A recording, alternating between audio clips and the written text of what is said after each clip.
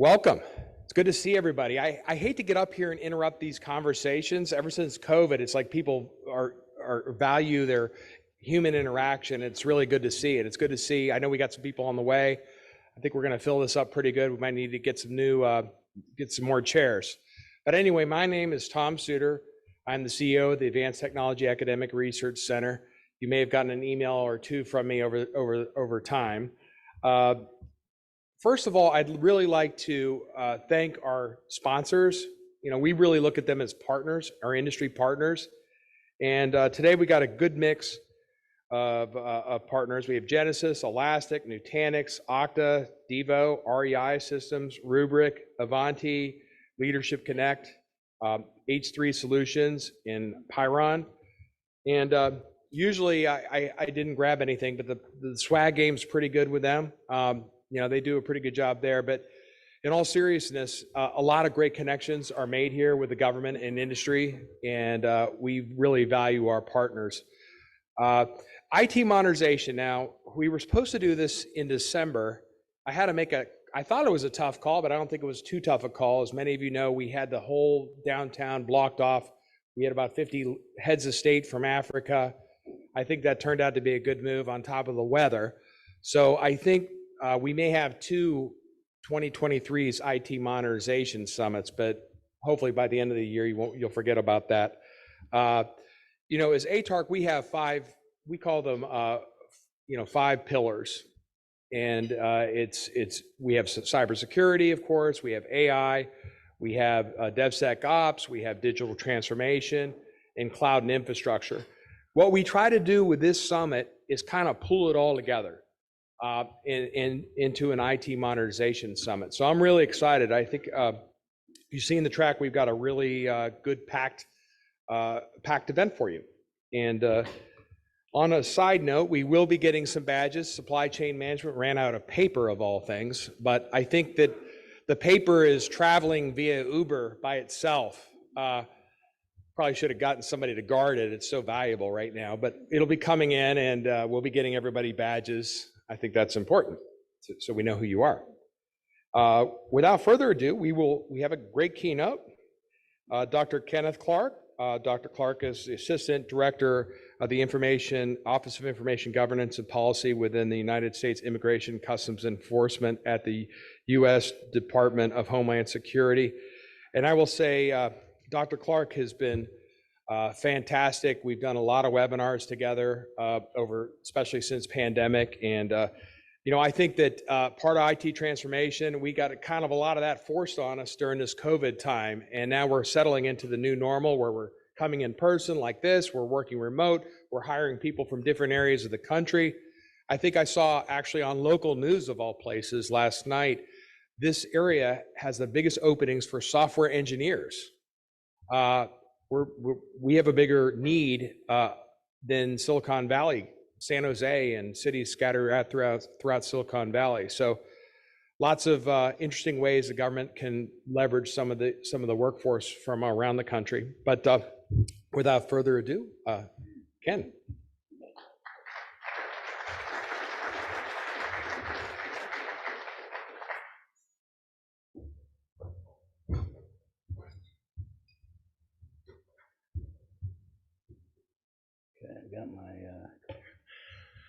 Well, good morning. Thank you, Tom. And Tom, thank you for realigning my telework schedule. The clock went off at 5:30, and it's like, wait a minute, I only get up at 7:30. So how the world has changed. And I will say it's an honor to be here with all of you. And I'm really very humbled to be here with so many professionals from the public and private sectors. You know, looking at the agenda, really exciting agenda and very important and timely for where we're at today in the working environment. You're going to have a panel on the transformation and how we're going from hybrid to remote to in-person, and just how technology really is important to enable that capability. And then also, just as technology is a must. Leveraging that technology is a must for the type of environment we're working in. You also have a panel on balancing the resources, the finite resources that we have, and being able to do modernization with that. Looking at DevSecOps and the importance of getting security throughout the IT lifecycle. And then also some of the advanced technologies, such as Tom mentioned with AI and RPA. And actually at DHS and ICE specifically, we're working a lot with new technologies to improve some of the privacy enhancing needs that we have, as well as being able to increase our ability to do Freedom of Information Act. My team does over 100,000 FOIAs a year, and being able to have technologies such as RPA and others to be able to expedite and speed up the process is going to be key. But modernizing technology across the workplace, it is critical because the world is constantly changing. Looking at this day, February 8th, in modernization history, it's hard to believe. 1945, the Harvard Mark I computer was patented for the first time. Did 4 arithmetic operations, 23 decimal points, and multiplication took only 5 seconds. So Skylab in 1974 came to an end. That was our first space station after 171 days. And then also in 1978, the proceedings of the US Senate for the very first time were broadcast on radio. And then 1996 was a big year because that was when President Clinton signed the Telecommunications Act, which restructured the workplace, the marketplace, I should say, for competition in telecommunications. And then in 2005, Google Maps came out. In fact, I use that to find my way here. So technology has evolved, but so has the workplace. And that's what we're going to be talking about today.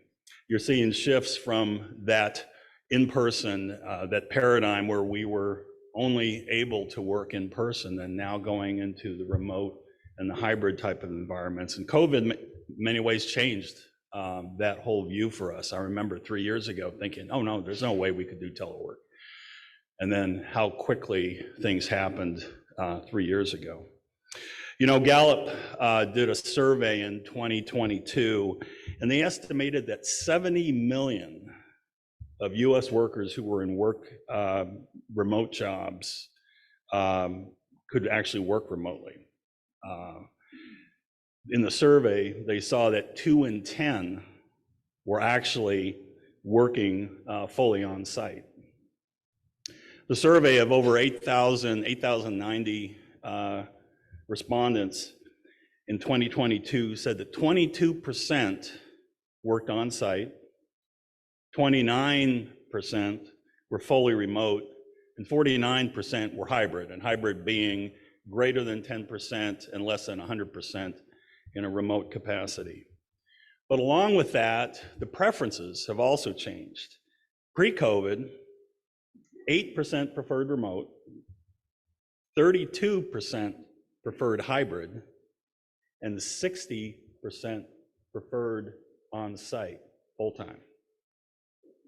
June 2022, Gallup indicated that 34% preferred remote, 60% a hybrid environment, and only 6% on-site, fully on-site. 60 to 6%. And oh, by the way, 60% indicated that was extremely likely that they would look for other opportunities if they weren't given options for remote work. Pretty significant statistics. So the results are in. Public and private sector organizations have to be flexible. You have to be looking forward, being dynamic. That's why forums such as this are so important, to talk about the technologies and the capabilities that we have. Because again, the past beliefs of how you worked have now changed. Telecommunications has changed, information technology has changed. And now also an important greater emphasis on data sharing. As folks are working remotely, being able to share data across securely and protecting privacy, which is another area that's in my portfolio at ICE, is protecting personally identifiable information. And that's more and more important. Data management. Where's the data coming from? Provenance. How it's being handled. How it's being shared. Coming from a law enforcement agency, that's so very important, because the chain of custody, knowing where your data is step by step by step, is so critical in an investigation and then having a successful prosecution. So the 3 points I like to suggest that are important for us to consider as we're doing modernization. But I'd like to set some context. And the context, pardon me.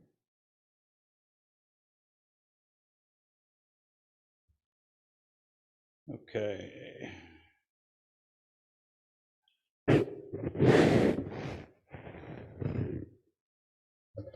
So the context was a tragic day for our country, September 11, 2001. So many tragic losses of life, individuals' lives affected. All of us remember where we were on September 11th. In fact, DHS is celebrating in 1 month, March 1st, 2023, its 20-year anniversary because of 9/11. But again, we all know where we were on September 11th. On September 11th, I was in the Presidential Emergency Operations Center at the White House. I was assigned, I was in the Air Force at the time, and I was assigned, we started the day. It was a normal staff meeting, and before you know it, after the second plane hit at 9:03, door burst in, Secret Service came in, Vice President Cheney, Dr. Rice, Secretary Mineta, we all went to work. They all came in, and that was where communications and coordination took place between the White House senior leadership. The president, of course, as you know, was flying and also traveling, and communications was critical. So that was one of my duties, is telecommunications. It was my background working in the White House Communications Agency. And so we all went to work that day, as everybody did on that tragic day. We worked together and made it through the day, but there were problems, of course, communications challenges, telephone connectivity challenges, even just finding people, because there was just a number of folks traveling in different locations, evacuations and such. But we did learn a number of lessons. And then, if you recall, on September 18th, Congress passed the Emergency Response Fund, the $40 billion that was critical for a number of initiatives for recovery from 9/11, such as improving federal, state, and local preparedness. And we had some of those funds for some of the modernization efforts that we did at the White House, as far as also modernizing connectivity to other agencies, and then also to Air Force One. We had a chance to establish a CIO in the Executive Office of the President. I was part of advocating for that, and it was important to have the CIO there to deal with interoperability challenges that we had between White House Military Office, Executive Office of the President, U.S. Secret Service, and others. So it was a very, very dynamic time for modernizing the White House and our capabilities. And in retrospect, again, 9/11 was significant for all of us, for the entire country, in triggering modernization efforts, just as the pandemic did. And I learned a great deal from that experience throughout my IT career. And with that, it actually caused me to pivot into more of the public policy realm after my 20 plus years in the information technology side. And with that, I learned some very important lessons that I think have some relevance here in modernization discussions. And if I may, 3 points I like to bring up. First of all, you need a team. When we were at the White House, we needed to have a team pull together across all the different disciplines. It's not just technology, but it's considering the legal requirements. At the White House, we had to deal with Presidential Records Act and the necessary retention of records and how information technology could assist there. You got to look at your program managers, your chief financial officers, your security officials. It is a team, and everyone needs to be part of it as you're developing your modernization plans. And if you look at the agenda today, many professionals from across different disciplines, and this is great because you've got to have that team. Second, you got to have a plan. I mean, no plan's going to be perfect. You know, you don't want to have perfect be the enemy of the good, but you have to have a plan. You have to synchronize. You have to ensure that there's collaboration as you're developing that plan, that you have requirements that drive those plans. We're going to be hearing about the importance of requirements, whether they be user requirements, business requirements, but accidents can happen. And you have to plan for not only the expected, but the unexpected. There's things that are going to take place that you're going to have to make rapid adjustments, even budgeting, changes in budget. And we all have to deal with that on the federal government side. As we go through the budget cycles and dealing with passback from Congress and such. So you have to have, be very flexible and dynamic. And then finally, point three, you need to have good governance. You need to have the means to ensure that your policies are being followed, security, privacy. Again, privacy is one of my portfolios. I'm very concerned about that. You want to have good configuration management. Throughout my career, I've seen catastrophic losses of government hardware because of configuration management missteps. Forgetting to put that circuit down on paper and getting into that document, that circuit that goes into somebody's back drawer, and they forgot to give it to the program manager, and the next thing you know, you've lost $800 million worth of government resources. So again, you have to have good configuration management, documentation management, and that's all part of the good governance process. Governance doesn't have to be so rigid and hierarchical. You can have collective action, and you can have very much self-governing processes, but you got to have something in place. And with that, change is inevitable. As we saw again with 9/11, the pandemic, the world is at times can be a troubling place, and our thoughts and prayers to those that are affected by the tragic earthquake that happened just 2 days ago. So we have to be prepared for the unexpected, and we have to adapt and modernize and be able to address all the needs, remembering that we need to have one team, we need to have good planning and good governance. Again, we have a very exciting agenda. And again, I'm honored to be here with all of you. I want to thank ATARC for all the work that they do in bringing us together in these important conversations. But more importantly, I want to thank all of you for what you do for our country, what you do for information technology. And I'm excited to hear your thoughts and the thoughts of the panel as we look to modernize for the new work environment. I wish you all a great day today. Thank you.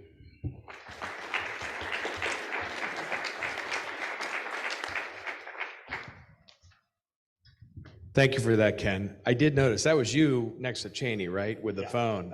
Yes. Thank you so much.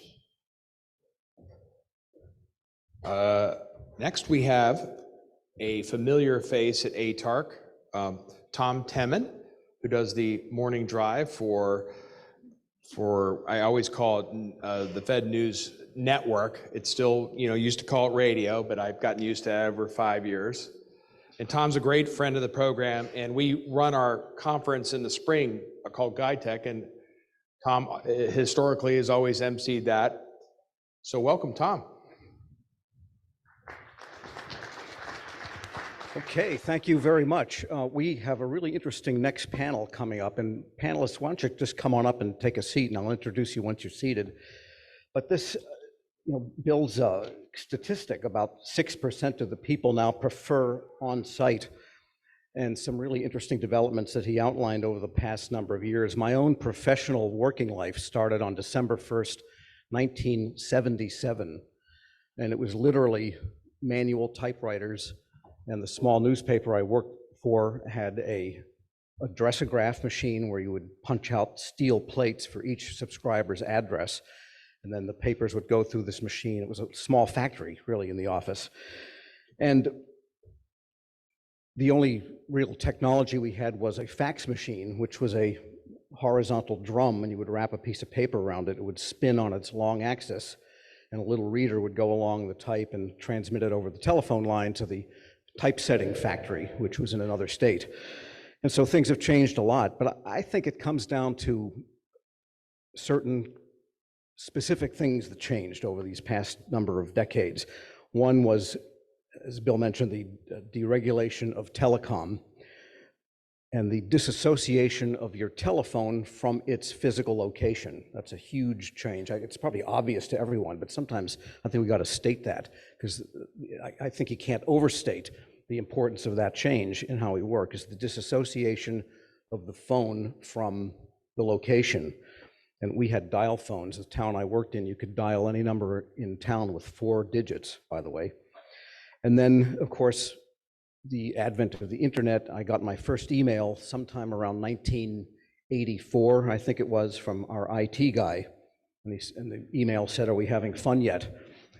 Lord, little did we know how much fun email would become. But then, of course, the advent of the web, and then ubiquitous broadband, and the disappearance of the industrial aspects of the office, and that's where we are now. And so really there's 2 questions in my mind for the workforce now, and that is, how do people relate to work?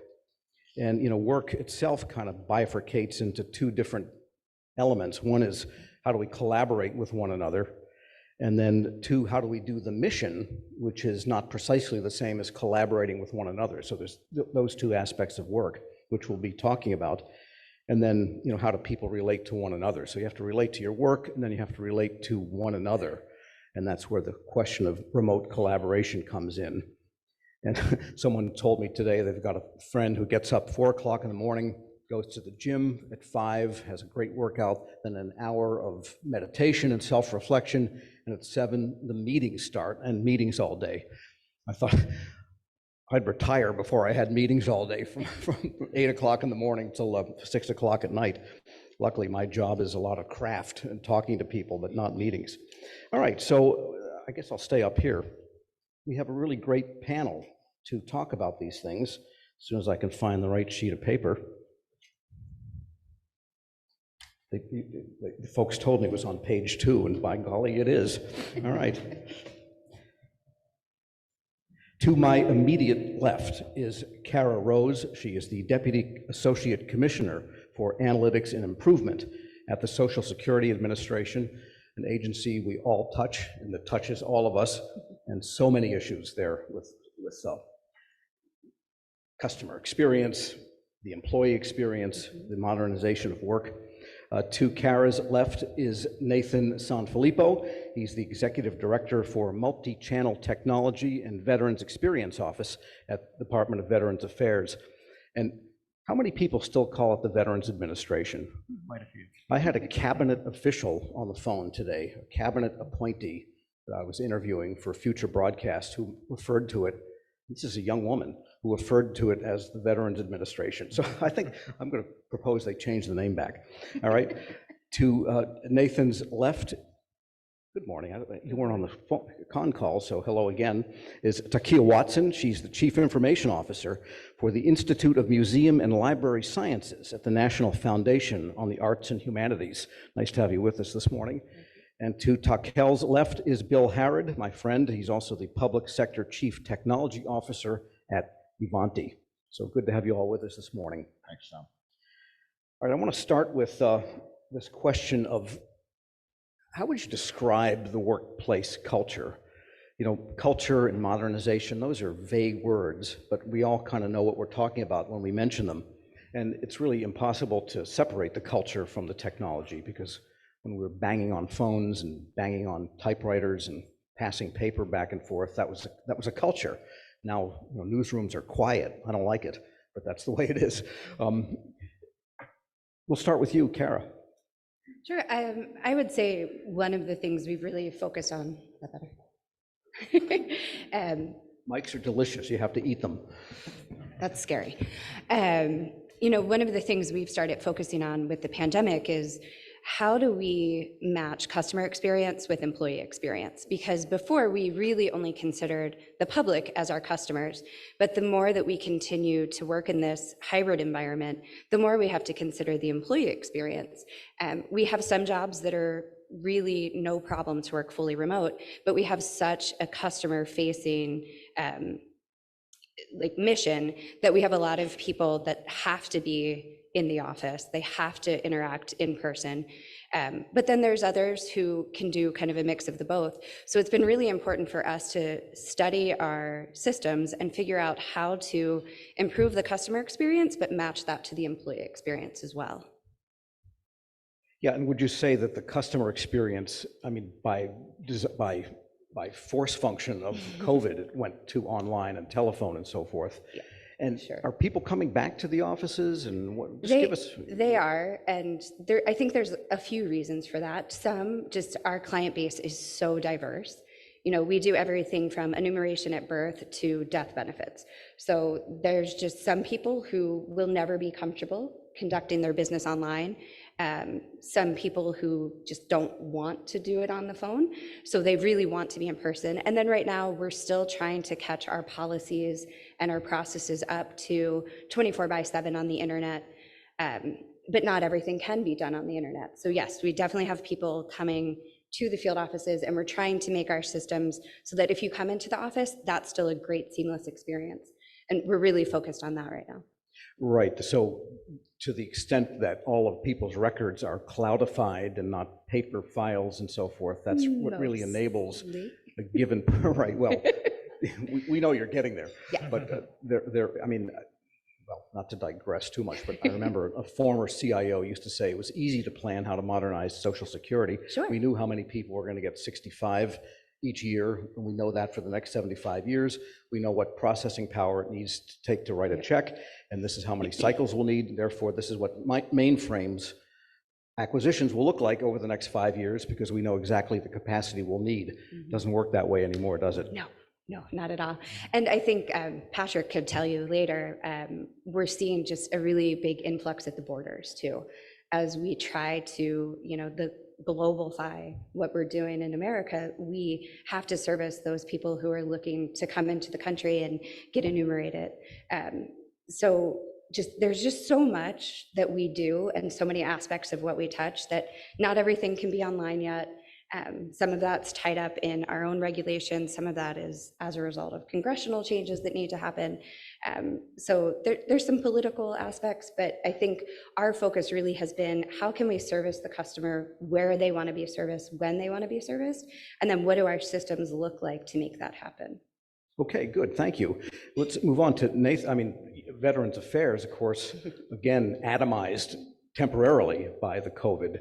But there's certain medical procedures you can't do on a telephone or on a smartphone. You don't want to do that with your smartphone. So talk about the culture at VA, because there's such a large workforce that must be on site, and yet there's many, many people in policy, analysis, finance, IT that don't have to be. Yeah, I think it's been interesting. So for me, I've been at VA only about 1.5 years now, so I entered during the COVID era.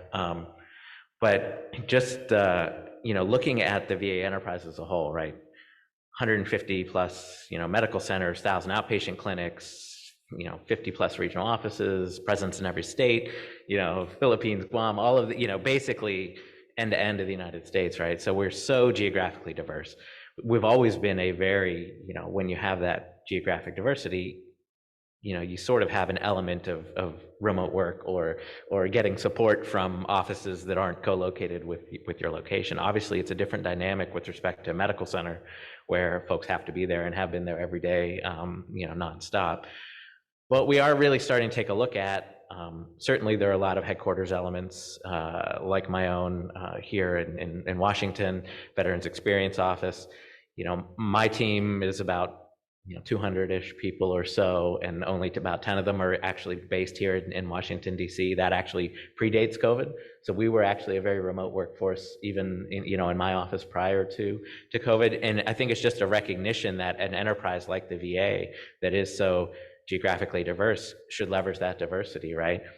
There are people in every corner of the country in VA employees and VA facilities. They're looking for growth opportunities, new jobs, and that's really a strength, right? I'm able to promote and hire somebody that works at a medical center in Florida or Texas or whatever, and not only gain their diverse experience having worked in the field and in different parts of VA, but then being able to leverage that towards sort of the more global mission. So it's been an interesting evolution, certainly. We have a lot of advantages. I think from a healthcare perspective, right? It is hard somehow wrapping your head around, telemedicine and a medical center, right? And the staff that has to be there every day and risks their well-being to be present. How many of their colleagues that work in the back office of a medical center, the administrative staff, they can do their jobs completely remotely, but do they need to be there as an act of solidarity with those that are risking their lives to be there, right? And obviously that's a cultural dynamic that is changing. I mean, certainly not unique to VA, just for the healthcare industry in general, but the demand for both tech talent and healthcare talent is through the roof across the country. So we really are forced to be as flexible as we can in order to meet the mission. Yeah, it really is extraordinary how much things have changed. I remember in the 70s, the Labor Department was trying to sue manufacturers in Maine of Navy knitted caps because the women, it was all women then, that knitted the caps by hand worked out of their homes.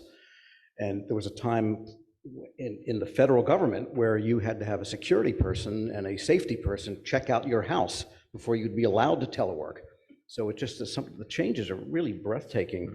And Takel, nice to have you with us this morning. Maybe tell us a little bit about the Institute of Museum and Library Services, how it fits into the federal panoply, and what is going on in your workplace, especially as libraries and museums themselves become much more remote, hybrid institutions in the way they relate to their publics.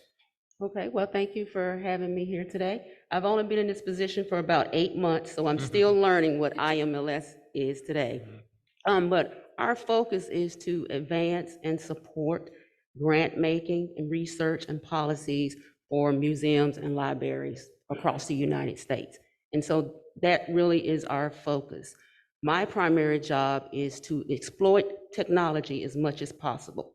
So I transitioned from DoD, where I work with a high team of technical talent. And here I'm working with a lot of non-technical. So for me, the biggest focus is how to engage the workforce and promote technology, but also cultivate that learning curve as well. I think of, during the pandemic, a lot of the focus has been on the use of technology to collaborate in this hybrid environment, but we kind of lost focus on actual training the individuals. I've worked in an environment within DoD where it was across 5 generations. And so, I had someone that was 80 years old and say, I like technology, but I'm afraid of it. So having to, speak and engage with that individual and recognize that focus, really kind of shape how my mindset has transitioned in this position. I really want to emphasize the training and education more. Yeah, training and education. Yeah, that's also a hybrid activity in many ways with all these online electronic training, but you need that human touch sometimes and that human transmission in person of information. Okay. Bill, at Avanti, you see your way across the federal government, so I'll ask you the same question I've asked you before. What does it look like from a vendor standpoint that's calling on many agencies, and what's it like in your own company? Culture, work, how are people relating, and who's working where? Sure, thanks, Tom. I think it's really interesting that the pandemic moved us from particularly in the federal workforce, a focus on being in person to the remote model. And it's something that I don't think will ever go back. I mean, there's a bill proposed in the House that's called the Show Up Bill to try and force people back into the office. And as Ken said this morning, You know, the studies are that 60% of people would consider other opportunities if they were forced back into the office full time. There was a study that was done last summer in June that said 50-some% of end users would continue to use productivity tools that they were familiar with, even if their agency did not approve or support those tools. Now in DoD, it's probably not nearly that high, but it doesn't matter. The point is that today's workforce are digital natives, and they need a digital user experience that is intuitive and that it is as effective and productive for them as their personally owned devices. And DoD is now experimenting with some pilots around bring your own device or bring your own approved device. And how do we do that? But then, as Ken said this morning, I thought it was insightful. The other side of it is security, both personal and security and privacy, and then the data security of the applications that are the government's. Where does that application run? How do we protect that application? And how do we protect the data of that application when it's on an endpoint, whether it be a traditional endpoint or whether it be a modern mobile endpoint?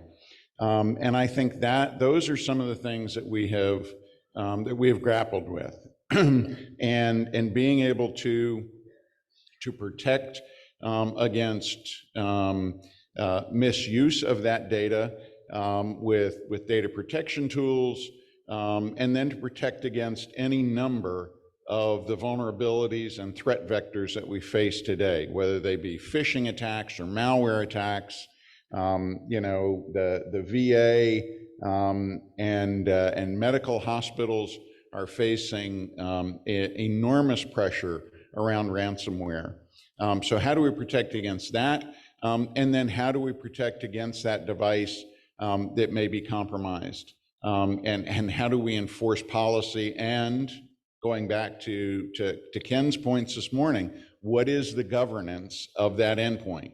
Whether it be a government-owned endpoint or a personally owned endpoint, but how do we do it in a way that allows us to be able to be productive and effective and produce that mission? And so I think those are the things that we're grappling with across all of federal government and public sector writ large. You know, the executive order, some of the binding operational directives that came out of DHS are supporting that. Zero Trust is helping to support that. So I think these are all areas in which we need to have a good team. We need to have a good plan, and we need to have that governance.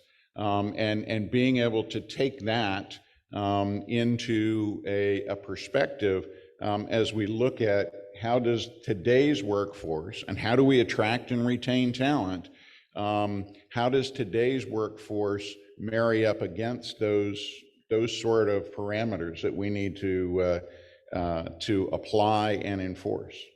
And I would underscore that the younger digital natives don't even like talking on the phone. Right. I'm expecting the next generation of iPhones to not be a phone, because my daughter is 30. My daughters text me. I should tell my daughter, call me. She says, call you? You know, who calls anybody? In fact, I remember the first meaningful remote conversation I had, Ken, was on 9/11.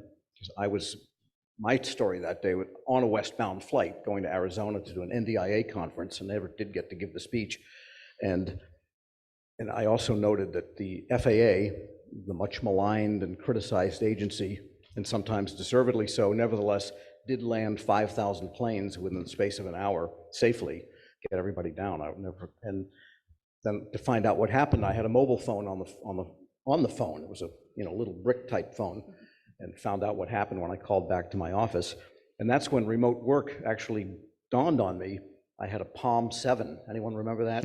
Flipped out the little antenna, and I wrote my replacement editorial for Government Computer News on a Palm 7, and it translated transmitted through the Mobitex network and appeared in the paper, so we can be up to date with 9/11 happenings back then. So before we get to some of the modernization detail questions, I just want to pull one string on that cultural question. And it gets to modernization in this sense, is that I don't know anyone that's satisfied with the collaboration tools that have become the default tools. And they are excellent technology. They have enabled the government to operate, businesses to operate, no doubt about it. And we all rely on them.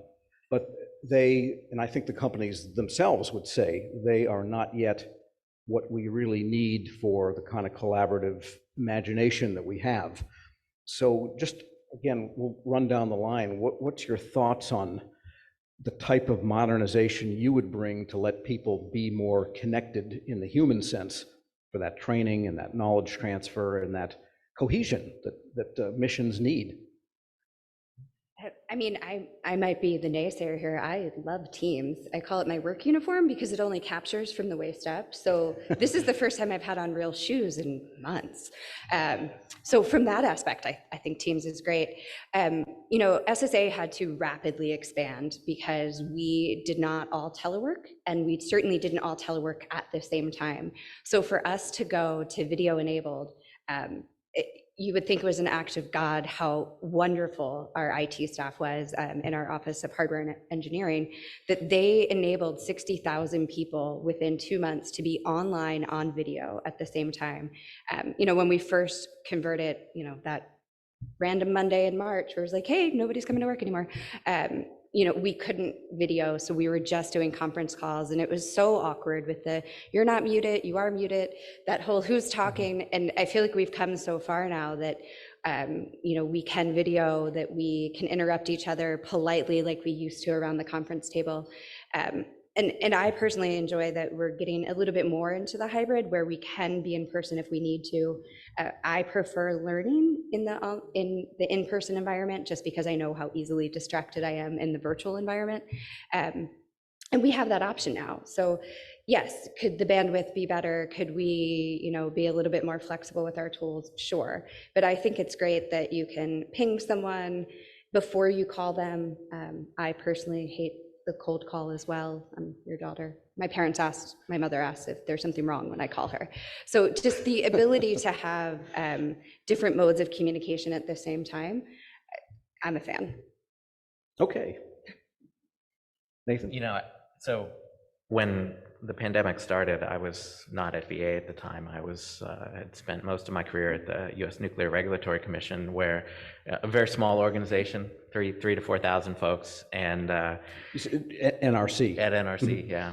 And it was, you know, of course, a bunch of engineers, right? And we're trying to make, you know, we had adopted a lot of telework before the pandemic, but not the tools, not Teams, not those sorts of things to the extent that they were. And, you know, trying to figure out, you know, how do we make this work? We're trying to solve this problem, right? How do we collaborate better? How do we enable hybrid interactions? And, you know, I remember just telling my team, right, we're like 3,000 engineers. This is not our expertise, right? There's a bunch of entrepreneurs out there that are going to figure this out. They're going to have these amazing tools, you know, just give it 6 months, you know, give it a year. And, you know, your question sort of made me reflect back on that now 3 years into this, saying, yes, you know, Teams has evolved, Zoom has evolved, all of these tools a little bit, right? But it hasn't, fundamentally, we're doing the same thing every day. And those tools haven't really changed. You know, we're able to do now, you know, polls in the tools, and we're able to have whiteboards and shared spaces and some of these things. But, you know, ultimately implementing that hybrid approach is going to be, you know, I think the biggest challenge. And, you know, we've been trying to do that through, you know, big hybrid offsite meetings where half the leadership team is in person and half is remote. And, you know, we keep saying there's got to be entrepreneurs out there that are going to figure this out with better tools. But, you know, to your point, in the meantime, we sort of, you know, it works. We're getting our mission accomplished in a very good way. But there's, you know, in my sense, there's got to be something next. Yeah, that idea of you just want to go chat with someone, and that sounds like a old-fashioned idea, I guess, or quaint idea, but how often, you know, during the time of a given workday, do you wish you could just say, hey, you know, but you got to schedule something, or you got to pick up the phone or the Slack. or the text. That's the other problem. There's 15 tools to do all this. And was that Slack, or was that text, or was that email, or any one of 6 other things in my case? All right. Takel? For us, I think it works. We use Teams, we use Zooms. It works for the environment that I'm currently in. I don't think any technology is going to take the place of human interaction, because that's how you build, the team spirit, the cohesion, and looking someone directly in the eye versus, when you're video conferencing, someone could be talking, you could be making 1,000 faces behind the screen. So to me, just for my particular agency, Teams, Zooms, could it be better? Sure. I think there's always room for improvement. However, it does give folks that enjoy the hybrid environment a sense of connection.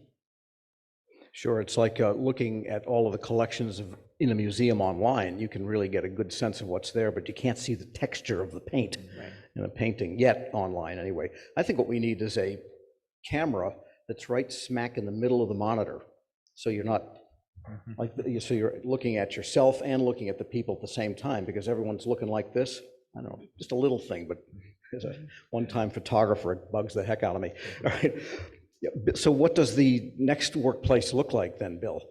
Well, so I think the next workplace is really not so different. We have been moving to a work from anywhere environment for a long time. The tech companies closed down offices or had people working remotely, teleworking, for many years. My wife says I started working remotely before working remotely was cool. It was probably, and we had an office out in Reston, but they essentially threw us out of the office. And there were a few desks that were touchdown desks, where if you were there, you could come in and plug in, but it was not yours. So I think the tools have evolved. I think it really comes back to the sense of culture, the sense of learning. How do we interrupt somebody politely on a video call or a Zoom call or Teams? And how do we provide that sort of ability to connect in real time, as Tom said, right? It's you miss that opportunity of running into somebody going to get a cup of coffee, but at the same time, productivity has increased in many ways because you don't have some of the distractions that you had in the office. Certainly people are distracted when they work remotely. But I think the research and the studies show that people work longer. Sitting at breakfast this morning, the gentleman that was sitting across from me came in from Leesburg. He said it took him an hour, and he was here at 7:30. So, that was an early day for him to start. Ken mentioned it, right? So if you can take that hour and repurpose it, whether it be getting up and going to the gym and meditating or whatever, something for self-health, or whether it be something where you're able to put that into productive time and split up your day. Maybe you work 3 or 4 hours and then you need to take a break to take the kids to the doctor or to school or whatever it is. Those are the sorts of things that allow us to be able to, again, attract and retain a different workforce, a workforce that is not as ingrained with sort of that 9 to 5 mentality. Now, the flip side of it is obviously, how do we then help people develop that ability to put some work-life balance around it? Part of the beauty of working remotely is that you can work anytime. The problem with working remotely is that you work all the time. So I think part of it is technology, but I think part of it, again, is culture and learning. And maybe what we miss in running into somebody, getting a cup of coffee, is we can rechannel that into, a Slack or a text, or actually hitting the phone and calling somebody and having that conversation. So I think, I'm not sure that it's necessarily what is the change in technology that's going to define the new workplace, as much as that understanding of culture and learning and the ability for that diversity. It is global diversity, but it is also the diversity of the workforce. All right, well, I'm looking at what is on the agenda. Our topic today is IT modernization, and I'm looking at the future topics throughout the day here: DevSecOps, resources, robotic process automation and artificial intelligence, modernization goals. What I'm hearing is that none of that actually changes whatsoever, despite the atomizing or the spreading out or the hybridizing of the workforce. A DevSecOps operation, whatever the goals are for the agency before, are still going to be the same regardless of where people are in location, because certainly coders are the last people that necessarily need to be in a bullpen. So am I right about that? Anybody? Okay, I'm seeing nodding heads, all right.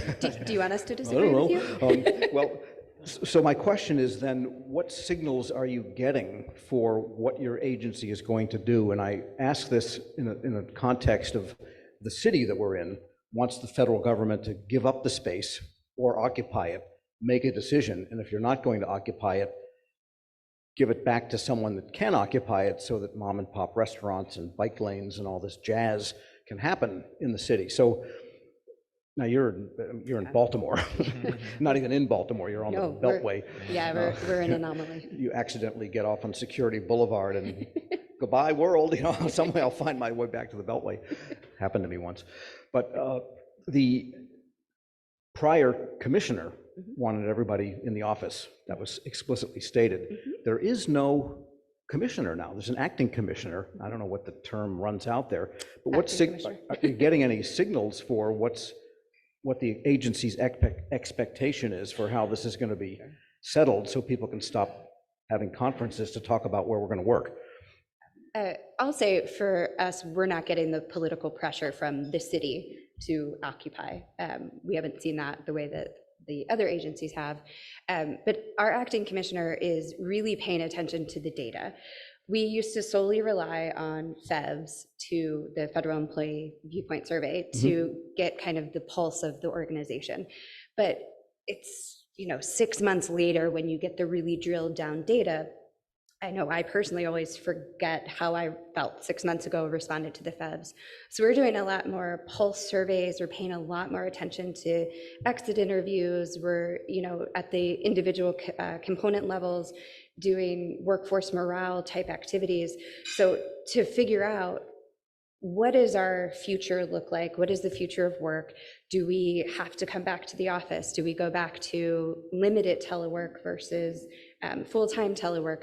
Do we have to remain living within 2 hours of our duty station? That kind of thing.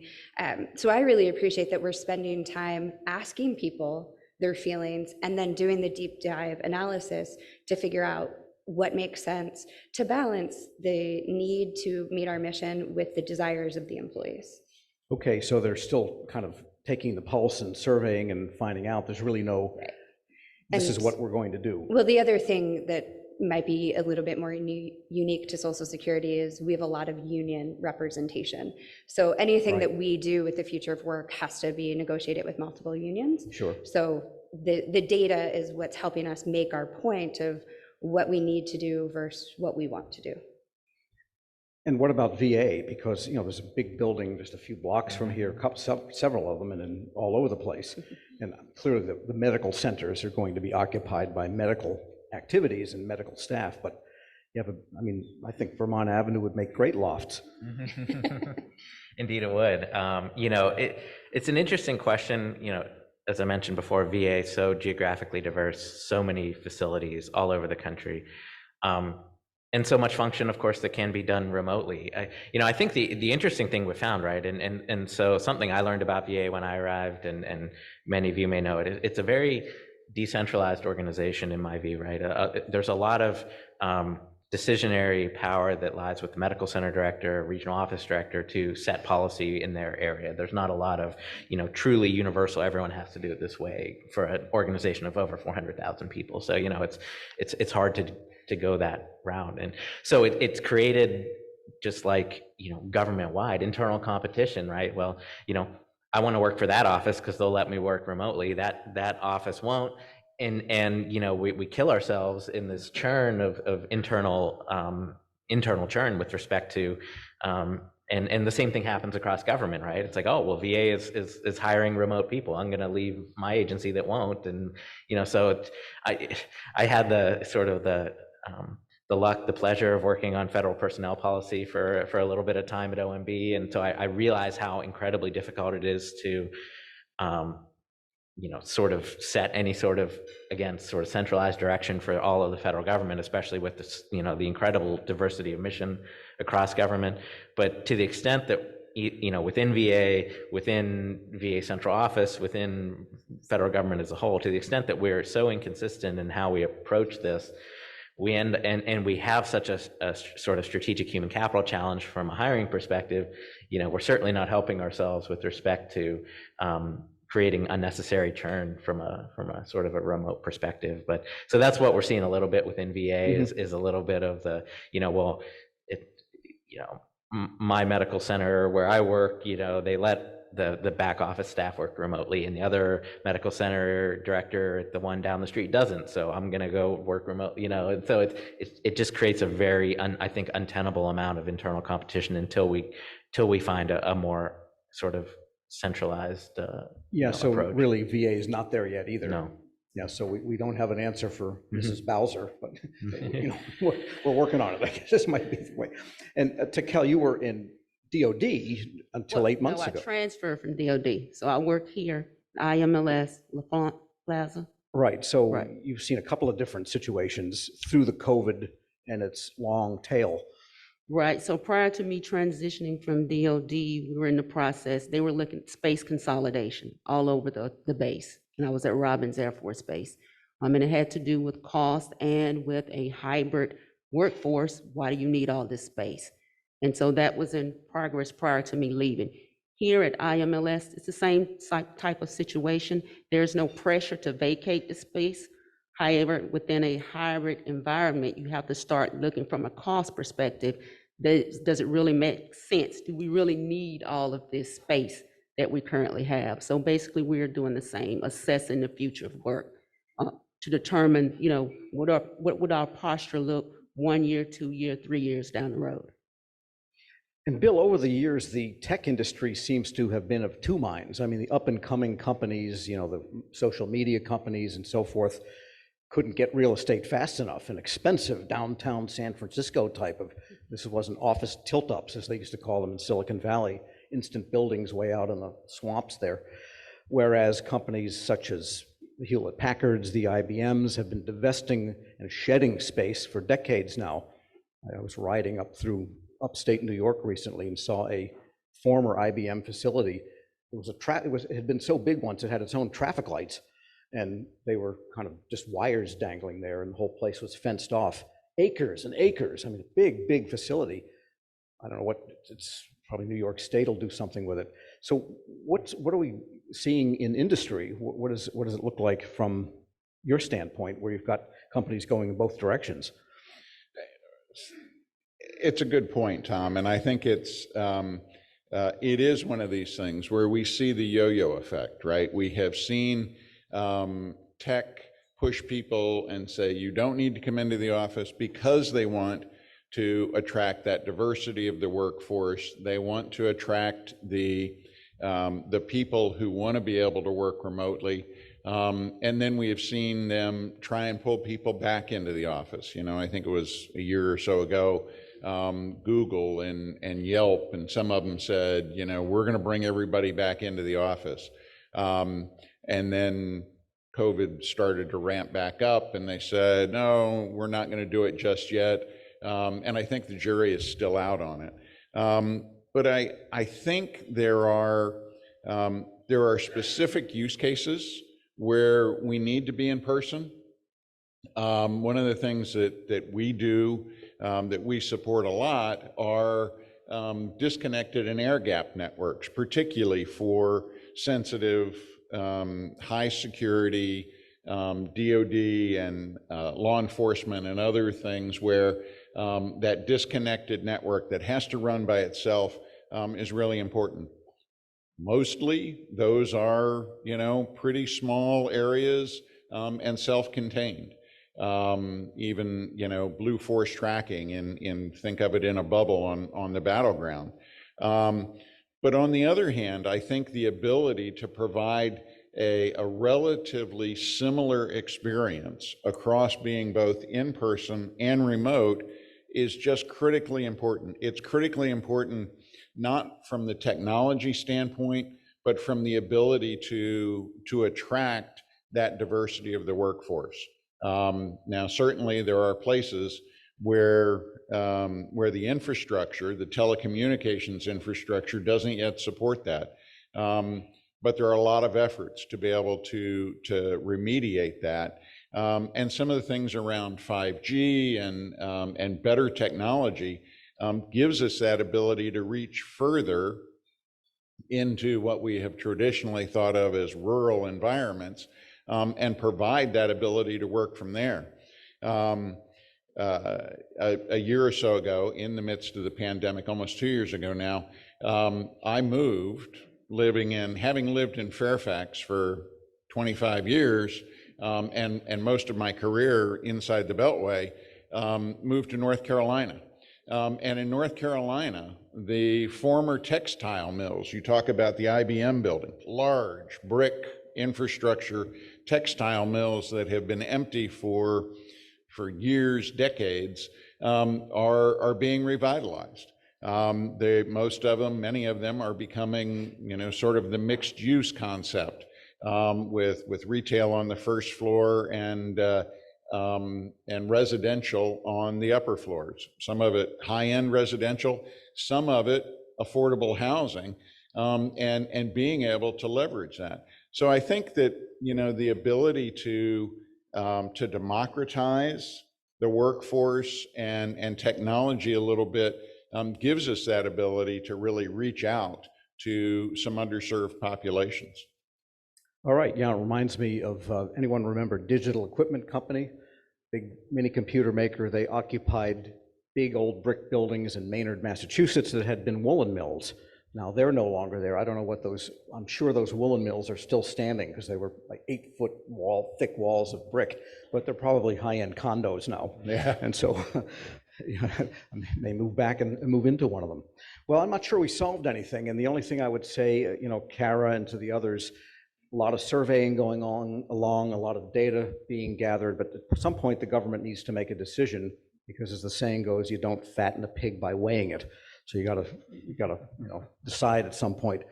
Not sure what we solved, but interesting discussion leading into the next keynote speaker. So I will turn it back over to Tom Suter. Let's thank our panelists.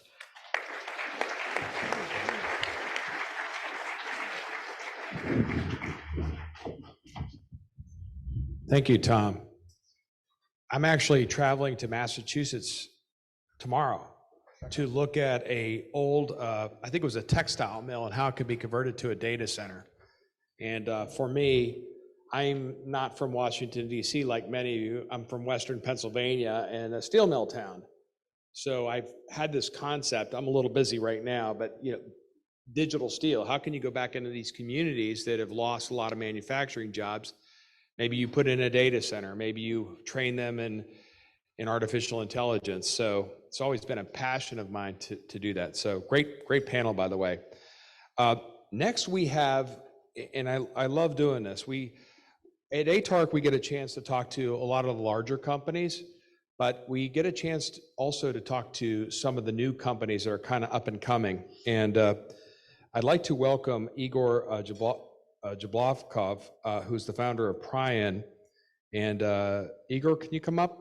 And while you're coming up, I was looking at your background, and you did a lot around the pre-Watson era. And okay, Well, I think you learned a few lessons from that maybe, but your company's taking on some of the challenges I really like with these software as a service, low to no code and AI. So those are two of our favorite topics here. But I'm really looking forward to your tech talk. How do I move these?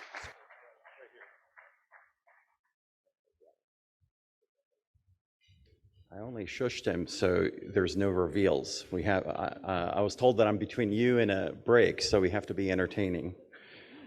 So let's go with this. Let's hear the next button. What the last panel represented is the finest representation of domain expertise that you can imagine in their respective disciplines, right? And everybody here represents exactly what this quote is, right? That we're all looking at reducing the distance between knowledge and essential workers in our respective communities of interest. That's what the mission of this company has been since inception. With respect to some of our backers, if you think of Eric Schmidt's Google and Steve Case's of AOL fame, Jim Breyer, who helped stand up Facebook and the like, those are some of the backers behind the scenes, including Sam Palmisano, who's one of our advisors and investors that said, Igor, I know you're going to make some new stuff, but make sure that it can melt into the existing enterprise environments that you're going to encounter so it's useful, including Kirsten, who also serves on our board as well. So just know what I'm about to reveal to you is the most newfangled stuff you can have, but at the same time, it's going to be useful to the environments that you already have. And so the last company I founded became Alexa. We were the first AI-related acquisition Amazon ever made. We secretly gave birth to Alexa. The code name for what became the Alexa engine was Prion, and that's this company's name. We helped stand up Watson Division. We were behind the scenes on Siri. So many of the AI assistants and things of that sort that you take for granted and that now haunt your kitchens and your bedrooms originated from this team. And so this is what comes next, because obviously all of you are starting to think, okay, if I have that natural experience at work, how do I essentially improve my employee experiences? Because right now, when you're seeking knowledge, you're typing in all of these keywords and you're just getting lists of files and directories and documents of all ilks.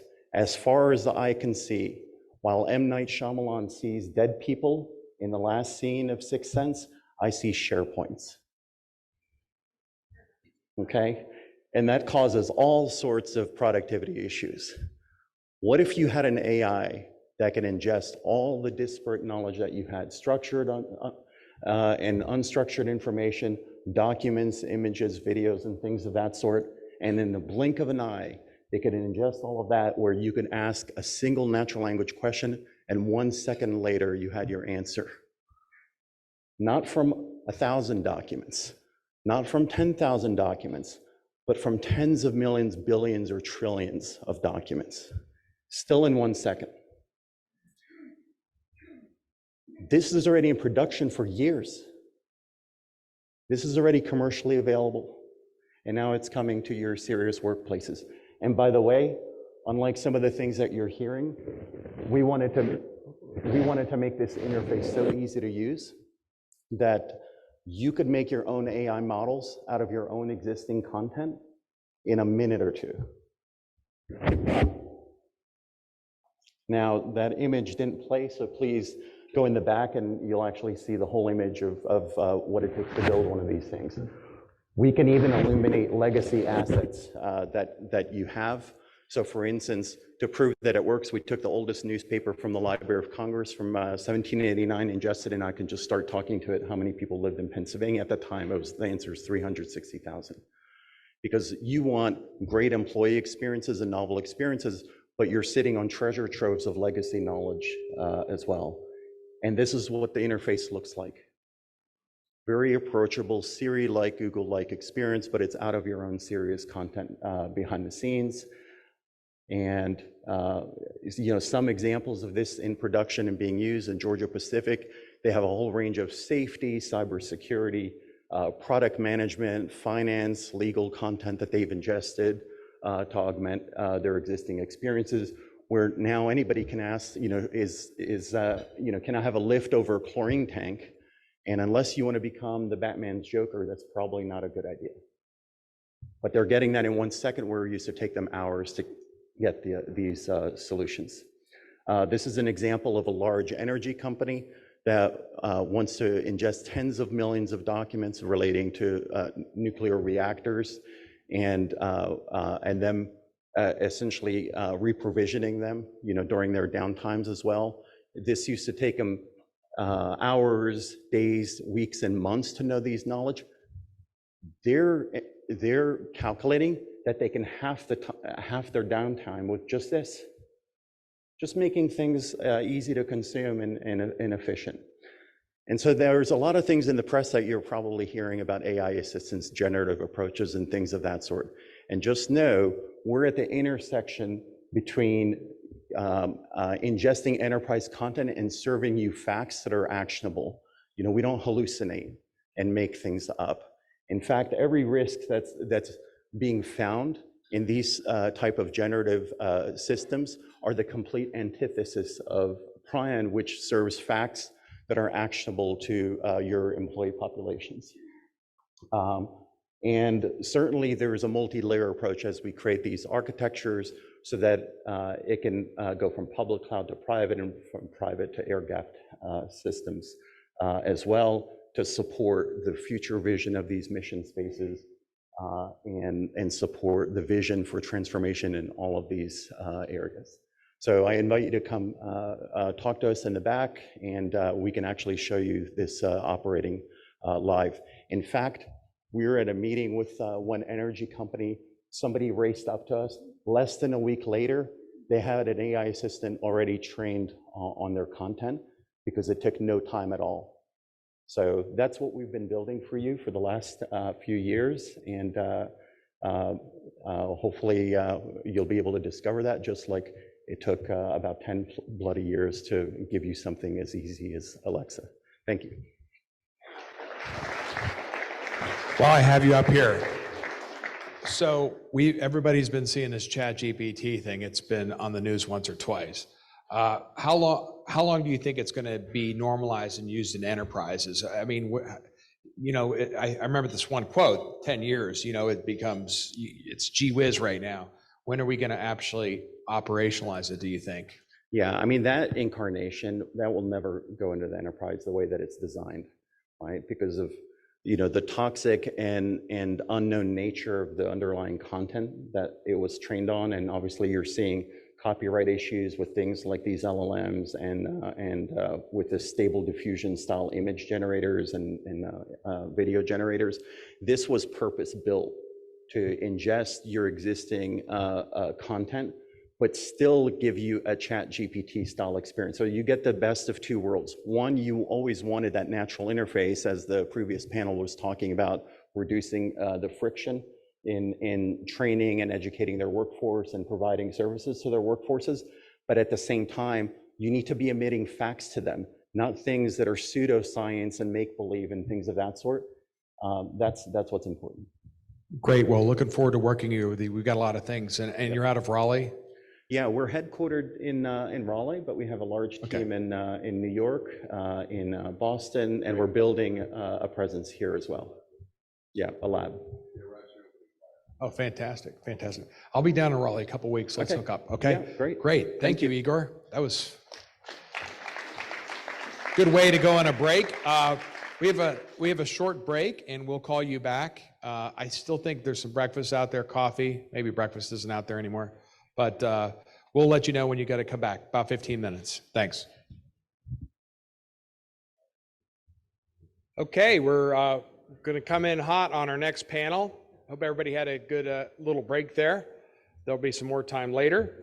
But next, I'm going to just introduce John Curran, who is the executive editor at ATARC, and he'll be moderating. I'll just turn it right over to you, John.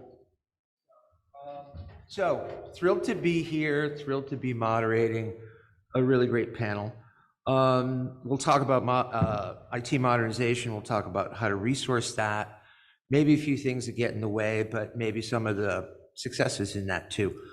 Just want to let everybody know we will welcome Q&A if you have questions.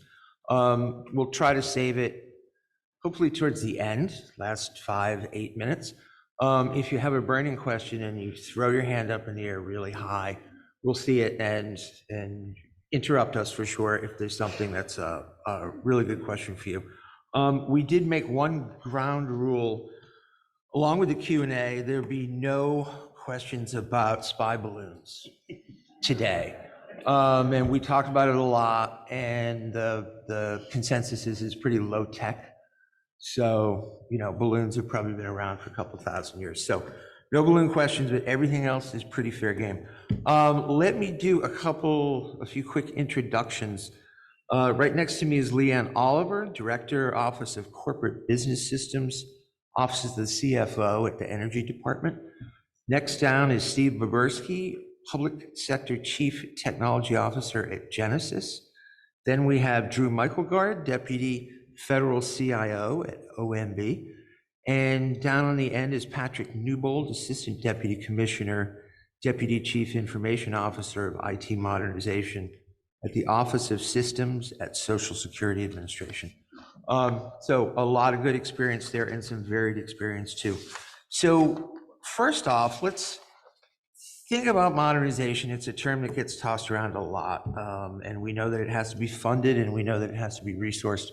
But maybe the very first question to get into with modernization is, how do you know when it's time to modernize something? I've talked to a lot of people about it. A lot of people will define legacy as, I can no longer secure it in the current security environment. I can't use the coding languages, or they're too expensive, or people who know them are 80 years old and don't work anymore. Or I can't expand this system to meet some new mission that didn't exist 15, 20 or more years ago. So Leanne, start us off with just a little bit of thought. When is it time to move on from a system? How do you know that? Well, all of the things that you mentioned are definitely true. In addition, you've got software coming to end of life. You've got just technology that doesn't, if you have a lot of really old technology that doesn't really do it for you, that's another reason to do it. And I think mostly though, you have to really look at it strategically. You have to have a really good vision of where you're going with your systems overall. And then that helps you answer the question of, should we modernize this or should we wait? Good. Steve, when do you know old is too old? Well, she touched upon it, right? And it does vary from use case to use case, right? But the key is just that, right? Start with the business. What's the business function that you're trying to accomplish, or in this case, the mission, and worry about functional requirements, and that's going to get you to technical requirements, right? So the way to evaluate this discovery process is definitely going to be, don't focus on what you're doing now, focus on what you want to do, right? And that can be anything from brainstorming to, wish when the phone rang, it would make a cup of coffee, which, by the way, we can do. But you get people thinking about those kind of things. So how you make that decision, you just need a process. You need to come up with rating criteria. You need to identify, there's always a compelling event, right? If something's at end of date, end of life, or breaking, you can't secure it. Or there may be a system you can't touch, which is it's critical, so it's last on the list. Once you're done prioritizing what's first and what's last, you have everything in the middle. At that point, now it's about getting the stakeholders involved and deciding, getting priorities by the whole group and figuring out what you can do. Because there's always a dependency. You might want to move to the cloud, but if you've got a network contract pending to re-award your entire area network, you got to wait. Or do you have to wait, right? How do you figure it out, right? Do you go over the top, those kind of things. So the dependencies become more complex, and the older technology is, the more complex it is to try and to augment. So either if you can't augment it, if you can't upgrade it in place, because modernization means so many things, right? Upgrade, optimize, replace, but it should always be end of the business. But if you can't, at some point, you're gonna have to let it go. And then you have to preserve the data and make sure you can access it. So it's a hand test, and it's gonna be case by case, but there should be, as long as you use a rigorous process for discovery, like she said, if you don't know where you are, you can't figure out where you're going. In our space, in the contact center space, we do journey mapping. We talk about analytics and how you can figure out where the pain points are, where the white space is, where the gaps are. That analysis happens for any technology, right? As long as you're performing that diligence, you can make that decision. But I don't think there's any one criteria. I think you can come up with a list. The silver tsunami of the retiring workers is probably one of the drivers, right? No one knows how this works anymore. It's time to go, right? Right. Drew, from your perspective, at OMB, you have a view into many, many federal agencies. So a lot of the different modernization scenarios that would differ by mission. How do you approach agencies and give some input as to when it's time to move on?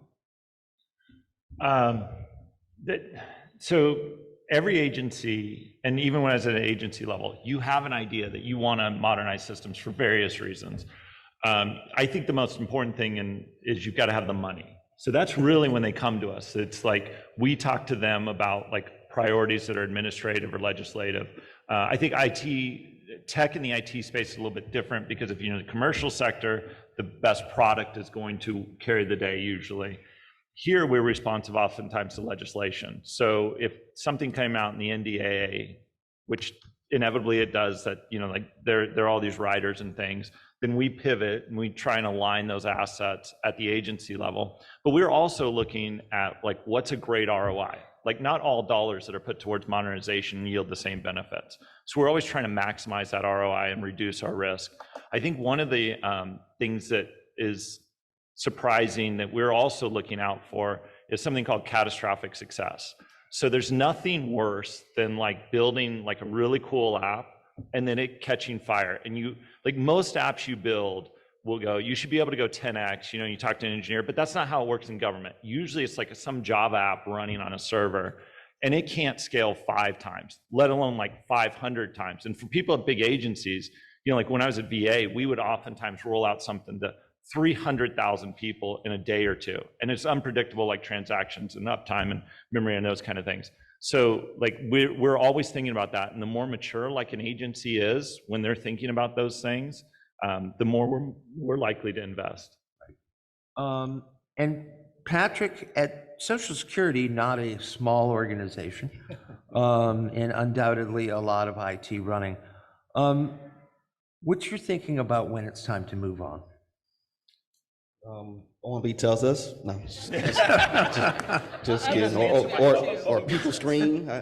That's a great question. I kind of look at 4 things, and one being technical risk, right? Or is the technology maintainable? Can it do the job it's intended to do? Can it integrate with what we're going in modernization? If it can't, then we need to take a hard look. Modernize it. The second thing will be human risk, and this is real big for SSA. We have some COBOL, we have mainframe, and those skill sets are retiring, quite frankly. So we have to look at human risk. If that's going to be a factor, we have to plan for that. We have to address that, and a lot of times that means we need to look at modernizing the system. The third thing I would say would be operational risk, and that is can our technology support our mission? Can we deliver our programs, our benefits, our disability, our SSI? Can we deliver that? If the technology is not allowing that to do that efficiently, we need to look to modernize. And then the last thing I would say 4 will be budgetary risk. Can we afford to maintain on the platforms we are? And the answer is no. We got to start looking to modernize. So those are the 4 things we look at. Great. Igor, are you joining our panel? I am. Awesome. How are you? Good. Thoughts about when it's time to modernize? Yesterday.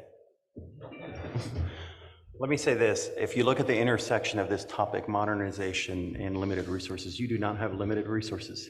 You have all the brilliant people and all the capital that you need. What has been happening is you've been abused for decades by vendors that telling you that you're muggles and they're wizards and only they can solve these particular things, when all the people that you've hired, these human beings that are center of creativity and innovation, are quantum computers in their own rights. What you're missing is capabilities to allow you to build a mesh network of these individuals. And that's what these new cognitive technologies that are going to be force multipliers are going to be able to offer you as well. And that's what we've been focused on as our life's work and journey, and is really excited. So apologies for the Harry Potter metaphor, but you do not have muggles. You have wizards in their own right, but guess what? They're wizards in their respective areas of domain expertise. And when that's going to intersect some of the technologies that you're now reading about in the press, like some of the stuff that we've been showing you as well, you're going to have all sorts of bounties in terms of productivity increases, capability increases, and you will be even surprised what your just interns are going to be able to do with these platforms, let alone your veteran staff members. Right. Great. So let's get down to the resource question. It seems to me the resources are two things. One is money and one is people. And so you really can't make much headway with a big lack of one or the other. So neither are unlimited. If you are in the federal space and you're running some pretty significant systems and you want to modernize, how do you kind of weigh taking that journey through the agency to get some resources for the projects that you want? And how do you kind of prioritize those types of things while making sure that, the processors you're going to come out with are, good ones, they're safe, they're efficient? Kind of what do you put on the scale as far as what you want to go after for resources? And, real life stories are good or generalizations are good, but Leanne, why don't you start us off with that one? Okay. You have to be creative. DOE is a federated agency, so we have a lot of different IT operations across the department, and we rely on the CIO's office for certain functions. And we pair up with them when we can, when we need software that they are also using, and we would also consider sharing with other people as well. I mean, we are in the process of implementing Dynatrace right now, and they bought it because they wanted to use it on the lower stacks, and we want to use it on the application level. So that's an example of sharing the cost, because you only have one, there are costs both in terms of time and money for the procurement staff to get the software or to get whatever service. So if you only have to do that once, that has some advantages. And then, you can do different task orders so that it doesn't really make too much difference what the other people are doing. So that's one way of doing it. We look for outside sources. I mean, there was some SolarWinds money, and we managed to get some of that to add to our own budget. And then there's things like the TMF, although I will say we haven't had great luck with that. OMD, are you listening? But maybe soon, though. Maybe soon. So, those are, but once again, I get back to the strategy, though, because you're going to have to make trade-offs no matter what you're doing. And so if you have a really clear idea of where you're going, the funds that you do have, you can put in the biggest bang for your buck area, to be a cliche about it. But I think that in order to do that, though, you've got to really figure out what your trade-offs are. Right. Patrick, let me take that one down to you. What are some of the kind of tricks of the trade internally for getting priorities to resources for the things that you think are most important? Yeah, one, I am very pleased that our agency has a very robust investment management process where across our agency leaders come together at a table, and we discuss applying IT resources against the agency's highest priorities. So that helps, but that doesn't crack the nut. What cracks the nut is taking a deeper dive after that happens and looking at ways, quite frankly, to clean house Are there redundant things that we are doing? What can we retire? Managing technical debt, having some tolerance of, or some, I should say not tolerance, having some discipline on what we are doing to add to technical debt if we know we're going to modernize. So really having a governance to align investments to our top priority, but having further governance to be disciplined in how we manage that and be able to get some of those cost avoidance or cost savings and plot it to more transformational items. So I think we have a good process in place. It's just really having discipline as an agency and not adding to technical debt, eliminating silos, which means, again, reducing the number of redundant capabilities, using common platforms for several needs is some things that we're focusing. Right. And let me just ask you this one as a follow-up, because we talk about IT and it seems very technical, but resource-wise, it's like money is not a very technical thing. How important is it to have a really good working relationship, let's say, with the agency CFO? Oh yeah, I mean that's critical, right? At our agency, the CFO is charged with managing on behalf of our acting commissioner our budget, and the CIO, statutory law has the responsibility to manage IT resources. It takes those two together, and me part of the C-suite, to ensure that we are, again, aligning those resources, the limited resources that we have, to what matters the most. But a kick that we added to our process and still trying to mature is the CX element. So I would say from SSA, we've been big on customer service and since we've been in business. But really using CX and using research to inform what we are seeing are our biggest priorities is a tweak that we've been trying to incorporate and mature since the executive order was released last year. Right. And on your side of things, Leanne, a word or two about the beauty of a good CFO relationship when trying to compete for those resources. Well, that's true. I mean, don't tick off the CFO, bottom line. And when you go to talk to the CFO about what you need, make sure that you are putting it in terms that they will understand. I know our situation is a little different because I actually work directly for the CFO, and we have about 30 systems that support the basic core functions, accounting, procurement, HR. So when somebody comes to the CFO's office and from another part of the agency and asks for money, my boss usually asks me to look at what the request is. So it needs to make sense from a technical perspective. It needs to make sense in terms of how it fits in with the rest of the department.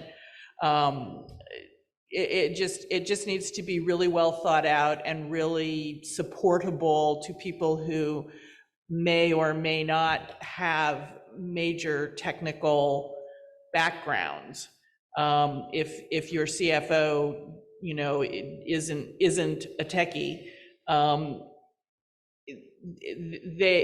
you're going to help yourself a lot by making sure that you're talking to them in appropriate terms. Right. So the ability to translate and make it, yes, take it into something real. So Drew, that makes me turn my head to you and say, I noticed that the term Office of Management and Budget has the word budget in it. And it's a big B, by the way. It's a small M and a big B. And so you, I assume, have a pretty good view into what agencies are doing for budgeting, a lot of inputs into that, and then into the IT piece of that, and so how resources compete. Probably of anyone in this room, you're kind of in the catbird seat as to giving good advice on what you look at from that top level view. So what can you share with everybody about kind of how you and the agency are viewing IT funding. So we're looking at it in a couple of different ways. One of them is, as you all have seen, like we've had some serious cyber incidents over the last number of years, and we're transitioning to zero trust architecture. So like, how is an agency realigning according to like all of the different areas that we've laid out? What's their implementation plan? How effective are they in year 1, year 2? Like DoD published their zero trust implementation plan. It was excellent. It was pretty gutsy. The first, if you all haven't read it, it's a little bit provocative. The DoD CIO comes out and says like, enemies are in our networks. Like not a lot of CISOs will do that. So we're looking for those type of like that maturity in thinking versus somebody that, that is earlier on. We still want to meet them earlier on in the process, but we want to match them. Because there is actually nothing, it is really frustrating to get an opportunity to modernize and you actually get too much money too early in that process. And I know no vendor will ever complain about that, but it's actually hard on the government side because you spend a lot of your time and efforts trying to spend that money through task orders, through like making sure people get on and not really shipping a lot of code.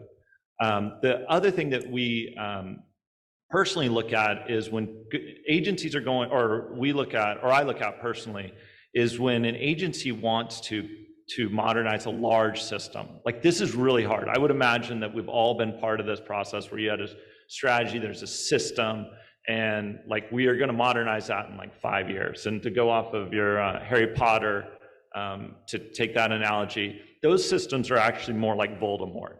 Like you throw your best people at it. You're like, we're going to decrement this. And it just gets stronger and stronger over time.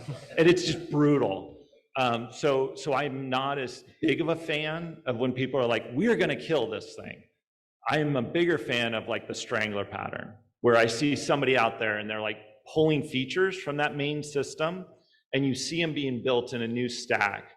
And then over time, like Voldemort weekends, and of course we know how it all plays out. I actually don't remember. I hope it's good. So yeah, he always wins. So those are the kind of the characteristics. When we see that in an agency where they're like pulling features out and moving them to other systems, and then these things slowly die, like I think that's a pretty good pattern. Right. And kind of on the money aspect, I mean, we won't talk about Congress because we don't have any members of Congress here to talk with about funding, but ultimately it all comes from there. Alternative sources of funding. So Leanne mentioned the TMF. There's federal citizen service funding embedded in places. Can you just give us just a couple or 3 bullets about where some other funding sources are and how they can run to modernization? So what I did early on, I didn't have any money and a number of problems. So I was very opportunistic. And I would go and find like a pretty bad functioning system. And a lot of it was like, like if you could change, like build a JSON scraper or something, and like eliminate this one team we were working with, they had like 4 or 5 people that were doing this stuff manually. We built a JSON scraper and I took their money that they were putting towards people and then like started building that way. So that's like an internal thing.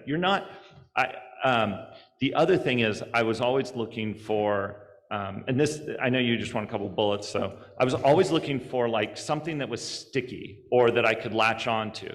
So as the agency was moving in a certain way, and especially like the business lines, as your business lines are changing and their demands are changing, like that's really the time to get close to them, help understand those problems. Over the last year plus, you've seen it in DoD. Like we have had to move like a lot of material into Ukraine at paces that we didn't have to before. There was a change in business process that was required, and there's an IT component that underlies that. So the people that like before didn't care about logistics because it didn't have to be fast, now they all of a sudden care. So I would find those people at like within the agency, and having that executive sponsorship is wonderful. But yeah, there's TMF. We'll often put out, we do it as part of like our directors' reviews, we'll highlight specific areas. So knowing like what's coming out in our M memos, what's coming out in legislation is where we're going to put our assets. So if you know the memos that are coming out or the ones that we released this year, and then you come back and you're like, part of my budget needs to be moved. So that's a really good way to do it. The last one is like, we're always willing to invest in people. Like it's a slower play to get there than just like farming everything out. But human capital in the federal government and training them can be done over time. And we're willing to do that. And it does take money, but almost every agency has it. We just don't see them leverage it a lot. Interesting, yeah. And so a little prod from OMB to do that is obviously a good thing. Yeah, I don't think the federal government, I can't imagine we've ever said no to training people. Right. Yeah. Interesting. So from an outside the government perspective, Steve, when you see agencies wanting to do new things, wanting to get funding, you're not part of that loop because you're not inside the government, but I'm sure you observe a lot. Anything you can think of that has been kind of some of the better strategies that you've seen agencies use? Yeah, well, he touched upon one of the keys, right, which is depending on the system, obviously there are constraints, but you do not have to kill something right away, and you don't have to replace it. You can always augment or work around, right? So in my industry, in customer experience, there are so many moving parts. It's a very complex portfolio, but it's not necessarily proprietary. So I talked about journey mapping analytics. It's something that can be inserted in front of any vendor's stuff, right? So when you have vendor agnostic solutions, but you have to stop and take a picture. Where am I and what am I doing? Whether it's us or anybody in the industry that has a tool to do analytics, if you're not capturing that data, that's the one thing. We see everybody, the most successful people are like, I'm not going to move, lift and shift right off the bat, and I can't kill the system, but as you say, start peeling services off of it, right? Like I don't need that to do that anymore, right? Most mainframes have become giant data storage, right? Because not all of them, but most of them, because all those other applications have moved off over time, but they still have a purpose. And the industry I'm in, it's very similar. The other thing that we've seen very successful, when everybody talks about tiger teams, and you talked about resources earlier, everybody's got this human capital. When you're putting your team together, everybody's got their specialty and expertise. And again, our core portfolio touches the entire infrastructure, networking, desktops, applications, customer experience. It's got the financial element. So everybody brings their sharpshooters in from their group, right? The expert in their area. And they all know how to optimize their stuff, but don't forget to bring in the intern and don't forget the users, right? The users are there every day. And there's usually a user forum, but then they're okay, we got their opinions and then they're out. But some of these new guys, they just look at, well, why don't we do it this way? And nobody inside those individual silos is thinking of it because they don't even, well, I wouldn't even thought of doing it that way. So the fresh face, and they have to be aligned with the mission, but they don't necessarily have to be an expert in any domain. They just have to have be thinking and listening. Don't discount that. We've seen a lot of successful moves because there's someone in the room going, hey, can't we just do this? And yeah, we actually can, right? So that's very successful. It doesn't work for everybody, and obviously you have to find the right person. It's sort of a little fishing, but leveraging the human resources you have and making sure you have the right stakeholders at the table, that's probably the most important and most successful thing we've seen. And I would just amplify that in our business, when we're a relatively smallish company, we get to hire a lot of really young, good people. And oftentimes I will talk to a brand new hire and they'll just go, why are you doing that way? And I'll be like, oh, because, it's how I've always done that. And they're like, well, steps 2 and 3 don't really matter anymore. And I'm like, they don't, awesome, So anyway, the fresh face aspect. Igor, anything from your outsider's perch on what you see as the government tries to get modernized and to try to weigh resources for that? I carry the same passport as you, so there's no such thing as outsiders and insiders. We're all on the same team, right? We're trying to say, I'm just one vegetable in this stone soup. You provide, another component to it, and we're all doing this together. Let me say this, John Chambers, CEO of Cisco, said, the reason why organizations, enterprises get in trouble is because they're doing the right thing too long. All right, so they're doing the right thing too long. There's a reason why your processes are the way that they are, your applications are the way that they are. It made logical sense at a point in time. We don't come in disrupting any of your content stores the way that you've been authoring or doing any of these things, to both John's and Steve's point. We'll embrace and extend that. Because, right, look at how a Grand Canyon is built, just silt layer after silt layer after silt layer, and then later you can look at it and be awestruck in terms of the majesty of this nature. These organizations that you all represent are the sum total of hundreds of thousands, millions, tens of millions, hundreds of millions of Americans that may have helped build these institutions as well. How do you take that thought and now project it into the future with these new technologies that can bring some of that knowledge from the past, make it human scale to inform better decision making in the future as well? To your point about what you were saying about interns, let's take it back to interns in terms of what they were 10 or 15 years prior to your encountering them. How many of us are surprised by the pictures that children bring to us? They're amazingly imaginative because they don't know filters anymore. I was at IBM trying to get Baby Watson through an investment review board in 2002 onwards. After several years of fighting that uphill battle, I was like, Hartman, screw you guys, I'm going home. And I'm just creating a company. And then everybody's like, well, how did IBM, get disrupted in AI and about all this other stuff? They had this stuff on the inside. And that's why when you look at Bonnie and team and folks like CDO and some of your visionary acquisition officers now, they're thinking about, hey, can we take a dark matter perspective to say yes to the things that we would typically say no to? Because if we add some of these no-code approachable systems into our environments, that ideation will take front from interns that you can assign, hey, use this AI to ingest the cafeteria menus. And guess what? Sooner or later, they're going to show that macaroni drawing to one of your veterans, and that individual, based on their experiences, is going to find a more interesting use case for it that affects the productivity of your respective organizations. We're at the precipice of that type of innovation that's going to burst open over the course of the coming years. And it's exciting for us to all be in this room together and witness it towards the end of the decade. Wow, impressive. Let's take the modernization discussion away from where it can sometimes go to, which is, geez, there's not enough money, gee, there's not enough resources, and I can't do enough. Let's take it to the reality that modernization is happening all the time at agencies. And sometimes we don't really get to some of the better news stories from agencies because the sort of bad news tends to end up dominating. Leanne, can you just give us one thought about a piece of digital modernization that you consider a success at your agency?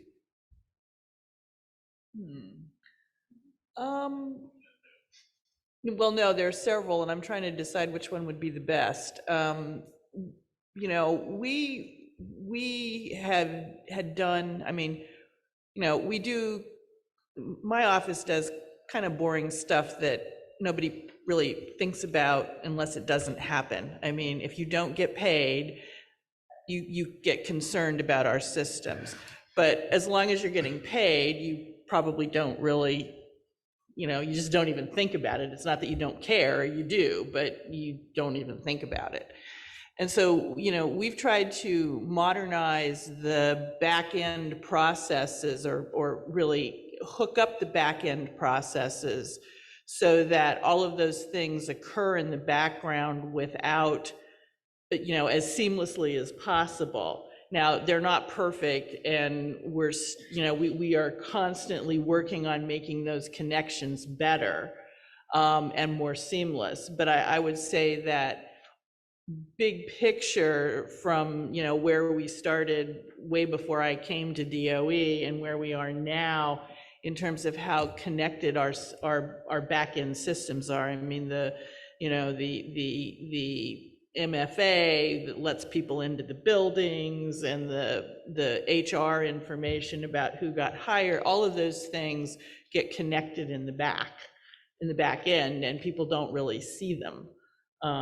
But I would say that that's probably our biggest, best example. So invisible to the user, but very important change-wise. Yes. Yeah. I mean, they have to do less work to get paid. They have to do less work to get a contract set up. They have to do less work to do an accounting transactions. Patrick, what's a piece of good modernization news from SSA? I would have to say we were able to modernize our and make enterprise disability processing system, case processing system. Prior, there were 52 states who does the disability determination services who had all had separate systems, siloed systems that they were using. This program, this project, faced a lot of adversity. It was, as you can imagine, if I'm a state, I like my system. Right. You know, I can control the state. But we were able to, over the years, migrate those 52, well, just about at the end of this year, we'll have all 52 states over to one enterprise cloud-based system.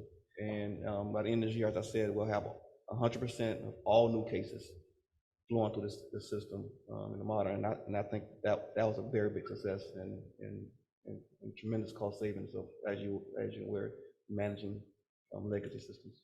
Just for fun, let me ask, how long did that whole process take? It took a long time. We can probably leave it at, it took a long time, yeah, for sure. Yep. Drew, from where you sit, what's one or two things where modernization is going pretty well? I think two areas, modernization around login.gov. So you're seeing a lot better security around identity, both for both in the systems that we're using as government employees, but also that we're offering offering the public when they access and they feel more secure about that. I think the other side is we're finally gaining the maturity internally around the data side. So a lot of agencies are moving from like SQL databases that got really large, converting them to Parquet. And you're seeing like rapid business processes that used to take a full data run, take minutes. And that's been slow getting there, but those are two areas. And then if the ideal one is like, then they start building on top of those like new ones, like data products. I think data is kind of, and my data friends hate this, but it's like, it's fallen a little bit further behind software development, but you're starting to see more of like modernizing the underlying hardware, but also modernization of data products. Right. So we probably have, I don't know, 5-7 minutes left. Do we have any questions for this wonderful panel? Hang on, let's just do the mic so we have people online. And I know you can project your voice, but I don't know if you can project it that far. Thank you. Better not to yell. I'm curious, we talk about limited resources. How many of your resources you think you probably spend on accreditation? And if you have ideas for how you can make that both more secure and more efficient. Thanks. That's an open question to the panel. I assume you mean like the whole ATO process, start to finish? Nothing. Like, no, I'm joking. Like, there are multiple frameworks in the federal government that don't assist like shipping something. Like acquisitions are really hard. You spend a lot of time there, but the authorization is really tough. And I think to be like as charitable as possible, it's at best like a compliance exercise. We talk a lot about internally, like how the commercial sector keeps things secure. They have at risk, tens or hundreds of billions of dollars if they have a data leak.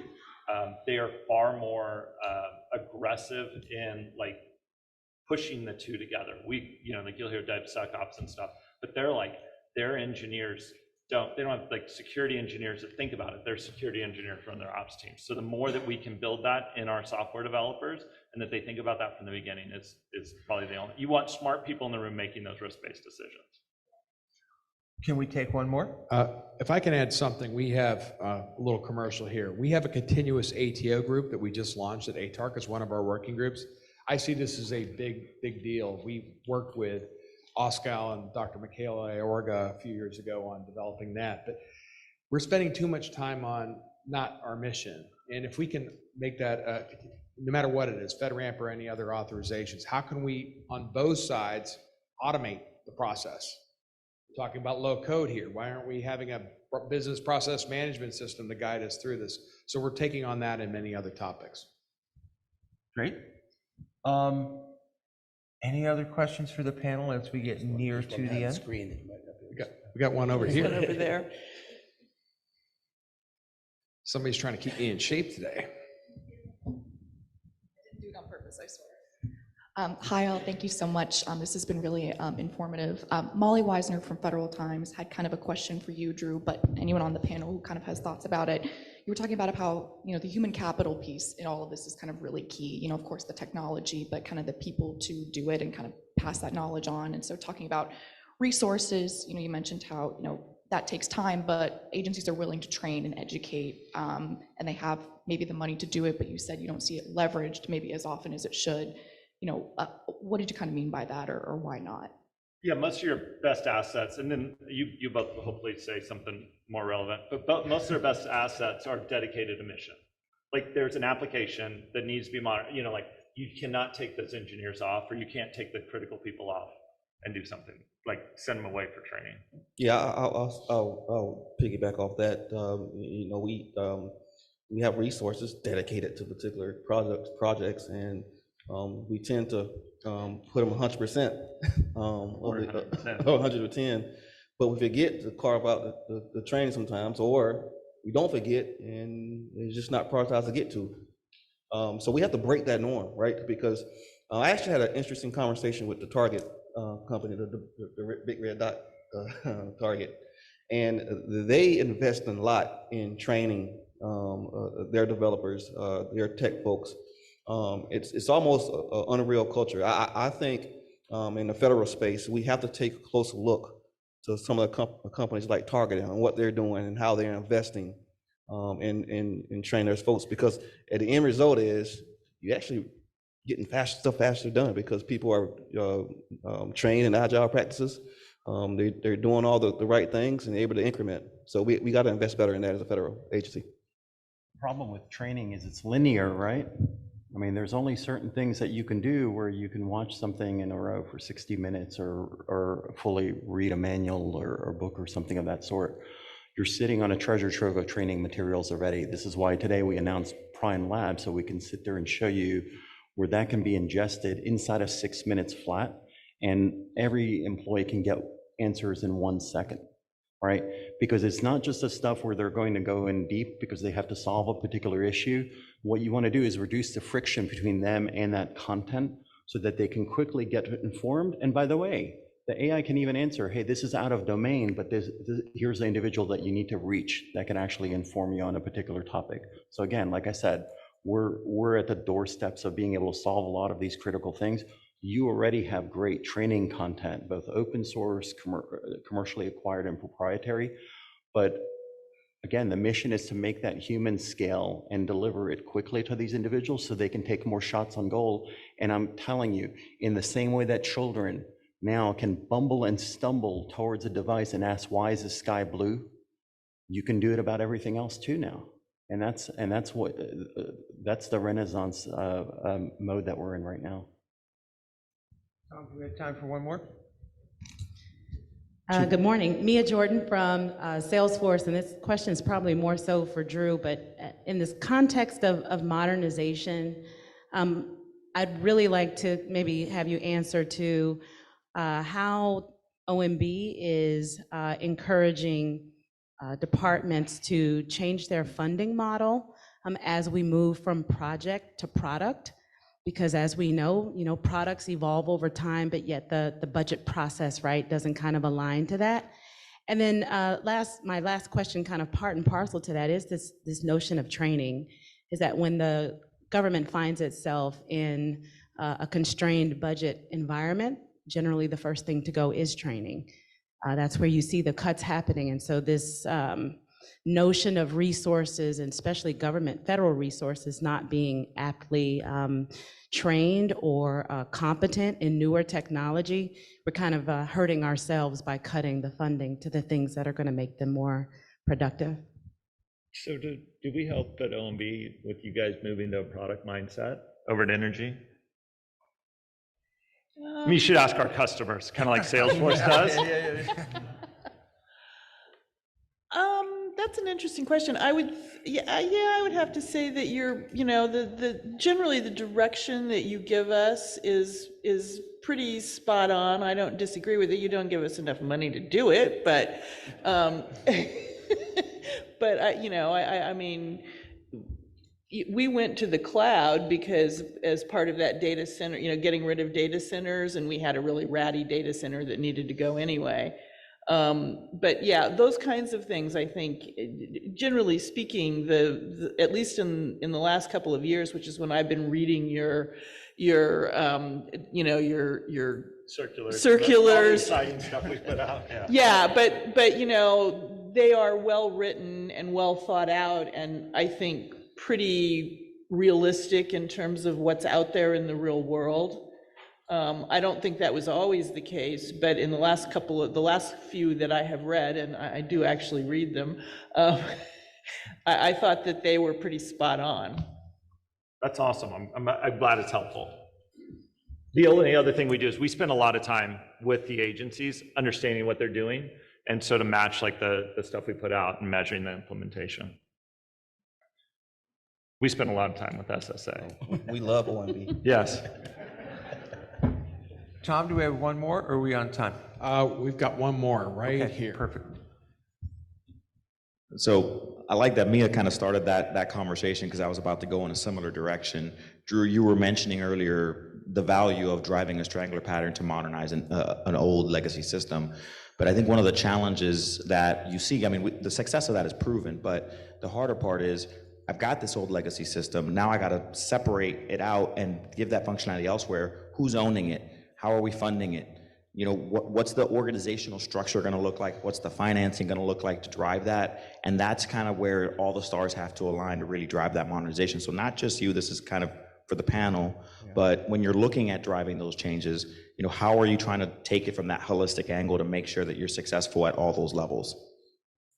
I'll be interested from the industry perspective on this. Well, honestly, it goes back to what I think I said in the beginning, which is you got to start with what your business or your mission function is, right? It's too much starting with technical questions. This is how we've done it. The reason you're doing some of these things the way you're doing it is because it's the only way you were able to do it 20 or 10 years ago for some of these systems, right? So let's take a look at what it is you're doing and why are you doing them, right? So what's the mission? What is the business requirement? Out of that, you're going to get functional requirements, and eventually you'll get the technical requirements. So many people, I propose that proposal in the technology space, which is, here's everything we have. Make sure it can do all this exactly the way it does it, and then give me some cool new stuff.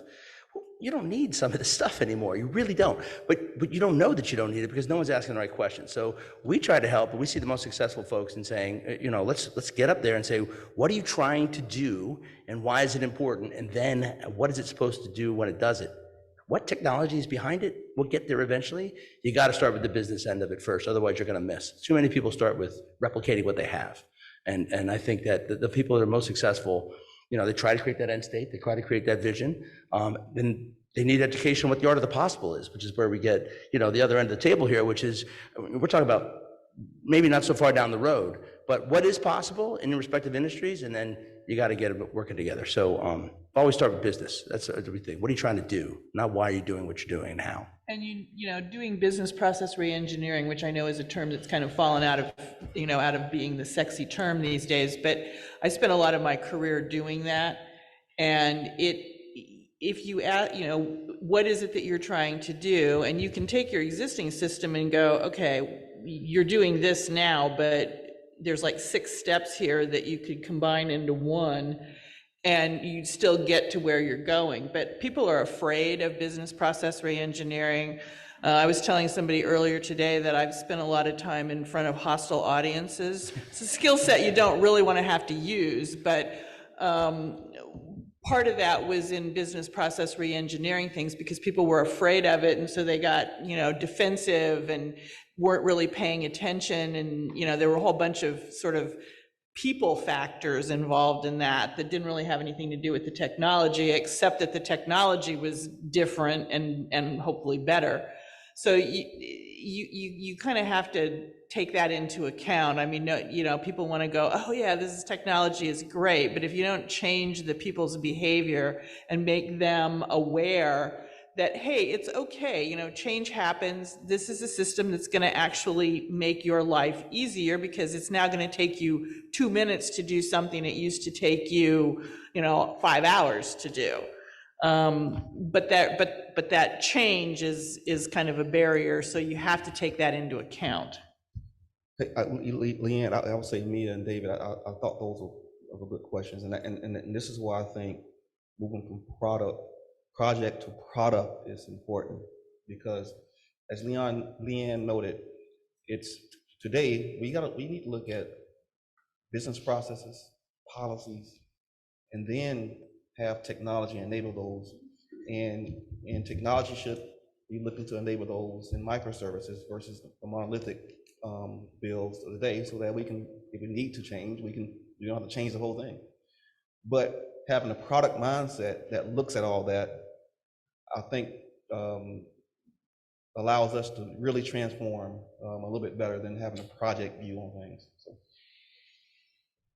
Okay, well, let's wrap the panel in the next 90 seconds with this. 25 words or less. What's a good thought for everybody in the chairs out there to take out of here about modernization and priorities for getting there?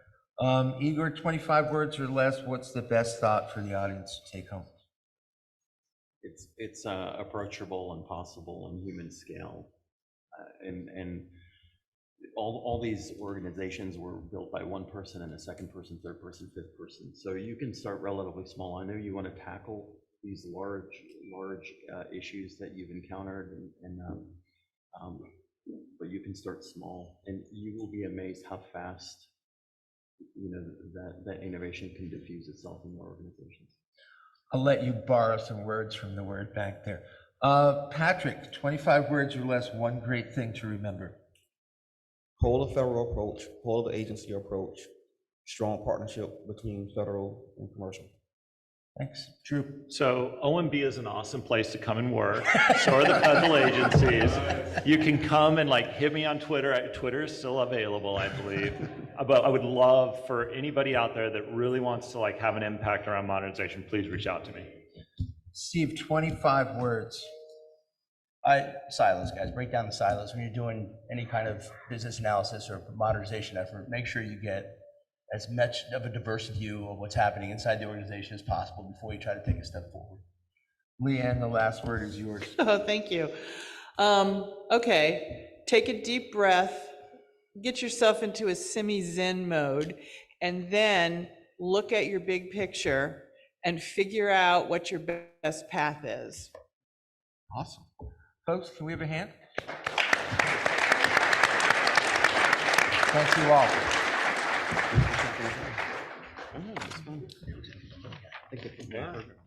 Thank you, John. Great panel. Sorry we couldn't get to all the questions, but we had some good questions there. Next, we're going to have a rapid fire tech talk. We're going to have Mark Cameron with Granite Solutions. And Mark, I don't know how long you've known me, but I know your company. I've been up there, and we actually partnered. This is like one of those scary things. It's like 20-some years ago. We installed OneNet for DHS together. You were a partner to the company that I owned at that time. So good stuff. Well, welcome. Yeah.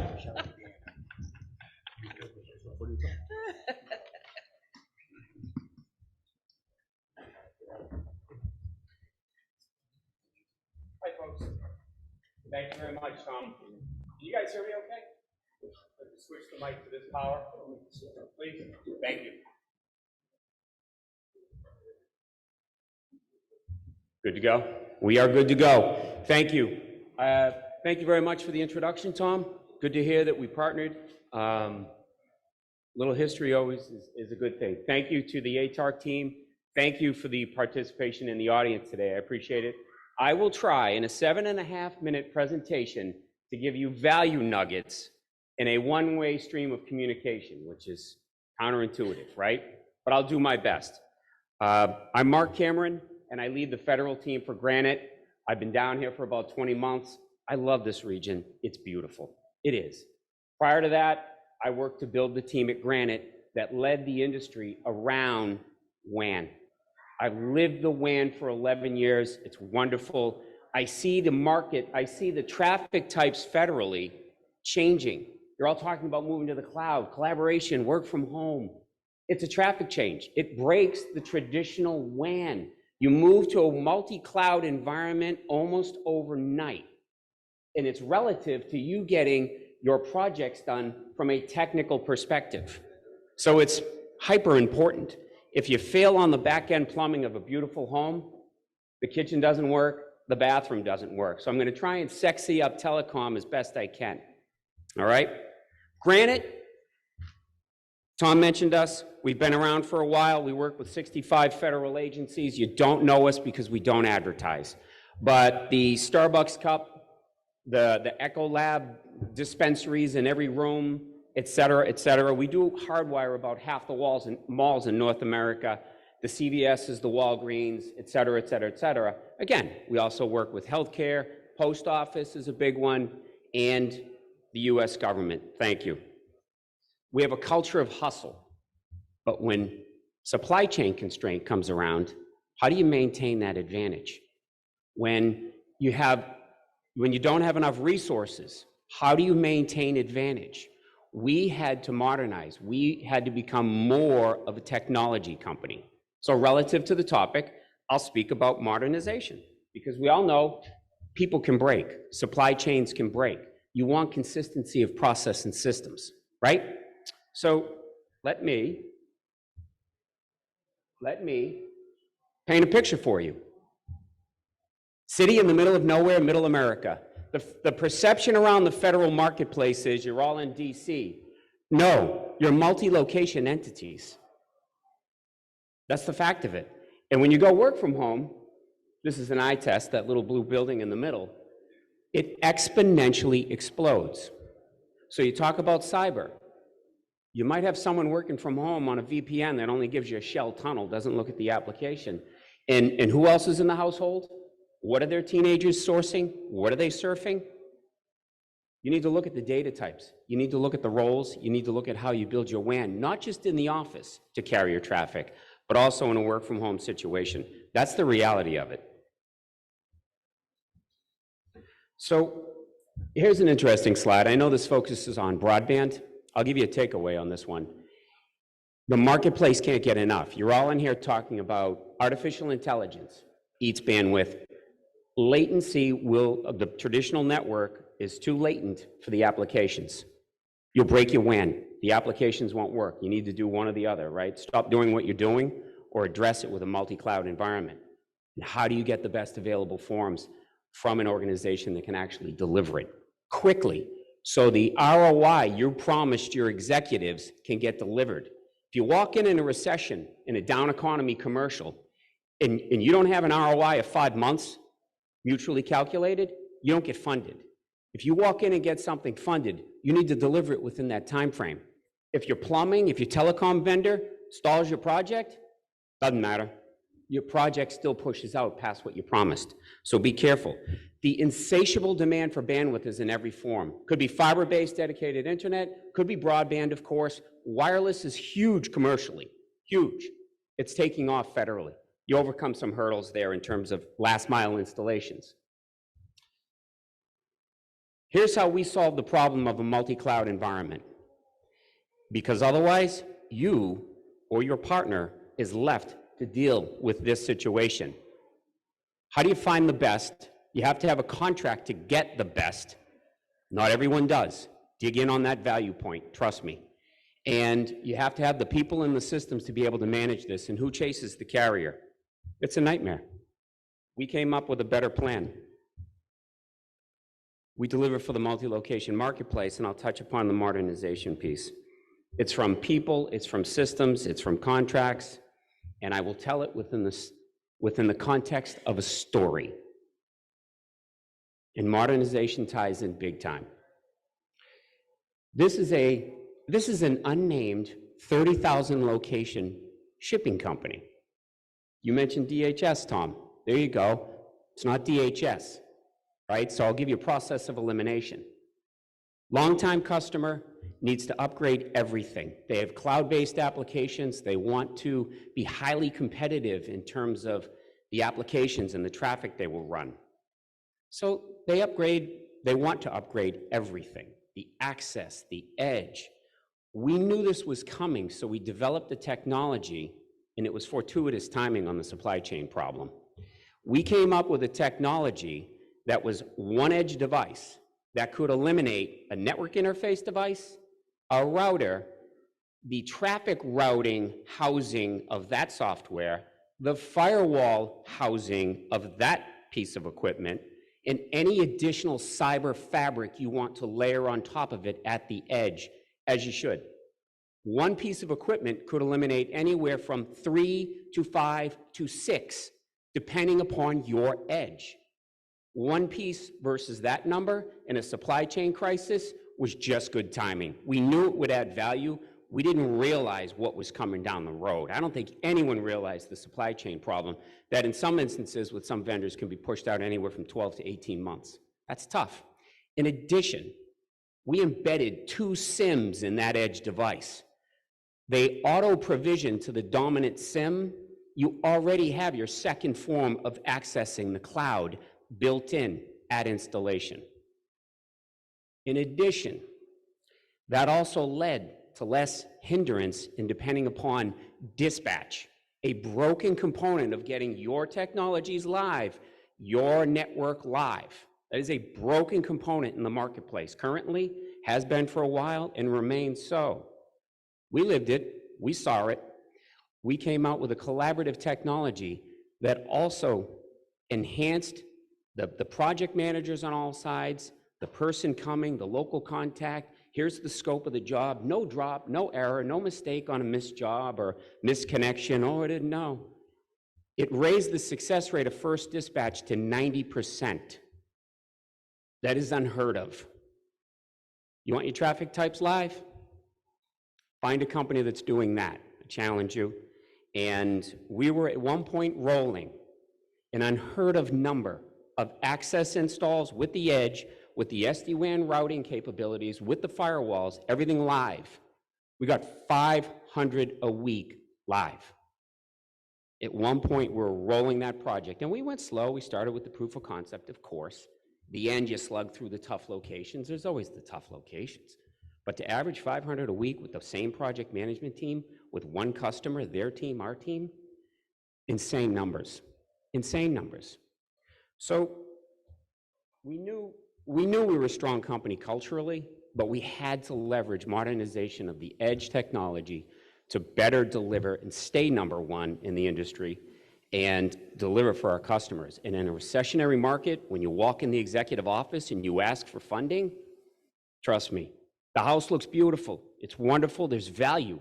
Absolutely.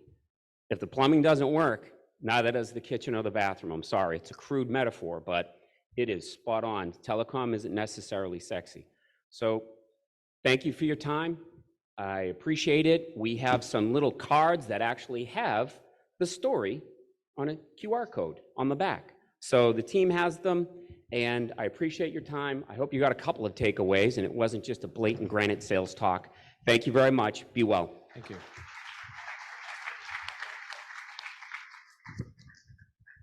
Thank you, Mark. And what happens every 10 years, if spoiler alert in the telecom industry, is every 10 years, I worked on FTS 2000, 2001, and it was always like, just upgrade your circuits a little bit, right? It's 9.6 in 2000, it was 2001, it was going to T1s and then DS3s. With the advent of like 5G and other topologies, how are your customers preparing just kind of for that future that's coming? Just real quick. Oh, that's a great question. And again, I appreciate the question because in a 7.5-minute tech talk, it's tough.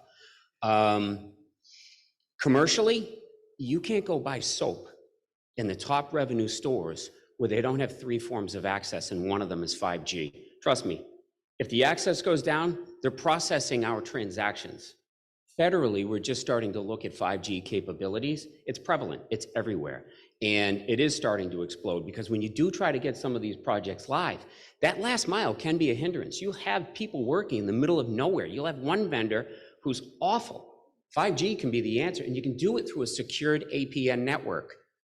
So it obviously, based on traffic types and tolerance, it varies across every single organization, but great question. Thank you for that. And another commercial for ATARC. We just started a secure 5G working group, so seriously, thank you. Okay, next we had a presenter that couldn't quite make it, so we have a 7.5-minute presentation from our friends over at Rubrik. If we can get this technology to work, we'll do this real quick and then get into our next panel.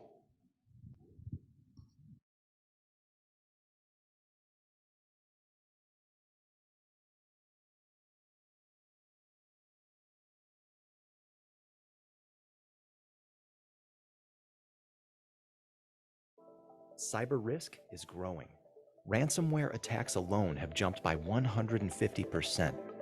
And despite massive investments in perimeter, endpoint, and application layer security, attackers are still successfully gaining access to data. And they're trying to corrupt your backup data, your last line of defense. So how do you keep the hackers out of your backup data? Increasingly, organizations are looking at zero trust security model where no one or no system is trustworthy. No user, no application, no device.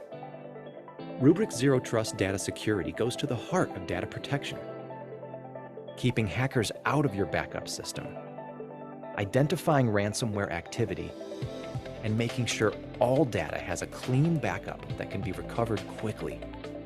With Rubrik, your data is always encrypted in flight and at rest. Backup data is stored in an append-only file system that can't be modified by ransomware. And backup data is always logically air-gapped, so it's offline and not accessible through standard network protocols. To control access, both UI and CLI interfaces are secured by two-factor authentication. And when bad actors strike, Rubrik helps you investigate an attack, alert the SecOps team, and pinpoint a clean recovery point. We also help you find exposed sensitive data that may have been exfiltrated.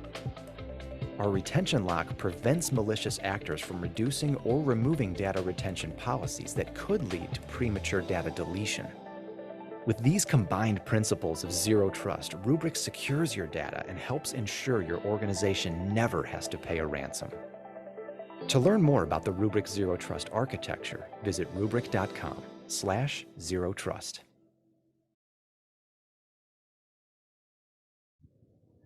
Okay. I told you that would be quick.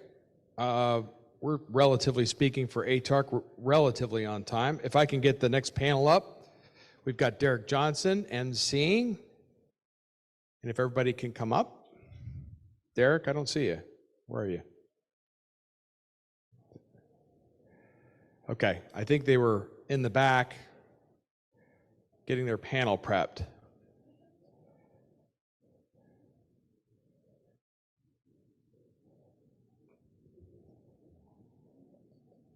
All right. Or they got mobbed coming in, but I think we got them coming up.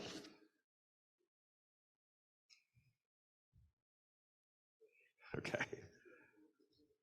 Is Derek out there? Okay, there he is. Okay. All right. You don't want me to have a heart attack on stage. I'm a little bit older than you. Okay, you got it. Thanks. All right. All right. Good morning, everybody. My name is Derek Johnson.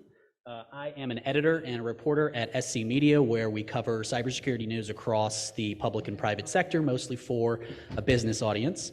And welcome to our panel on DevSecOps. DevSecOps is one of those concepts that is still relatively recent. It's getting more and more integrated into the IT and software development operations for both public and private sector, but not surprisingly, something like IT modernization ends up playing a pretty big role in how successful your DevSecOps process can be, the kind of things that you can do, and the process that you can put into place. So today we have with us a great panel full of wonderful folks, mostly from the public sector, but we have Igor with us as well, who's from the private sector. We're going to be talking about their experiences with their DevSecOps within their own federal agencies or within their own enterprise environments. So I will introduce them one by one, and if you could just sort of raise your hand, because I think we're a little bit out of order, just kind of raise your hand to let folks know who is who. So we have Raven Manuel, who's the Senior Application Developer and the DevOps Engineer at the National Museum of African American History and Culture at the Smithsonian Institution. We have Paula Wagner, who is the Acting Director for the Cloud Program Management Office at the U.S. Department of State. We have Ankur Saini, who is the Director of Information Technology at the Office of the Chief Technology Officer for the Federal Motor Carrier Safety Administration at the U.S. Department of Transportation. And finally, we have Igor Jablokov, who's the CEO and founder of Prion. And Igor, I don't know if I got I probably botched your last name there, but it took me years to figure out how to pronounce it. Yeah. So welcome to everyone. It's a lot of sort of expertise here in one place. And I think kind of the best place maybe to start our conversation is to go around the panel and have you talk a little bit about what you do at a high level, how you touch your agency or your organization's DevSecOps process. And then if you could tell us sort of one thing that you're working on right now with regards to your DevSecOps process. Could be a new policy that you've implemented, could be a new challenge that you're dealing with, some type of automated technology that you're experimenting. It could be aspirational, right? Maybe you're at the beginning of your DevSecOps journey and you are in that planning and strategic phase, but kind of to give us a sense for where you are in your journey and how you touch your DevSecOps process. Oh. So I'll start. Okay, we'll work our way down. So hi everyone, I'm Paula Wagner. I'm the Acting Director for the Cloud Program Management Office at the Department of State. And we are responsible for providing cloud enterprise services for all of our customers across the globe. So we provide cloud services for all of our embassies, our posts, and then internal to the DC area. And right now we manage a instance of Google, of AWS and Azure. So we give a wide variety of options for our customers because some embassies are smaller, some embassies are bigger, and then depending on the country that our embassy is in, those countries have specific technology requirements that we have to meet from a department. So we always have to kind of tweak what we provide across all of our customers. We also provide ServiceNow, we provide data analytics, and then just the various different aspects that come with our cloud platform. So one of the big things that we leverage across our embassies and posts are Google Translate. For folks that have meetings with locally employed staff or other countries, we definitely leverage a lot of that translation features that we have. So we take a lot of the features that are inherent to our cloud infrastructure and share that. And so I think the other question you asked is what is the big thing that we're kind of looking at to try and expand? I think one of the things for us is looking how we can create more of an enterprise approach to our RPA. Right now we have it very segmented and it's kind of all over the place. So we've got bots hanging out across the organization, and we really would like to centralize that and really make it a program moving forward. And then one thing also, as we provide technology for our folks across the globe, we do leverage DevSecOps. So our teams are made up of operations folks that manage our infrastructure. We've got our development folks, our test-driven development, and then we also have our security folks that sit with everybody at the same table, and we meet daily going over everything that we've been working on. And we really do find that leveraging that DevSecOps model really helps us to ensure that we're delivering efficiently and timely. And and we don't have delays, which, folks in the field never like to hear. So with that, I will pass it over to Ankur. Thank you. Morning, everybody. Ankur Saini, as Jeremy mentioned, I'm the Director of IT for FMCSA. Federal Motor Carrier Safety Administration is in the business of safety. Safety is our #1 priority, as it is for many of the DOT modes. And we have a mission of reducing injuries and fatalities related to crashes attributed to large trucks and buses. So everything we do from an IT perspective, that's our North Star. We want to make sure all our safety personnel have the applications and data that they need to carry out this mission of safety in a very efficient manner. So that's how we have a portfolio of about 20 to 40 applications, depending on who you ask and how they define an application, in our portfolio to support that mission. From a DevSecOps perspective, all of those applications are in varying stages of their life cycle. Some were built when I was a little kid, and some of them are more recent. So depending on where they are at a different stage of their modernization journey. And right now, one thing that we are trying to standardize is having pipelines that are integrated with our regression test suite, which at least allows us to put out capabilities in a faster manner without relying on a very limited human capability of testing everything in a short span of time. And it's been working really great. So that's one thing we're working on. Raven from National Museum of African American History and Culture. It's a very long name. And I have multiple roles, and what I like about my roles is that they feed into each other. As a senior application developer, what I do is I implement the less complex interactive. So when you go into the museum and you go into the galleries and you play with stuff, I implement the less complicated ones.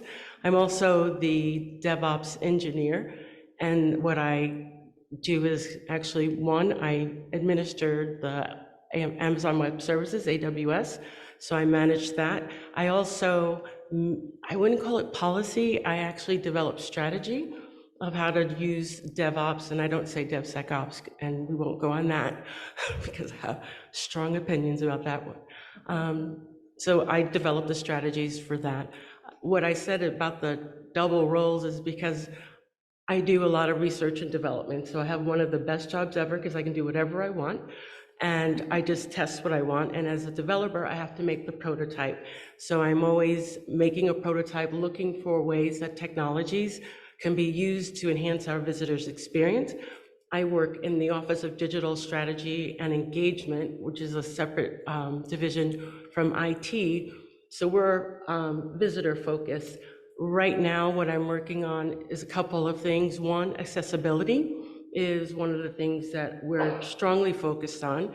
And when it comes to DevSecOps, is what I've been able to do and continue to do is to make sure our leadership, especially in my level as far as from the ODSE, is to ensure they're looking above tools, when they're looking at metrics for performance, looking for metrics for anything what has to do with DevOps. They look above the tool, they look above the number, and they recognize that you have to have a mindset around product, because it used to be project mindset, and it needs to be product, because from a DevOps perspective, we push product, we don't push projects. And so that's where that's one of my challenges to keep my leadership at that point. My parents are both artists, so that's why I appreciate everything that you're curating. And so when this effort started, right, you would think that I would start with, hey, let's talk about the best of breed AI, ML, and let's talk about models and engines and parameters and training and all of these things. I didn't start there. I started by talking to Dan Ariely, the famed behavioral scientist at Duke University that wrote Predictably Irrational. I started by talking to Rob Johnson, who was the first chief of lessons learned at CIA. He's an anthropologist. How do people learn? How do you efficiently move knowledge to them? How do you bring trusted information to your scientists and engineers and technicians, right? Because there's just too much for them to follow. So we heard here, right, a multi-cloud nature of these environments, right? AWS, Azure, GCP. How do you bring that content to them so that they can quickly answer it? Should they trust things that they're reading from Stack Overflow? Should they be posting code into ChatGPT and getting them to comment their code or getting help fixing bugs? How do they keep up with all the change logs? How do they look at all the vendor documentation that you're getting from Salesforce, from ServiceNow, from SAP, and the rest of these platforms as well? How do they track all the patents? You know, to know a vendor is a subject matter expert in a particular domain. How do they track all the research papers of innovations for academic partners or national labs that they should be talking to solve these problems? How do they know who's the subject matter expert in a different area? Are we ingesting all the profiles of these individuals, the resumes and CVs of these individuals as well, so that you could, if you have a rapid response unit, they can quickly reach out? What about all the CERT advisories? Right, so there's just so much out there for them to do. And so that's why we're experience driven to find ways of essentially blending all of this disparate knowledge between what you have commercially available to you, you have as proprietary sources and open sources, but putting it under interfaces so that they can quickly react to these problems that are hitting them on a day-to-day basis. That's how we approach this problem. We talk about tech companies and these organizations like they're monstrosities of their own, right? These are collections of human beings trying to solve these problems, right? And a lot of times we forget that when we talk about all these newfangled technologies and processes and procedures and things of that sort. That's the contrarian approach that we've taken to solving this. Awesome, and I think you can kind of see, I don't know if this is working right now. Okay. And you can kind of see from the different backgrounds here that kind of no matter what your background or specialization, this is something that touches you, your work, your organization. We talked, raised a little bit briefly the subject of some of the newer AI-based technologies that are out there. I do want to talk about that a little bit later. Before we do, though, modernization plays a big part, I think, in the effectiveness of any IT or security process. I also know from covering, both the private sector and the public sector that modernization dollars can be precious. They're precious resources. So for example, in the federal government, most of the spending that happens around IT tends to go towards operations and maintenance. A much smaller bucket tends to get dedicated to actually investing in newer or modernized technologies. There are sort of one-off funding vehicles like the Technology Modernization Fund that you're increasingly seeing get tapped for both IT and cybersecurity projects. But one of the things that I'm curious about is, because I know that funding is far from unlimited, how much within your agencies or Igor, in your case, within your organization, because I think you would have maybe a different perspective in the private sector, how much of that modernization funding ends up trickling down specifically to things that touch or are relevant to your DevSecOps ops process? Is it something where you are able to get some of the money that you need? Is it kind of does it eat last? Depending on what your other priorities are. Give us a sense for how modernization dollars tend to flow into your DevSecOps process.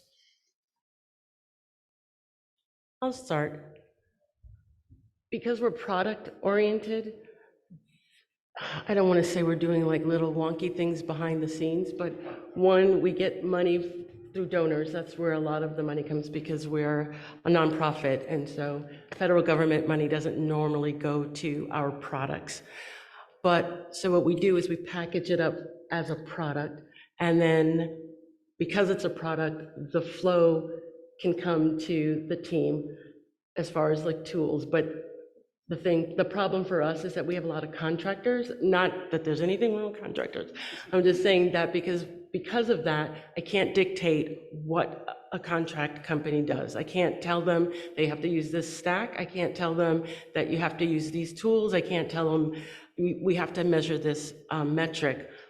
And so that's a challenge for us. So when we get the dollars, what I can do is figure out how I can have whoever's making the product use the strategies that I've developed for the DevOps process, for the development workflow. And so I don't have to worry about not getting money. I can, because everybody's looking at it as a product and not a service. Interesting. Yeah, from our perspective, I'll say funding itself is not a challenge because we work very well with OMB to have a budget that is practical. Obviously, more is always better, right? So it's like money's, the more you have, right? But for doing things that we need to do, funding is not an issue. Allocation of funding is the bigger problem because the more technical debt you have, the more your O&M expenses are going to be, right? So we've at least gotten to a point where we have one color of money, right? But rather than having two separate buckets, because then it's a bigger challenge because two buckets don't help you be more efficient. Because if you reduce one bucket, just reduces, the other bucket doesn't go up. Having one color of money at least says if I spend 30% on O&M, I have 70 for doing modernization. Or if I spend 70 on O&M, I have 30% on modernization. So that forces us to be more efficient on one spectrum to have more money available on the other side. So it's working out pretty well so far. But yeah, I mean,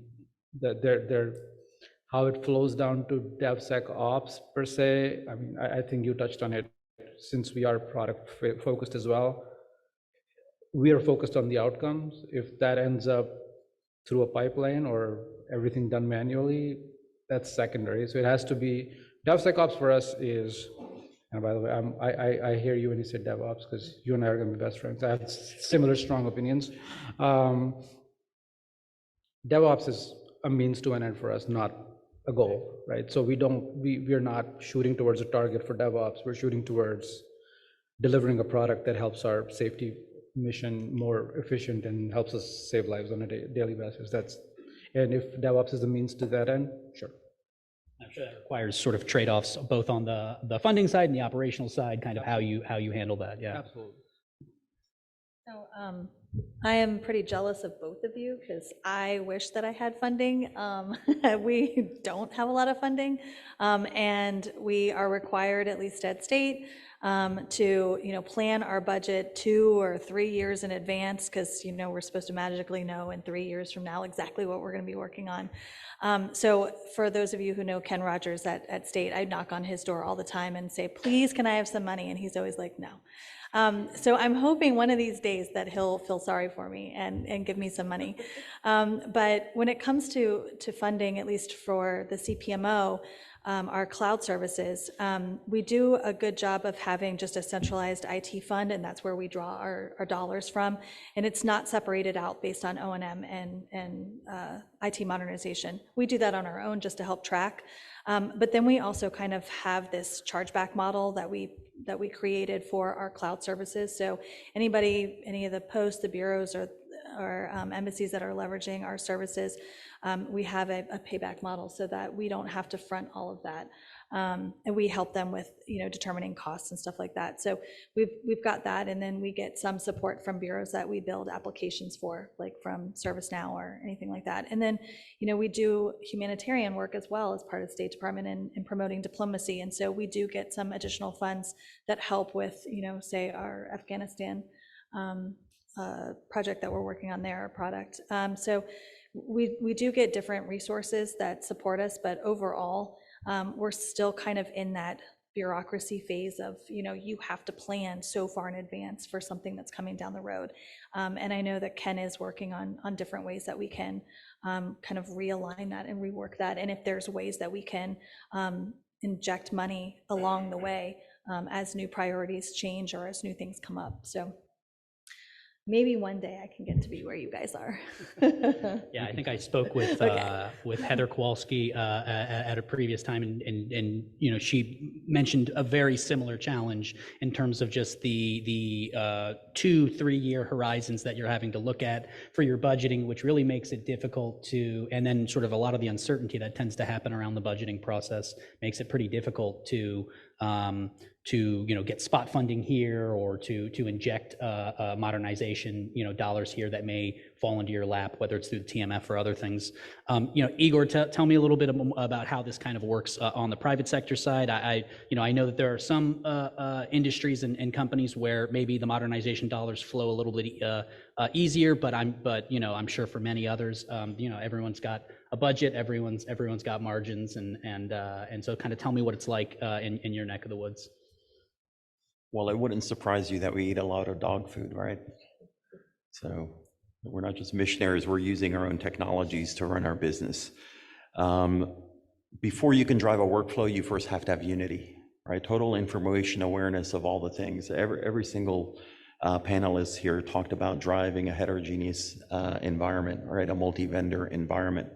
And so to be able to see that all in one unified collection, I think is a superpower, right, of visibility. Because there's both risks and opportunities when you can finally unify it. I will tell you, one of the places where we've been installed for many years is Georgia Pacific, and they actually started with a physical security collection and organically decided to start standing up a cybersecurity library for their staff, and eventually it's driving more technical documentation that they want to put in there. Look, right now your developers are going to the public web and figuring stuff out to solve problems on AWS or GCP Azure. Why aren't they doing that in something that's a little bit more secure and centralized, right? Because what you're not seeing is, what are they asking questions about on that content? I mean, do you have an insider threat where somebody's researching something that they probably shouldn't be researching that? But you'll never know because they're going to Google studying that particular defect that exists in your environment. And yet, if you actually took that open source knowledge, baked it into a collection that you're now hosting, and all of your technical staff are going through that, you can see training gaps, you can see content gaps, you can see places where you can go to your CFOs and say, we need this because this is a defect that keeps coming up in our organization, and we do need something like Dynatrace. We do need something like Calypso for ML SecOps, not to conflate things, but all of these other things that are coming as well. You don't have these insights now, and they're yours for the taking now with these new style of NLP technologies. Let's go back to what we were talking about before, which was sort of the emergence that we've seen over the last few months, but has been building off of years and years of work with some of these AI programs. You're looking at ChatGPT, but also other things, Stable Diffusion, Midjourney, DALL-E, you know, Microsoft and Google just integrated AI components into their search engines. So this is becoming more and more of a thing that is going to affect and touch most industries to different varying degrees. I think that AI is still one of those things that is probably poorly understood or suffers a little bit from the hype machine, but we do see in examples like over the last year that there is potentially real applications, and one of those places is potentially helping with the software development process. To what extent? I think we are still learning. From what I have seen and what I have, some of the research that I've looked at, it has some of these programs have the capability to develop basic software code, sometimes buggy, but humans make buggy code too. It has an ability to help not just with the actual code generation process, but potentially with some of the ancillary or complementary functions that are around that. And one of the things that I'm curious about is just to hear from each of you about how you are processing this news. If you are in the business of looking at how to make your software process run smoother, to run in a more secure fashion, are you looking at potentially or experimenting with potentially some of these programs, looking at how you might fit them into your own DevOps or DevSecOps process? And what would that look like? What kind of functions would programs like that be capable of taking on? I'll jump in. So when we talk about DevOps or DevSecOps, right? The primary thing we're talking about is sustainability, right? The sustainability of our development practice, the sustainability of being able to promote code all the way from development through production, or the sustainability of testing without relying on one individual who knows what regression means for your context and whatnot.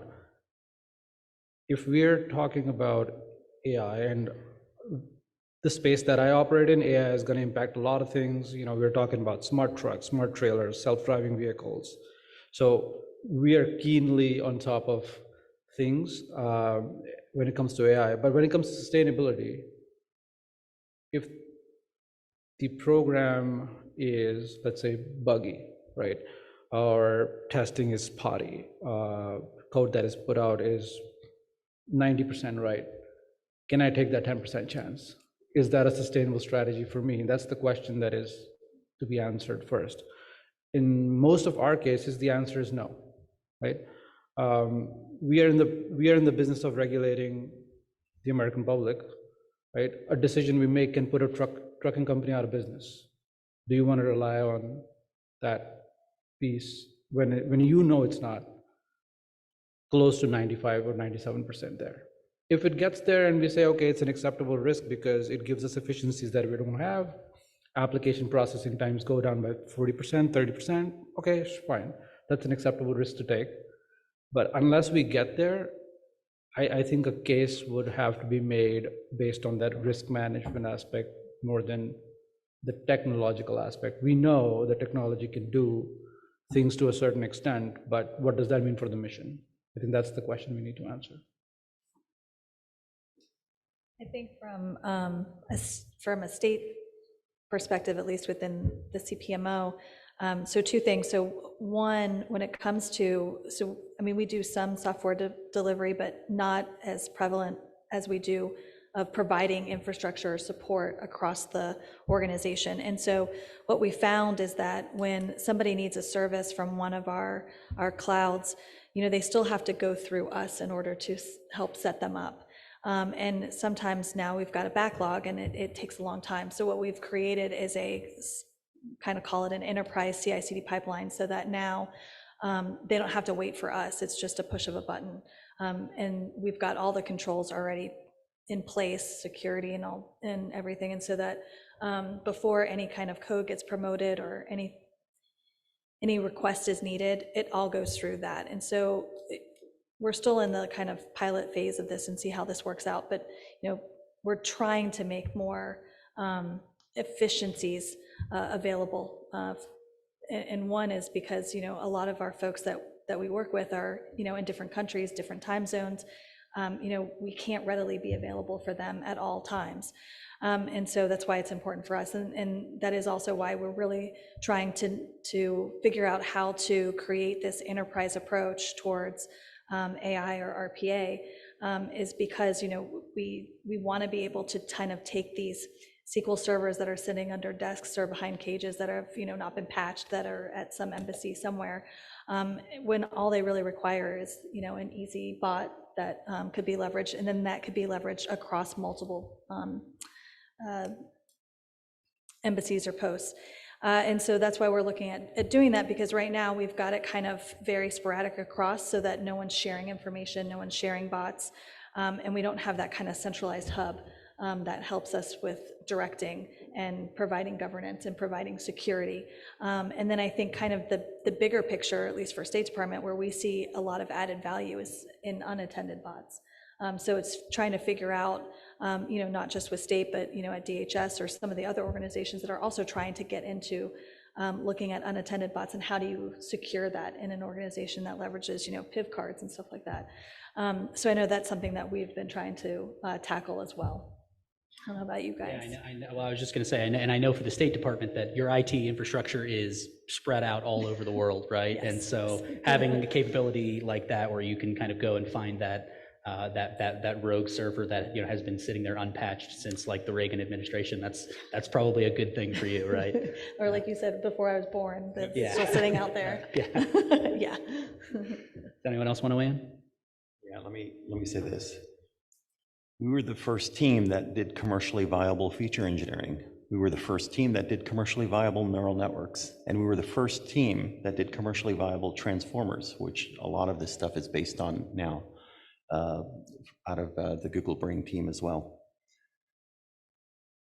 Generative approaches are fine for training, to enrich models and things of that sort. They're fine during ingest to adapt to the content that's flowing in that you trust. You don't necessarily want to use it on inference for the output. Does everybody understand when you watch films about your respective disciplines, right? TV shows about your respective disciplines, don't you all groan when an actor says something and uses the wrong acronym or the wrong policy procedures? No judge would ever do that. No law enforcement officer would ever do that. You all groan. They've taken it to a planetary stage now. This is two-year-old content that's getting regurgitated to folks as the world's greatest actor, that's mimicking what a programmer would do, that is mimicking what an attorney would do, that is mimicking what a doctor would tell you, right? This is the world's greatest actor. Instead, you already have content sources that you trust, authors that you trust, organizations that you trust, partners, commercial data that you trust. Why not synthesize that into extractive information that you can put under the fingertips of your scientists, engineers, technicians, and all your domain experts so they can run with higher quality intelligence in order to run these workflows. Otherwise, what you're going to be trusting is an individual who's claimed to stay at every Holiday Inn on the planet and suddenly is a subject matter expert in everything. That doesn't work. And it won't work for the serious pursuits that you're all managing. Yeah, no, I think that that's a very important point because we've seen a lot of, I think, impressive things from these programs, but we've also seen impressive looking things, right, that turn out to be nonsense when you actually dig beneath the surface or you run the numbers or the math.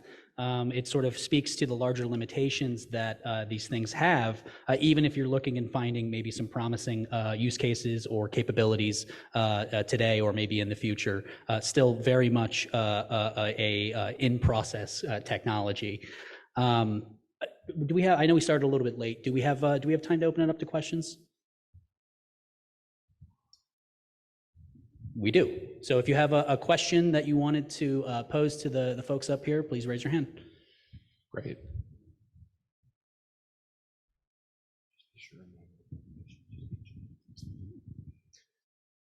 Hi, good morning. Andy Zezwitz, CTO REI Systems. So sticking to the DevOps topic, we're really looking at automated ways to push features out into production. I know one of the challenges, especially it seems in the federal space, is having the person who has to be responsible for that code propagation versus commercial industry where you hear about thousands of deployments per day and true, feature-driven delivery, software delivery. Do you see that changing anytime in the near future within the government, and how might that happen, and how could industry help to make that happen? I'll tell you, I don't see that happening shortly. It may happen at some point, but I don't see that happening in the very near future. And I'll tell you why. So let's use Amazon. They're doing 2,000 releases an hour or whatever they're doing, right? What happens when they make a mistake? They're fiscally responsible, right? When we make a mistake, you lose money because we're funded by taxpayers, right? So I cannot commit your money to my mistake.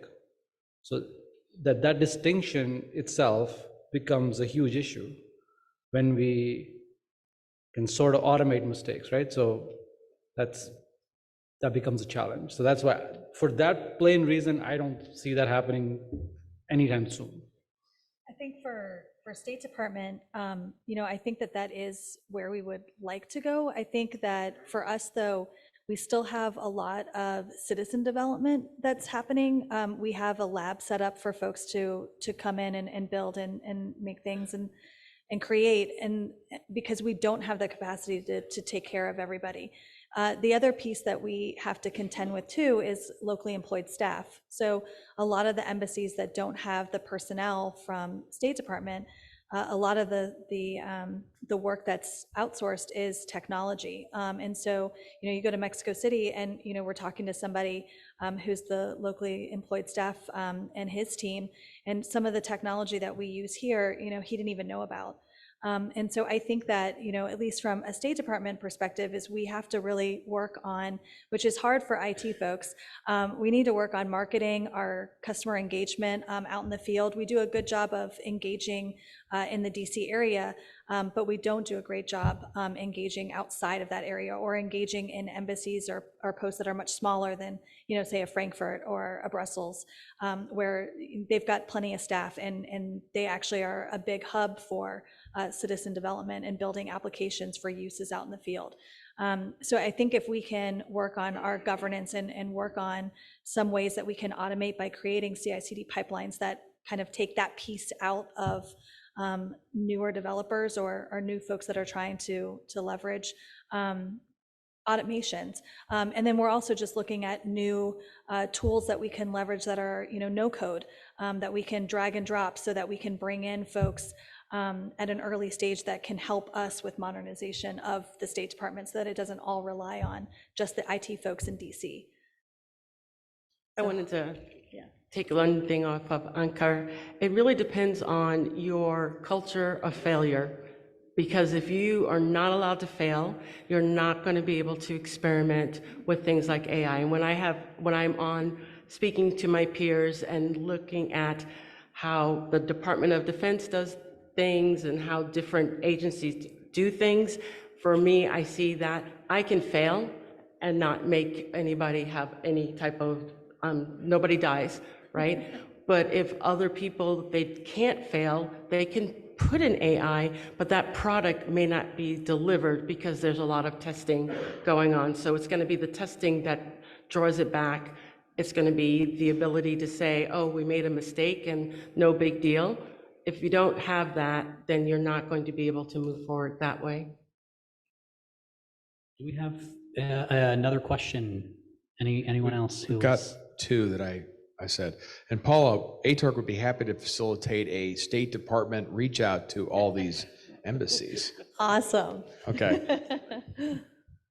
Hi, thank you very much. Devin with Microfocused Open Text. Just curious, I guess mainly for Raven and Ankar, you guys kind of hinted around that the sec and DevSecOps is kind of a four-letter word. Can you elaborate a little bit why the security is maybe challenging to implement, or why it's hard to bring into the DevOps pipeline and things like that? I got many words. I know, I have many words and I'm going to try to practice. It isn't that it's hard to implement. The problem is the fact that for DevOps is like Agile, it is a methodology. It is a way of, it's a practice, right? And so the whole point of DevOps is to bring together and to merge Dev with Ops. Ops comes with security. Dev comes with security. It's not missing. You don't have to put the word in there. It's not missing. It is DevOps. And if you take DevOps, then you separate it from the whole methodology. So for my strategy, every piece of it, like service delivery, has a sec component to it. So then you kind of break it apart when you use sec. You don't need to. It's DevOps. I was going to say the same thing, right? If you were not developing with security in mind, and if you were not operating with security in mind, you got bigger problems than the security piece itself, right? And for me, it was like somebody coined a phrase DevOps, and the security guy got upset, and to make him happy, they put sec right in the middle. That's my story, and I'm sticking to it. But that's that. One more quick question. Oh, thanks, yeah. Hi, Monica Pampel. I support the Department of Homeland Security and our partners there. Something you said about developers sort of exploring the web for solutions to their problems, that does create many more problems than it solves. How would you go about driving users of just public-facing websites, even if it's official Azure or AWS documentation, into an internally sort of ignited by one enterprise account system where you have the same websites being visited, but you're able to monitor and track? Any elegant solutions there to get your developers back on-prem to search? That's what that video playing on loop in the back of the room is showing you in the back left. To build these collections, we support multi-source ingest that allows you to tap internal content repositories, your PDF files, your procedures, your policies, your lessons learned documents, your after-action reports and things of that sort. You can go ahead and crawl that information from AWS, from Azure, or GCP, some select stuff from maybe GitHub, from Stack Overflow and things of that sort, and merge it all together. And now they literally have their own instant Google-style, Siri-like experience that they can carry around in their pocket, and it's secure content that's been brief vetted. So imagine it's a library under lock and key, and yes, you're able to get FedEx and UPS delivering new books, but you make sure that the ones that you're putting on the shelf are things that you want them to read. Now you'll have logs of all of their interactions with it. You can see where there's content training gaps. You can see if some folks are starting to explore things that they shouldn't. Maybe you'll have things to support acquisitions to say, hey, this is a defect that keeps coming up over and over again. You'll be able to blend together all your ServiceNow things, your ITSM reports, to say this thing keeps cropping up over and over again. How do we go ahead and solve this? By the way, NVIDIA's already using this internally. You know what they did? They literally are blending all the brands, other brands that you see here. They're leveraging these parts from Okta and everything else. But what they're doing is they're bringing that knowledge internally. They're bringing that knowledge internally and blending it with their ServiceNow incarnation and other things. And when you make these collections on our platform, sure, you can use our candy-coated shell, but every single one of those collections gets an API associated with it, so you can actually query it if your folks prefer using Teams. If you prefer using Slack, if you want it in the middle of a Zoom call where you have an AI assistant now, when somebody has a question about that policy, they literally can ask in the middle of the call and the AI will chime in with the answer right that second when somebody has that idea. What that's going to do for knowledge acquisition, safety, security, and everything else, we haven't even begun to measure yet. But I can tell you some of the first advanced placement of this stuff that was in energy companies, that was in manufacturing companies, semiconductors and things of that sort, it's growing by mushrooms. I've had 0 salespeople. I've hired my first salesperson recently. This thing has been selling on its own. It's going to be super fun to see this and things of this style go forward. And you know who you should have listened to? Your children have been playing with Siri and Alexa for years. And we're literally showing you how this stuff was going to help us. So we might as well get informed by them now. All right, that is all the time that we have today. I do hope that this was a useful and interesting session for you all. For Raven, Ankur, Paula, and Igor, I'm Derek Johnson with SC Media. Thank you so much for listening to us today. Have a great day.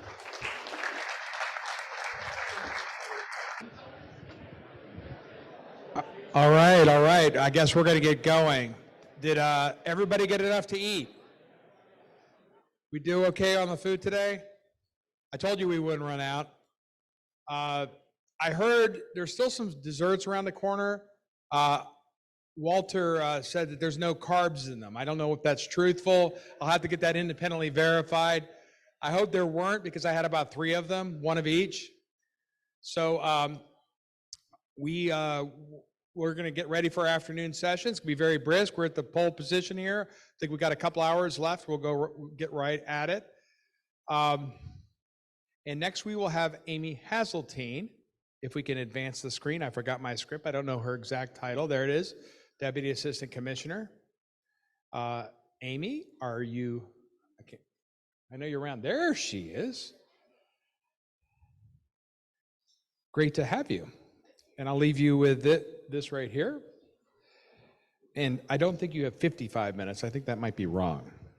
We could talk for 55 minutes if you wish. Good afternoon, everybody. So it's a bit of a challenge to be the post-lunchtime speaker. I'm trying to envision, is anyone in a food coma by any chance? Perhaps, maybe, possibly.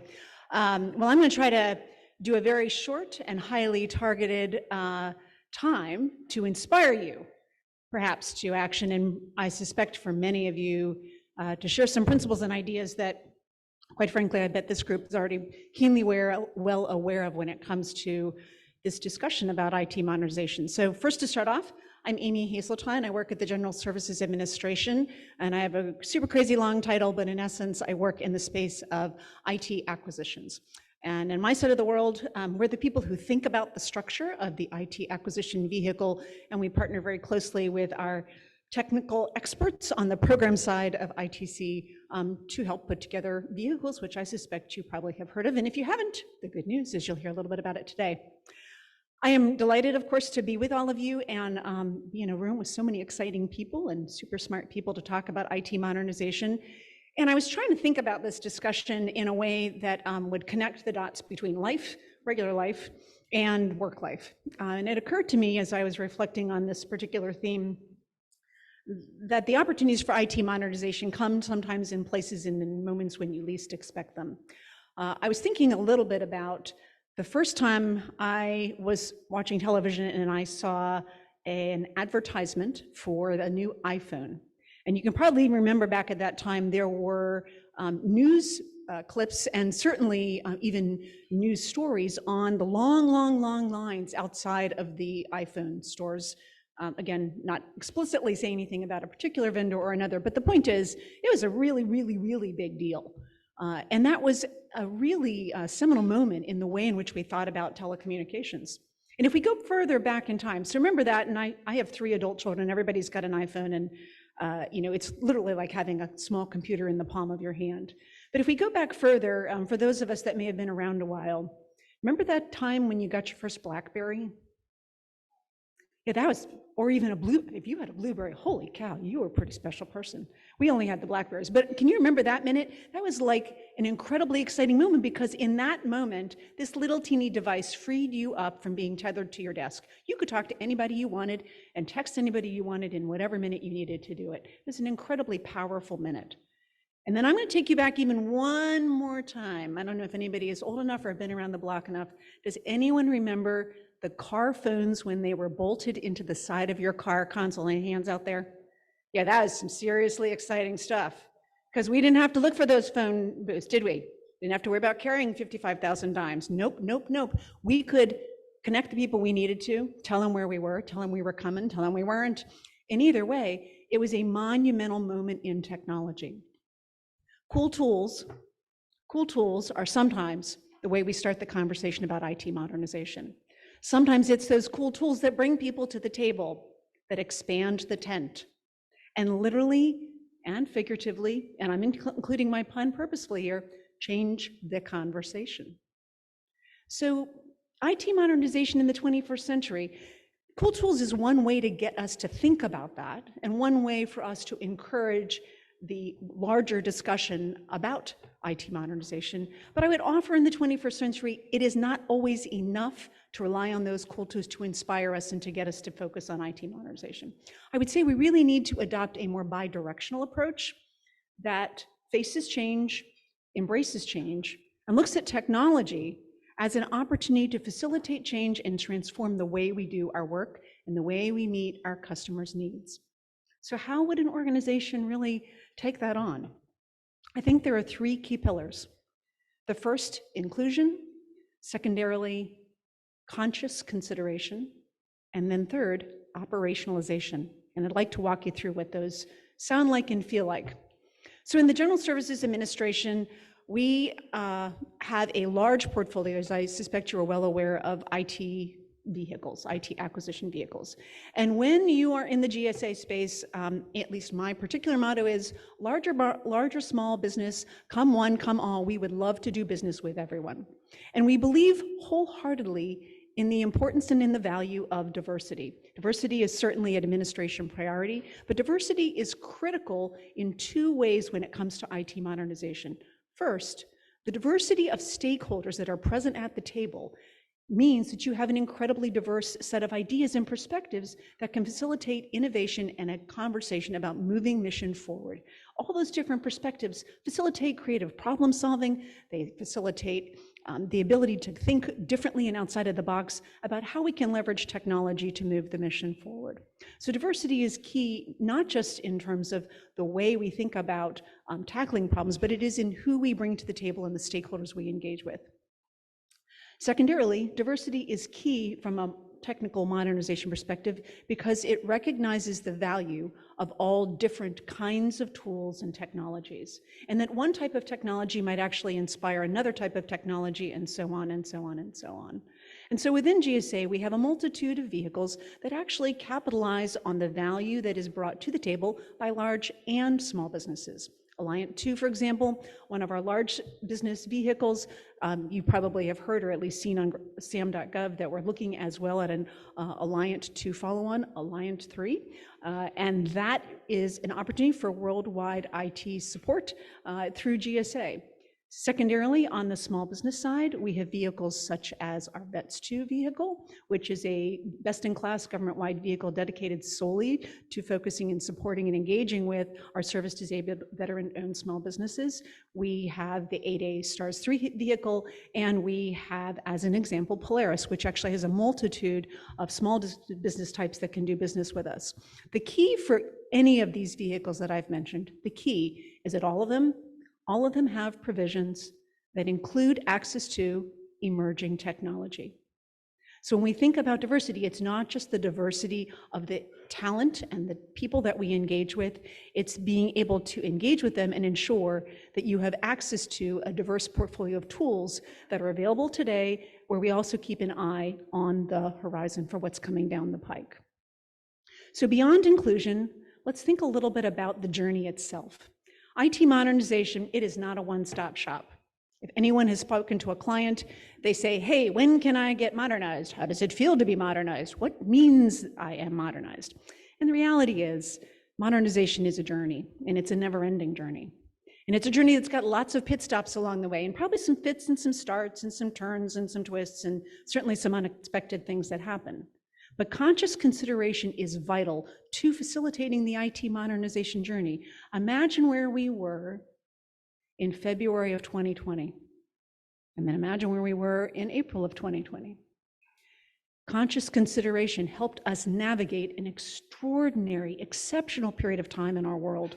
And we were able to leverage keen tools, technologies, and innovations to facilitate business and move mission forward, even in the space of the worldwide pandemic. Conscious consideration is key.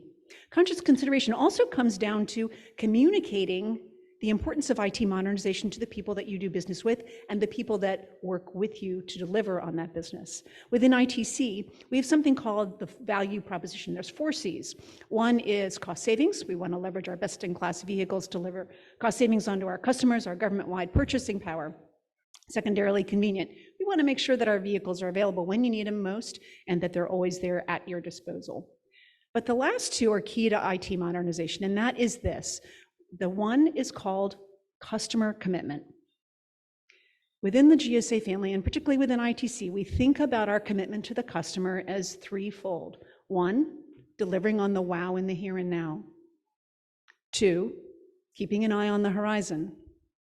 And 3rd, facilitating the journey, facilitating the transformation between where you are today and where you're going to be tomorrow, both from a policy perspective, a business perspective, and from a technical perspective.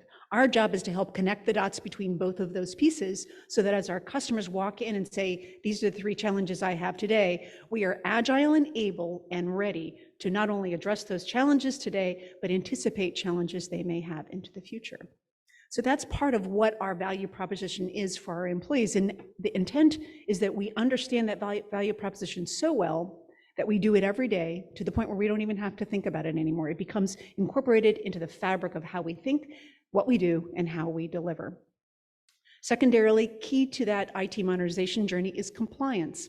Now, I'm a public policy wonk. I love thinking about the connection between law, regulation, policy, process, data, information, and technology. Those pieces all fit together in a nice, neat little package for me. Policymaking may not be your gig. You may be more of the cool tool person, but I would submit to you that understanding the framework of laws and regulations and what it takes to be compliant with those has a direct connection and really an opportunity to facilitate modernization. Think of the executive orders that have been passed related to cybersecurity. That was an opportunity for IT modernization because it talked about key principles that reflect a safe, secure, and sustained infrastructure. Not only is there a policy there, but there has to be vehicles there to help us get there, and then there has to be the acquisition and utilization of technology to help ensure that that is a reality and actually transpires. So compliance is critical for the General Services Administration, not only in terms of how we structure the vehicles themselves, but also ensuring that the products and services we make available are compliant and are safe and secure for our customers. So that's an equally important piece. So as we think about this construct of inclusion, conscious consideration, and operationalization, conscious consideration means that you are able to speak with your customers, convey to them in a way that is clear and resonates the value and import of technology in supporting their needs today into tomorrow, and that you're going to be with them in that journey. Finally, what is this thing about operationalization? So I am, as a mother and as a worker bee, deeply, deeply committed to the notion of not just thinking big thoughts, but doing big things with those big thoughts. And operationalization is intended to reflect that exact concept. So we can design a construct that incorporates a multitude of diverse perspectives. We can set up a framework to give access to a multitude of really interesting and exciting tools and technologies. We can even communicate effectively to our employees and our customers about the value that technology provides and the opportunities we have when policies and laws change to take advantage of those technologies. But unless we actually have the vehicle or ways to deliver on it, they're words. They're words. So we want to figure that next step out, that operationalization. So within GSA, there are a couple different examples I wanted to share with you that illustrate how we do that operationalization. One is making sure that we've got vehicles that allow you to get what you need when you need it today and into the future. Secondarily, it's in the way we guide others to make important and informed choices. And third, it's individual actions that we take to ensure that whatever we're buying today and using throughout the course of any particular acquisition is safe, secure, and sustainable. In terms of the acquisition vehicle itself, we have an EIS vehicle. You may be familiar with it. Focuses on a wide range of tools and technologies associated with telecommunications. That vehicle was actually designed with two key aspects that I want to share with you. First, it was designed to understand and incorporate emerging technologies that we don't even yet know. There's actually provisions within the contract itself, and in terms of the organization, we have an entire team that is established to actually contemplate and scan that market horizon about what's coming down the pike, so that as they become aware of it, we become aware of it, and then we can build that in and accommodate that in the course of the vehicle, and then, of course, make that technology available to our customers. Secondarily, that vehicle is a direct reflection of some of the core foundational principles exhibited in the executive order on cybersecurity. Again, a reference to the zero trust architecture. And the reflection of EIS of policy and process and making it available from a technical perspective is how a customer can have the totality of that experience and make that modernization journey happen. In terms of how we guide others, equally important, you can be an advocate for IT modernization within your own agency, but kind of as the phrase goes, you can encourage others and fish for them, or you can teach them how to do the fishing themselves. So we just put out in the last year a buyer's guide, Zero Trust Architecture Buyer's Guide, that helps advise, guide, and inform our customer agencies on what's important as they think about and take those steps toward a modernized technical infrastructure. And then finally, actions we take ourselves. We have within the General Services Administration a robust supply chain risk management program. And the importance of supply chain risk management, and I suspect, again, I'm probably preaching to the choir here, is that we understand supply chain risk management throughout the totality of the acquisition lifecycle. So that as we are looking for solutions today, contemplating solutions for tomorrow, we have a robust and holistic approach to understanding the technology and looking at that technology, making that technology available in a safe, secure, and sustainable way. So as we wrap up, I would leave 3 final thoughts with you. When it comes to IT modernization, number 1, it takes a village. It takes everybody in your workforce, it takes all of your customers, it takes a wide and diverse array of partners across our vendor community. Number 2, you gotta walk the talk. You can't just say the words, you have to have ways to make modernization real, accessible, and support your customers through that journey. And then finally, there is a phrase, it's not about the journey, it's about the destination, or it's not about the destination, it's about the journey. I would say all true, and yet this journey is not a journey with an end. This is a never-ending journey.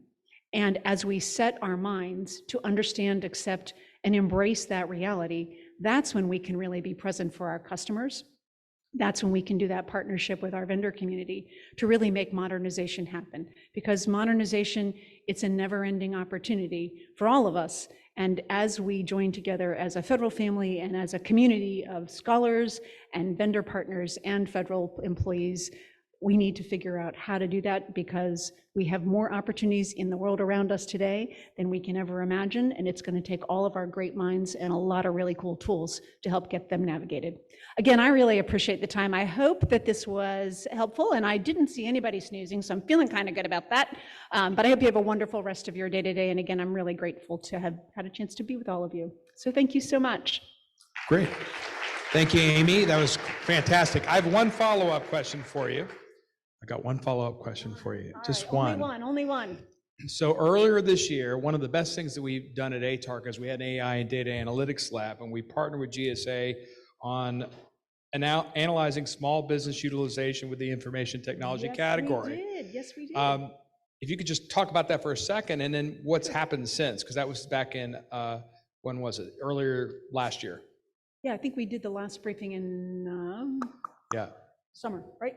Yeah. Yep. If All you right. could talk about that if you want. I absolutely can. So this was a small project, and again, thank you to our colleagues in ATARC for the engagement with that. Again, we have a large-scale focus across government on the importance of diversity, equity, inclusion, and access. And one of the questions that we were contemplating within GSA is that when we engage with small businesses, is it enough to just make sure that there is a diverse set of opportunities available to the small businesses, that they can get an award with GSA, and that they can operate in a sustained fashion to engage with GSA, not just in a one-off, but in a consistent and long-term basis? And then we wanted to ask the question beyond that, well, what's the impact to communities when you have a small business who actually has a long and sustained relationship with the federal government? What is the socioeconomic impact associated with that? So some of the questions that we tried to, those 2 questions which we tried to address are key questions, because as we think about our portfolio and frankly, IT modernization, we need to think, at least from a public policy perspective, not just about the results we deliver to the customer in the immediate, but the larger term and longer term results that may be felt across the totality of the public, because they are ultimately the people we serve. So as part of this, we did some data analytics. ATARC was an incredibly valuable partner. We're still in the process of working through that, but the idea and the model is that the better we understand the data and the statistics related to small businesses and how those small businesses, particularly those that are in a sustained relationship with the federal government, can then translate some of those benefits to their communities, I think that's an opportunity for all of us to continue to explore, and we are absolutely doing that within GSA. Step by step, row by row, we're going to make the garden grow. You're welcome. Thank you. Thanks again, everybody. Have a great afternoon.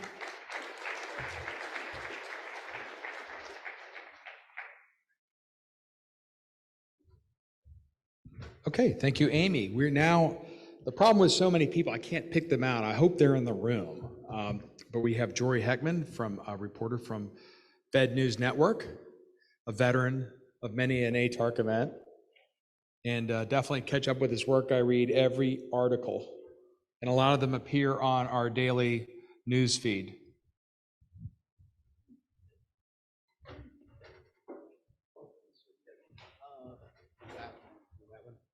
I'm good with this. Yeah. Thanks, Tom.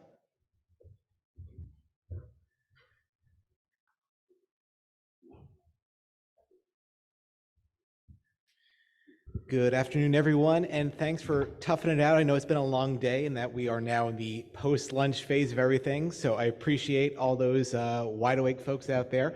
And as our panelists are getting situated, I do want to just throw out a shameless plug. If you're interested in conversations about AI and automation and RPA and all of those good things, please do check out my podcast, All About Data, where I speak with agency CDOs, with folks in government making a difference when it comes to data modernization. It's all about data. It's got my face on it. And it is, if nothing else, introducing the radio crowd to podcasts and the podcast generation to radio. So it is both on 1500 AM and also wherever you get your podcasts. So with that, that being mentioned, I would like to mention and introduce our great lineup of panelists here. We have Greg Singleton, the Chief AI Officer for the Department of Health and Human Services. We have Michael Pascal Jr., the Program Manager for RPA at U.S. Citizenship and Immigration Services. Michael, I think we've been on a panel before. Great to see you again. We have Bonnie Evangelista, the Tradewind Executive Lead over at the Department of Defense. And we have Andrew Zezwitz, the CTO for REI Systems. Everyone, thanks for joining me for this afternoon.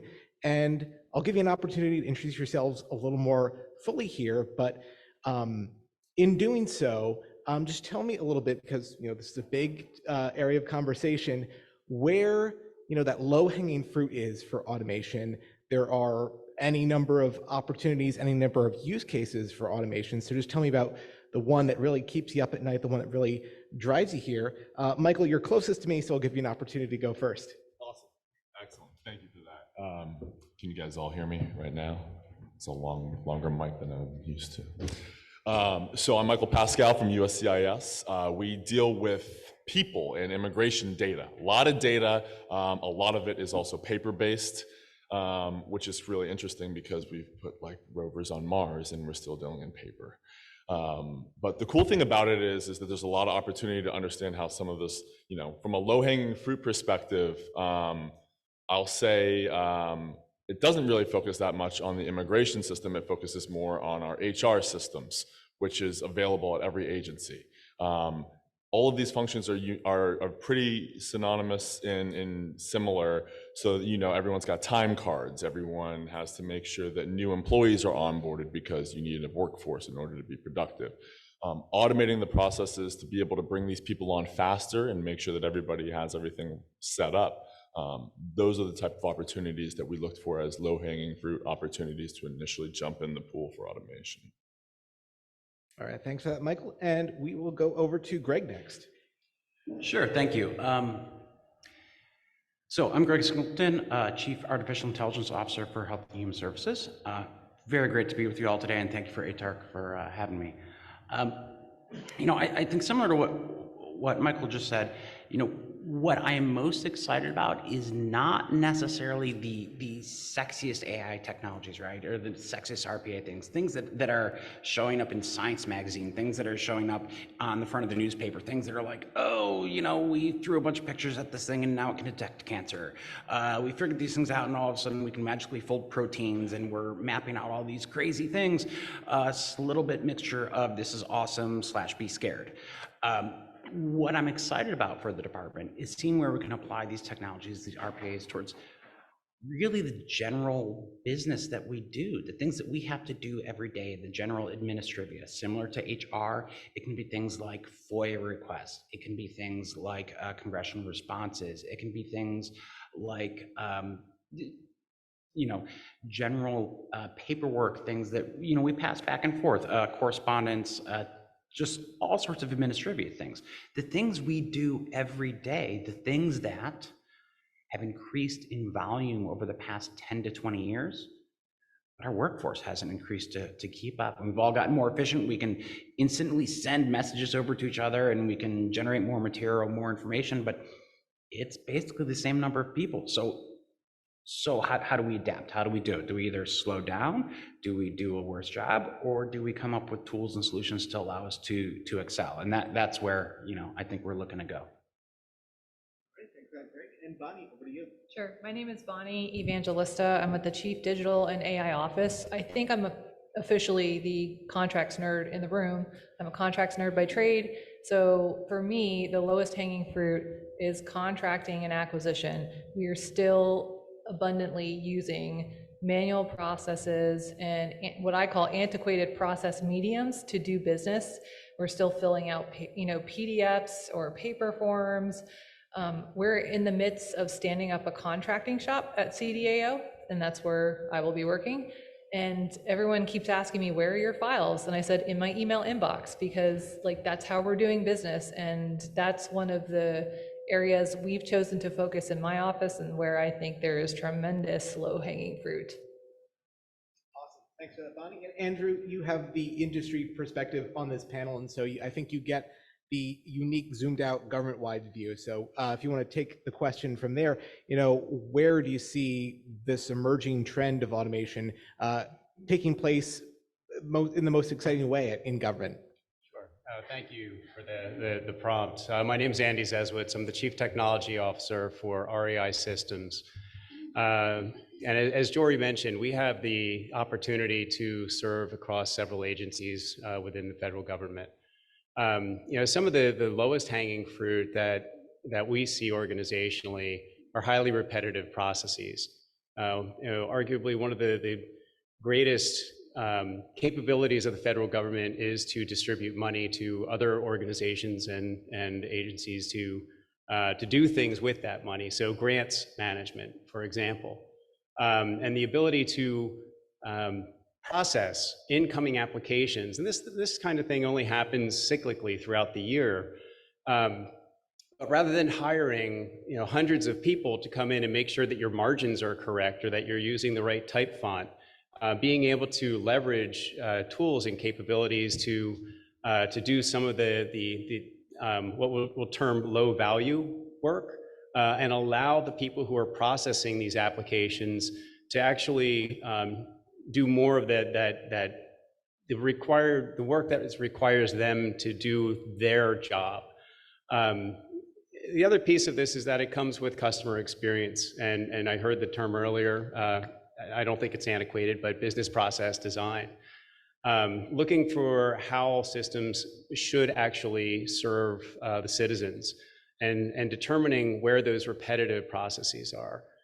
Determining how we can actually support that, whether it's through AI, whether it's through RPA types of capabilities. So whether that's entity enrichment as we're looking at a data pipeline, or whether that's, again, looking at processes that can be automated through bots. So again, thank you. All right, thanks, Andrew. I'm going to drill down into something you said, Greg, about the workforce and how automation can be this way to empower the workforce. You said that the workforce isn't growing in any kind of way, but the workload sure is. And so managing those two things seems to be a real opportunity, a real value proposition for automation. Just tell me a little bit more about what automation can do to lift that workforce up. Sure. Again, the fundamentals are there, and we're not the only ones to look at them, but it's the increase in data, the increase in communications, the increase in, if you want to call it, noise around the environments that we're all working in. And we have this amazingly dedicated workforce. We have people that are here for a mission, for us, for Health and Human Services. We have people that are there for the citizens, for the health, for human services, for taking care of people, and our missions span, from birth to old age. And so our workforce is dedicated. They want to do a good job, but you have challenges when people are kind of overloaded by processes, overloaded by volume, overloaded by transactional communications. So how do we take those things and I think Andrew specifically said, the low value stuff. And it may seem as low value because it's boring. It's transcribing things from here to there. It's making sure we've got the right fields, the right data codes. But that takes time. And if we're able to take that work, if we're able to do it in a repeatable fashion, if it's a process that happens over and over again, for instance, I think it's CMS, Center for Medicare and Medicaid Services, I believe we process 12 million requests for reimbursement a day from care providers across the nation. That's just an immense volume of material that needs to happen to allow the nation to flow. So when we can take these systems, and that one, by the way, is relatively fully automated, but if we can take these systems and get them into a mode where we automate the easy stuff, and then we're left with the, let's say, 15% of the workflow that is, that's weird, or we don't know what to do here, or that's a question. And then the workers can apply their expertise and they can say, I know what to do here. I've been here 5 years. I know how we handle this. And so you solve the stuff that's easy with the RPA. You solve the stuff that's routine with the automated processes. And then you save what's frankly the interesting, fun stuff for the workforce. And, we get more work done. People are more empowered. They're feeling happy with their jobs and getting greater satisfaction. Can I follow that up, actually? Absolutely. Do you guys do automation out here? Can I get a show of hands for people who are automating? All right. So we'll pivot for a second. Don't make the same mistake that we made and just focus on the low value stuff. This technology is proven, right? It's out there, it's in use. Our brother and sister agencies are using it. So if you really want to make the biggest dent with your resources, go and automate a high impact, high value workflow or process and get your resources back, right? You want your people to be able to focus on the hard things that only a person can do. People spend so much time worrying that, we're going to take these jobs away, or, there's a barrier to entry because of security. If you focus on the high impact use cases, you're going to get buy-in and people will not want to go back. That's plain and simple. I fully agree with that. Absolutely. In the sense that, like, from my office's perspective, there might be people focusing on low value tasks, like my office, or in my position, I'm focusing on high value tasks. As an example, in contracting, like, we're asking questions like, can an AI or can a bot write a contract?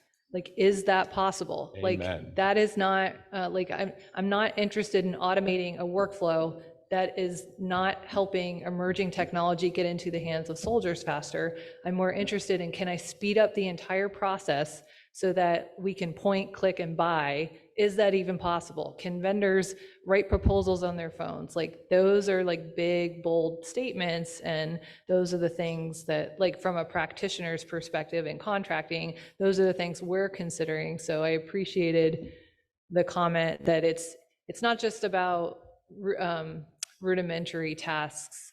And even from a government perspective, I think there are some of us who are trying to go big and go bold, but it can be hard from a workforce perspective, because I think, like, you can't, I don't know, it's hard to scale because of culture. Yeah, well, as far as the big things to work on here, I think the whole focus of Trade Winds is like this culture shakeup, around acquisition, around contracting, and in terms of big things to tackle. I can't think anything bigger than culture. How do you get people to not just go for the low-hanging fruit, but for swinging for the fences and going for that higher order stuff? This isn't a very technical answer, but at least, like, the approach, like, we've taken under Tradewind is, like, when you go big, like, you focus on the scoreboard, because that's the only way people will believe that it's possible. And sometimes, at least from a contracting and acquisition perspective, people don't know what's possible. They're just living in their lanes and understanding what's possible based on their experience and their precedents, or what people tell them are possible. So if no one's pushing the envelope, so that's what we try and do. We try and push the envelope until something breaks. And then when we think and we believe in a model, whether it's, this is RPA and AI and modernization. So, like, we're working on a prototype. It's an AI-powered contract writing capability. So we have a working prototype, whether it's that, or it's like changing people's mindsets about how you can use acquisition authorities to go faster or to get a better end state for your user, things like that. We're trying it. We're trying it all. Like we do pick, because we want to go after the high value tasks. We're not going to settle for the low value stuff. We want to see if we can break the mold and break the glass ceiling from an acquisition perspective. Yeah, I love what you said, and what stuck out to me is that RPA, like the cost to entry it's so affordable and quick and easy that why not take a risk on something? I think our classical thought and history is that these big system upgrades and modernizations take a long time. They cost you time, they cost you money and people. But if you have something that's quick and relatively easy to scale, it's like, why not go ahead and implement a simple solution, a simple technology on a pretty wide scale or big solution? Like that's going to make a bigger impact. And we're okay if it doesn't work, because then we know. If you only take 2 months to find out something doesn't work, then it's like, okay, I can dust that off. So just to follow up on that, it just kind of seems like for this, again, this big swing for the fences type deal, that it's important to take that incremental approach, build a little bit at a time. If it's viable at that point, great, keep building more. But if not, then, well, maybe let's try something else. Is that kind of the approach to go about doing this? I'm not telling you to drive without a seatbelt, right? It's like, let's just know that we can push this a little farther, and just knowing, this is like a generational gift that we're going to give to the people who come after us in the workforce. The people who implemented the internet, right? Like everything that came after that, like this is something where everyone's going to build off of what we do. And if we hold back at this point because we're scared to make a mistake, then, the next 3 or 4 generations are going to be behind the ball. And we know that, I'll stop talking. I've been talking too much. Go. No, you're on a roll. You're on a roll. I don't want to cut you off mid-thought, but Andrew, you're on deck. 1 second. I just want to follow up with something you were saying, Michael and Bonnie. Obviously, you have a great use case over at DoD with this, this contracting writing AI that's, being incubated here. But what are those swing for the fence use cases over at USCIS? Okay, so the latest thing that we've been doing is, like I said, we deal with a lot of paper applications, specifically people applying for asylum, which means that they need help, right? It's scary. I need to leave where I'm from and come here because there's a threat against my life. So there were front logs, which we call the paper applications, of over 30,000 applications where people were basically transcribing them manually to computers. One of the things we did is I don't know, maybe like 4 or 5 weeks, we built an automation where you scan in that, and using simple OCR, it's lifting that data and entering. You do a manual validation really quickly, and it's pushing that data to the case management system. The ability, that's a difference between taking 30 minutes to manually look at a paper application, between less than 10 minutes for a bot to go through, extract the data, submit it to a case management system, and now that person has an opportunity to come to the States and seek asylum. Like, those are the opportunities where it's changing the way that we do business. Typically, when you have a problem, you just hire more people and throw more resources, more people transcribing. It's like, we don't have to do that. And not only is this process being done at multiple service centers, but we just standardized the way to do it. The easiest way to standardize a process is to automate it. Now everyone's doing consistently. The entry level for training is basically non-existent because it's being automated, and your throughput is faster. So you start making a dent there.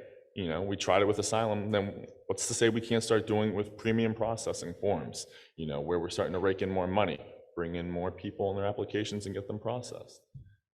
All right. Oh, Lord. Did you catch that? Yeah. I will let you know once I finish my interview.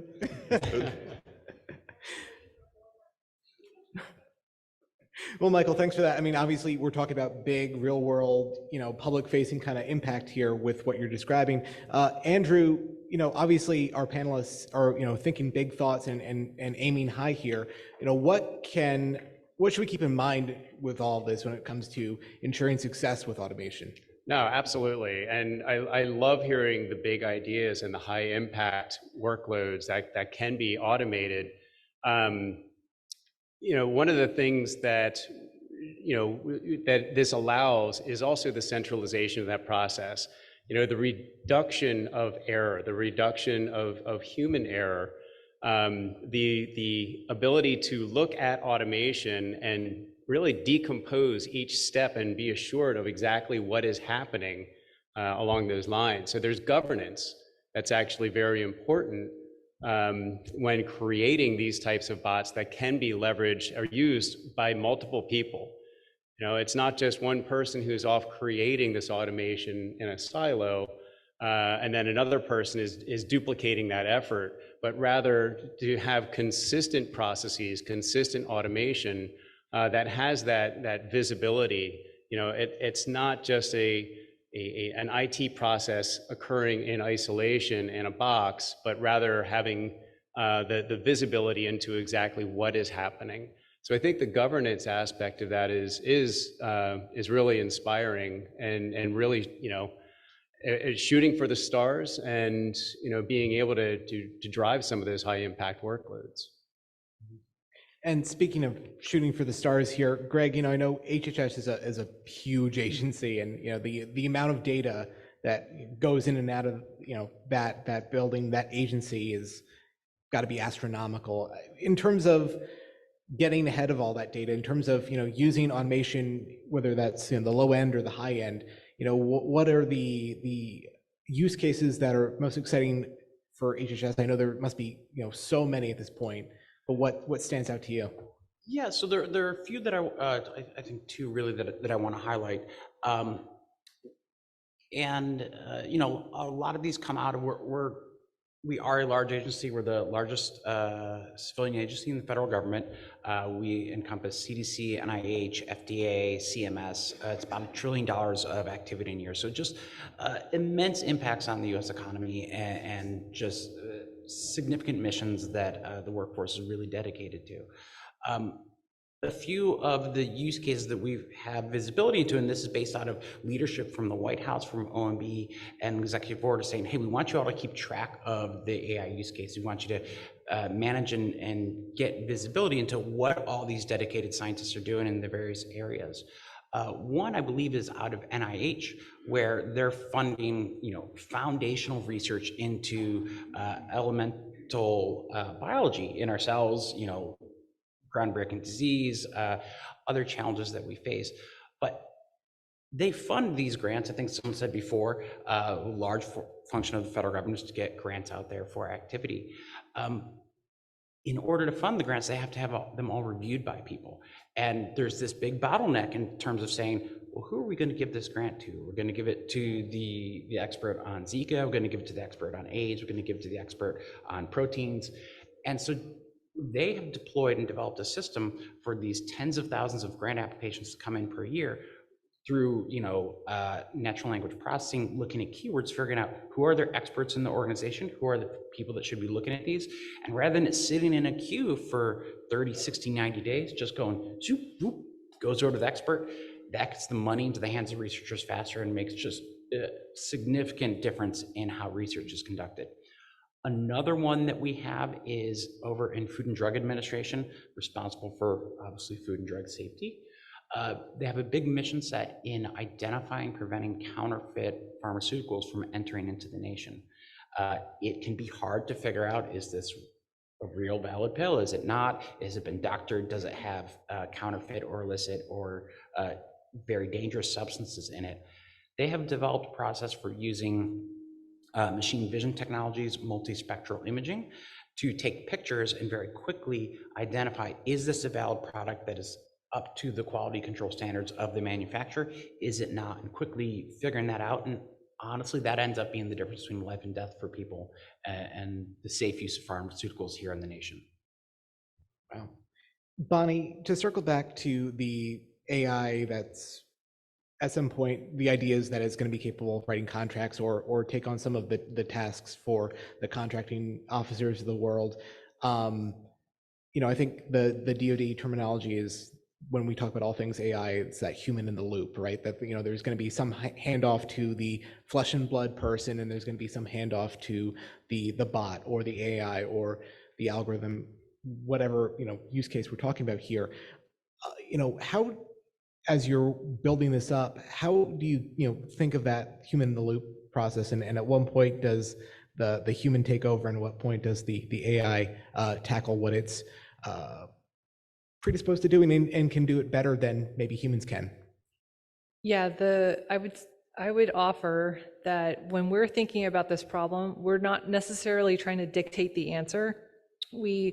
We're identifying first and foremost pain points and challenges in the process, and then it's up to the developer to help us use the technology or adopt the technology in a way that allows it to either go faster, better, cheaper, all of the above, because right now it's just, we want speed to contract in my functional lane is extremely important, and I think it's going to be a differentiator in whatever cyber wars are going to happen in the next few years. And one of the things that we're focusing on is, can the AI help practitioners or problem owners, use cases, mission? Because right now I'm kind of in a setting where we don't really have traditionally trained acquisition people who are trying to articulate problems to us. So can we help them even articulate what the problem is? And that's where we started, and we have a working prototype. It's acbot.com. Anybody can sign up and help us. Like, if you want to join the experiment, bring your use cases to us.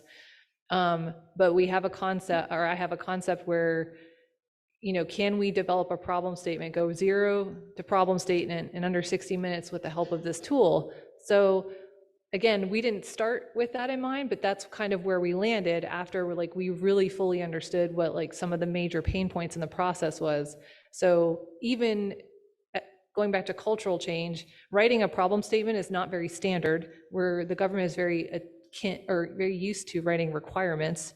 So this is a mindset shift culturally. So not a lot of people may understand, okay, I need to start with my current state, look at my future state, look at my operational gap. And so we actually used a very small data set and we're trying to start training the model to help us build a problem statement from nothing.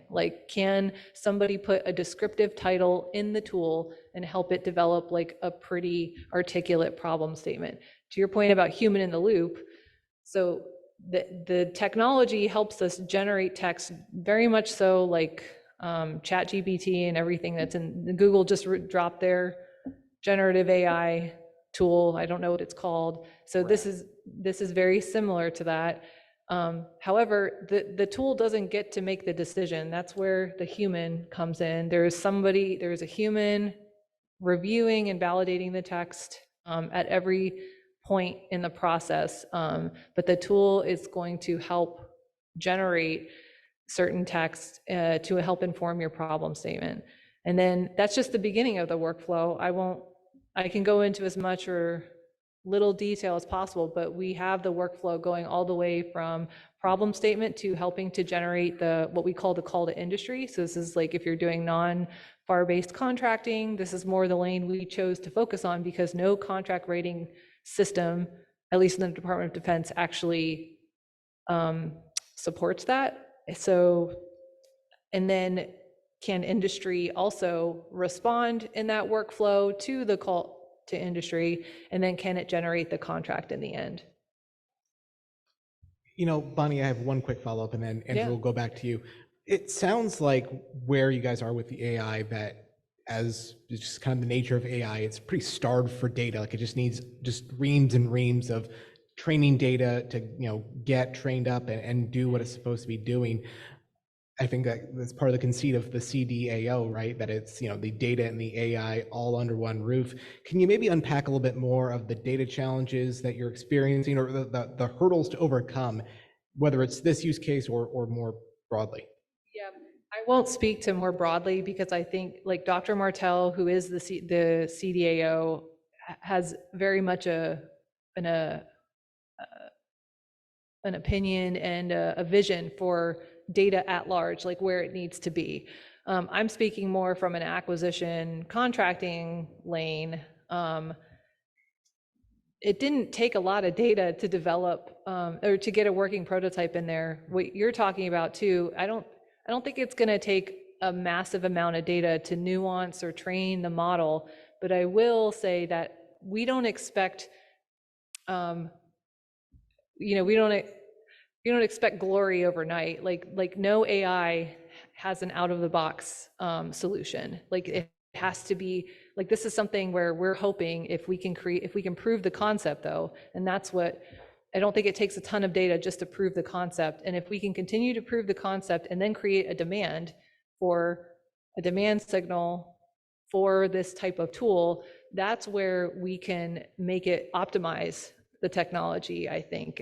And I fully understand though that the tool may not be in a place where it's completely operational within, I don't even know how many years it takes, but there's a very smart person in the room who taught me that this, like, AI is like, a human lifespan. So when an AI comes out of the box, it's like children, and even children have to learn and grow just as much as AI also has to learn and grow. So I'm hoping that the tool, because the technology has enabled us to basically solve like really hard pain points in my functional lane, we've given it a chance to be enduring, I guess is my point. But I'd like to highlight that there are various types of AI missions and applications, some of which very much rely on your internal data and require systems integrators, they require large infrastructure, they require training. There's a lot of AI out there that's just ready out of the box for other tasks that are applicable. And sometimes it's stuff that we don't even recognize as AI, but things that are built into existing software solutions, platforms that are available. And so it's not always the case that AI requires your own custom curated data set from your own agency. There are a lot of applications that you can use right now without that custom coding and integration. Then there are those next level challenges, those things that are very exciting and challenging where, okay, yeah, we got to get serious about data. We got to get serious about the curation, the privacy, the PHI information, HIPAA, all those things. But there are diverse use cases, and we got to be aware of the applications that are appropriate for each of those use cases. Michael, I saw you were taking some copious notes. We'll get back to you in a second. But Andrew, I do want to fold you into the conversation here because, you can't have AI without the data. They are just inextricably linked. And so, what are some of those data hygiene, data best practices that agencies need to have in mind here to go and do the exciting stuff that we're talking about? No, sure. Thanks for the question. And it comes back to, at some level, having that expert also continuing to validate the outcome of a machine learning or AI generated task, right? We've all heard the horror stories of what can happen when AI goes bad, right? When learning is actually not monitored or when you wind up going down a particular path. So, diversity, equity, inclusion, and access absolutely have to be monitored whenever we're leveraging something that is learning. And the beautiful thing about it, as Bonnie said, is that these things can evolve over time. They can learn as we grow in the use cases, as we're generating more data, because let's face it, we're not generating less data. Every year, it's just more and more data that can be fed into these systems, but we do have to have that due diligence to ensure that the systems are learning, and they're learning within the boundaries that are acceptable for the government. There's the reality that citizens have to trust their government and the services that are provided by the government. If something goes wrong within one agency, it doesn't just impact that agency, it can actually impact the reflection of trust across the government at that time. So there are definitely a need to continue to have that diligence, that hypervigilance, to ensure that as we're adopting these automations, that they are actually acting responsibly. Yeah. And Michael, to double click on Andrew's point there, there is a lot of data. There's only more being produced every day. And I think, as we said earlier in the conversation, get that signal to noise, getting, the most information out of the data what seems to be top of mind for you in terms of, again, tying this data to the AI part of the So I conversation? want to borrow something from all of you because I thought you guys hit on really great points. So we're going to walk back to human in the loop for a second. You guys are familiar with automation with the bots. There are attended bots which run off of a person's credentials, so it acts as if it's that person. And then there's unattended bots which run off of an NPE or any type of certificate to operate as its own entity, and basically operate perpetually or however long you want it to, right? They don't take lunch breaks. So one of the things that we've been doing, I'm going to tell you guys about, we can say all these good things that we're doing. I'm going to tell you some of my challenges. You get to hear my problems today. In dealing with people's data, everyone thinks the biggest concern that we have is PII. We know how to handle PII. It's the format of the data. How do you build a model around data that's typed and handwritten, and you can imagine how many different types of handwriting there are out there. Like sometimes people are writing like they broke their hand. So to train a model with test data does not really represent the operational data that we're going to be seeing. And people speak different languages, which is like one of the biggest challenges. So I go back to operator in the loop. One of the ways that we're approaching this is building models. We're starting to build models and allow users to do manual data validation as validation for that model. And as we get more confident and mature in this approach, that's when we get the opportunity to start transitioning to unattended automations using AI engines and models to be able to process this data 24 hours a day. That's our goal. But in order to do that, you need to have that confidence. And I think that's gained by keeping the human in the loop, by understanding the data, on a limited use, and then expanding eventually to unattended bots, so that now we have full up and running models and bots, and we're starting to make a bigger dent into, our issues. But like I said, the format of the data and having it be representative has been one of our biggest challenges, because as much as you want to take fake data from Harry Potter and all the Disney characters, it's not going to emulate someone's handwriting, Well, just to follow up on what you're saying, attended bots versus unattended bots, is USCIS rolling out unattended bots? And if so, where are they being used? So, okay, right now we're using attended bots and what I'll call semi-attended bots. Attended bots typically take up your computer, right? Like you're not able to do any other tasks while it's operating, which we found to be an issue. A lot of people are like, this is great, you got a bot, mission complete, right? No, like I have a job to do. I can't sit here idly while this bot is running on my computer. So what we did is we implemented semi-attended bots. So we use Citrix for Workplace as a Service. What this does is it allows us to have a second window, right? Like picture in picture, and you run the automation from that Citrix environment, and it allows people to use their computers again. So now we're doubling your capacity right there. But we still have the problem where people only work 8-hour shifts. So our goal this year is, right now we're trying to understand how the credentialing is going to work for unattended bots. And if any of you guys out there have ideas, please reach out to me. I'm here to learn. But what we're trying to do is figure out how the credentialing will work so that we can have these perpetual bots running, more than 8 hours a day, to kind of help us put a dent in. So they're coming. We're just figuring out some of these challenges. I think the benefit is that at DHS, a lot of our systems, a lot of our security requirements are similar enough that if one of us figures it out, then we should all be sharing that information with each other. Mm-hmm. And, I think one thing that I'm taking away from this conversation is that obviously there is a wide spectrum of what automation is, right? The low end of things, it's the RPA, it's the machine learning, it's, code basically, it's pretty explainable on the face of it versus the, the high octane, the AI, the things that, can continuously learn, can continuously, adapt to its environment, the things, the Skynets of the world, as, I think more than a couple panels have brought up.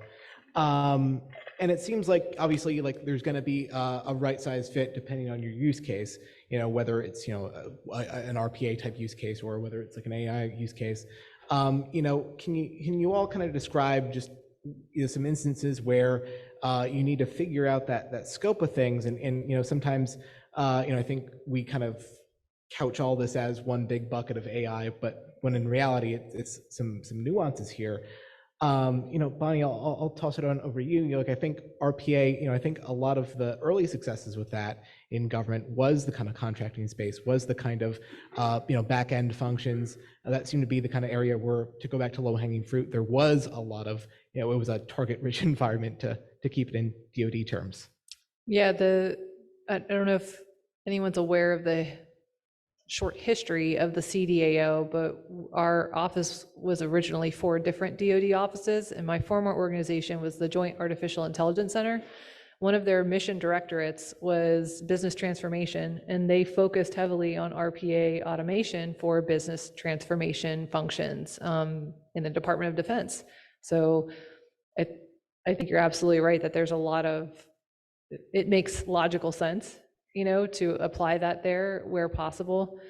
I'm not sure from a DoD perspective, even we fully had an idea though on what problems we were solving when we were applying RPA. That's just my brief kind of experience working with that office. But I think there's a lot to be said with what you said about I think there is a little bit of, I would say, art to how we're applying technology in the right settings with the right use cases. Even within my use case that I've been talking about, we're doing a combination of generative AI, natural language processing, and maybe a little bit of RPA, just like a little bit, but like we didn't come out saying we want this here and that there. It was more about understanding and identifying, like I mentioned earlier, the problems and the pain points so that we could understand how to apply the technology and optimize the end state we're looking for. Mm-hmm. I know, Greg, that HHS is working on an agency-specific data strategy, and I know you can't speak to that specifically until it comes out, but can you just maybe tell me, again, going back to that data and AI linkage here, what your agency is going to be mindful of and what your office is going to be mindful of going forward with, again, making sure that the AI can get the most information, the most knowledge out of the data that passes through HHS. Yeah, thanks. And with the acknowledgement that the data strategy and all that stuff is still under development, but I think there are a few things that, at least from my perspective, I'm looking at and hoping we're able to incorporate into it. One is just viewing data as an asset for the department. So understanding that data is not just something that we transact. It's not something we just take in and then output. It's an asset and something that we have a responsibility to leverage and understand and make use of for the betterment of the nation. We certainly saw this during COVID, where all of a sudden we had vast responsibilities to understand how many patients are in this one hospital in this county in Iowa. How many pediatric ICU beds are available in this Missouri location? And so understanding this isn't just people reporting stuff to us, this matters and we have to make actionable decisions on it. So understanding that the data is an asset and utilizing that is really important. I think another one that I'm hoping we're able to incorporate is the data as a learning resource for the public and as a resource for the nation, not a resource for the department, not a resource for the institute, not a resource for Greg's office, for me to study and for me to learn about and just publish a paper afterwards. But data as an asset for the nation, for researchers, for academics, for corporations to leverage in real time to make decisions on. Again, in COVID, I think for one of the first times we were putting out real-time information about, caseloads, infections, other things that was driving the Washington Post, driving New York Times, and driving understanding across the nation about what's happening. We started getting contacted from researchers, folks in Colorado saying, hey, your data says this, we think there's something else going on. We're like, oh, that's interesting. Oh, okay, talk to us. Let's figure this out. So you start to have collaborative science. We've had folks in Maryland reaching out saying, hey, we think there's an issue here. Can we dig into this and understand it? And we'd say, yes, we'd love to do that. It's just a different model. It's a collaborative model. It's a different model from a static we as the government take your data, we process it, we think about it, and then we push it out. It's much more integrated. And so I'm hoping we're moving towards that model of working with the nation and just collaborative resource. All right. Well, I see we're getting close to time. Andrew, I'll give you an opportunity to give us some closing thoughts here, particularly, to keep this forward looking, where do you see the future of automation in government and again, some of the key takeaways we should take away from this conversation? Sure. I think one of the biggest opportunities is the juxtaposition of automation and customer experience. And when I say customer experience, it's not as a contractor, federal agencies being our customers. It's the customers of our customers, whether it's a US citizen, whether it's an individual applying for citizenship, whether it's a government employee who's actually using these systems and actually doing that journey mapping and looking for the opportunities and the appropriate use case for the appropriate technology, whether that's an ML enrichment pipeline, whether it's a robotic process automation bot. But really, looking forward, there's such an opportunity to make vast advancements in citizen service. The executive orders are there, the funding is kind of getting there, but it's just such an opportunity that we're on the precipice. Thanks. We have a couple more minutes. If there are any questions out there, Tom's going to be around with the mic. So if we have any hands, I think we have one way out on my left here. Oh. Hi.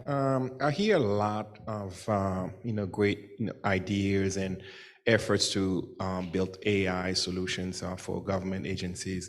But what I've not heard so far is, are the agencies willing to also establish some more what you call responsible AI, and just to make sure that whatever you're creating is not going to harm people or cause any harm to people? All right, responsible AI, any takers there? Yeah, I mean, just to say, I think one of the core principles driving and really main areas of activity with the White House and across all of our agencies is on responsible, trustworthy AI. There's an executive order on trustworthy AI. I think it's 13960. There's likely, I know there's ongoing work looking at equity on AI.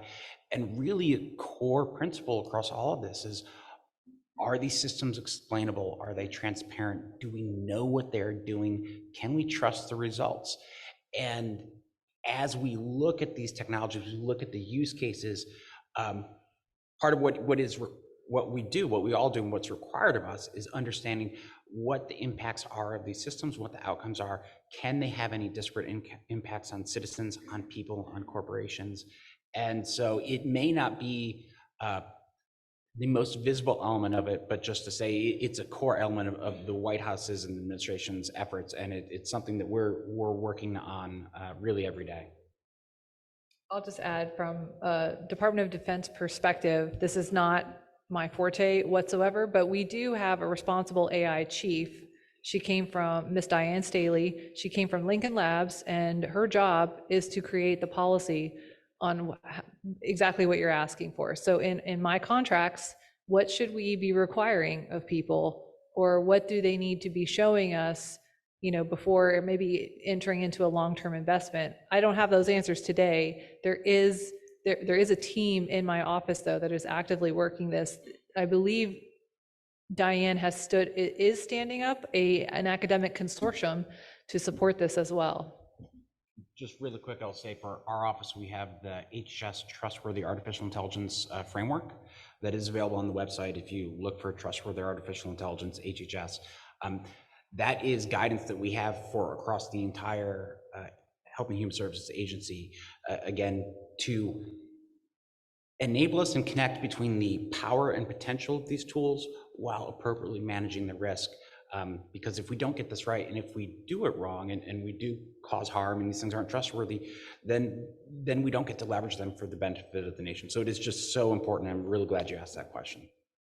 All right, Tom, we got time for one more question? Sure.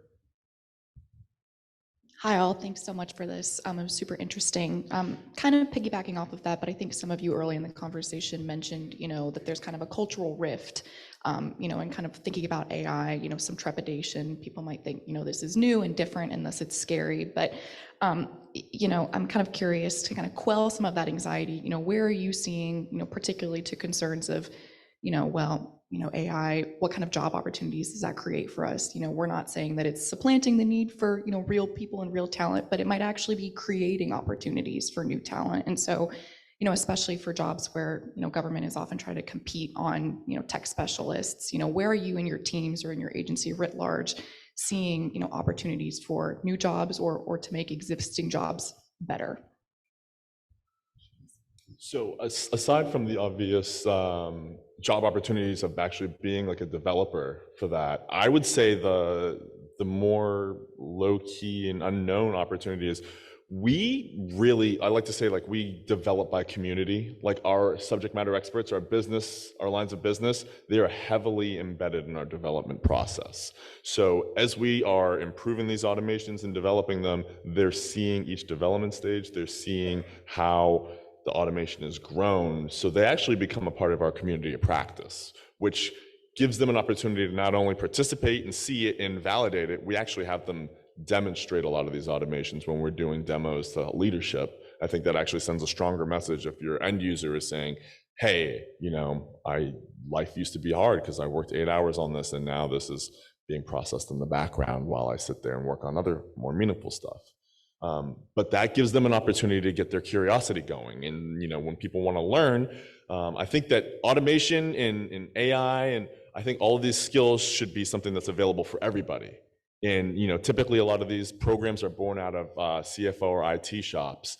And I think that's unfair. I think that is a stigma that follows it. And I think that everybody should have it because like we saw, procurement is somewhere that needs this type of HR is. I mean, those are in every agency. So why wouldn't we want people to be trained and understanding and knowledgeable? Because they're going to bring ideas that are going to proliferate all of this. So I think it grows from within, and it's an opportunity to bring other people on to kind of help support that.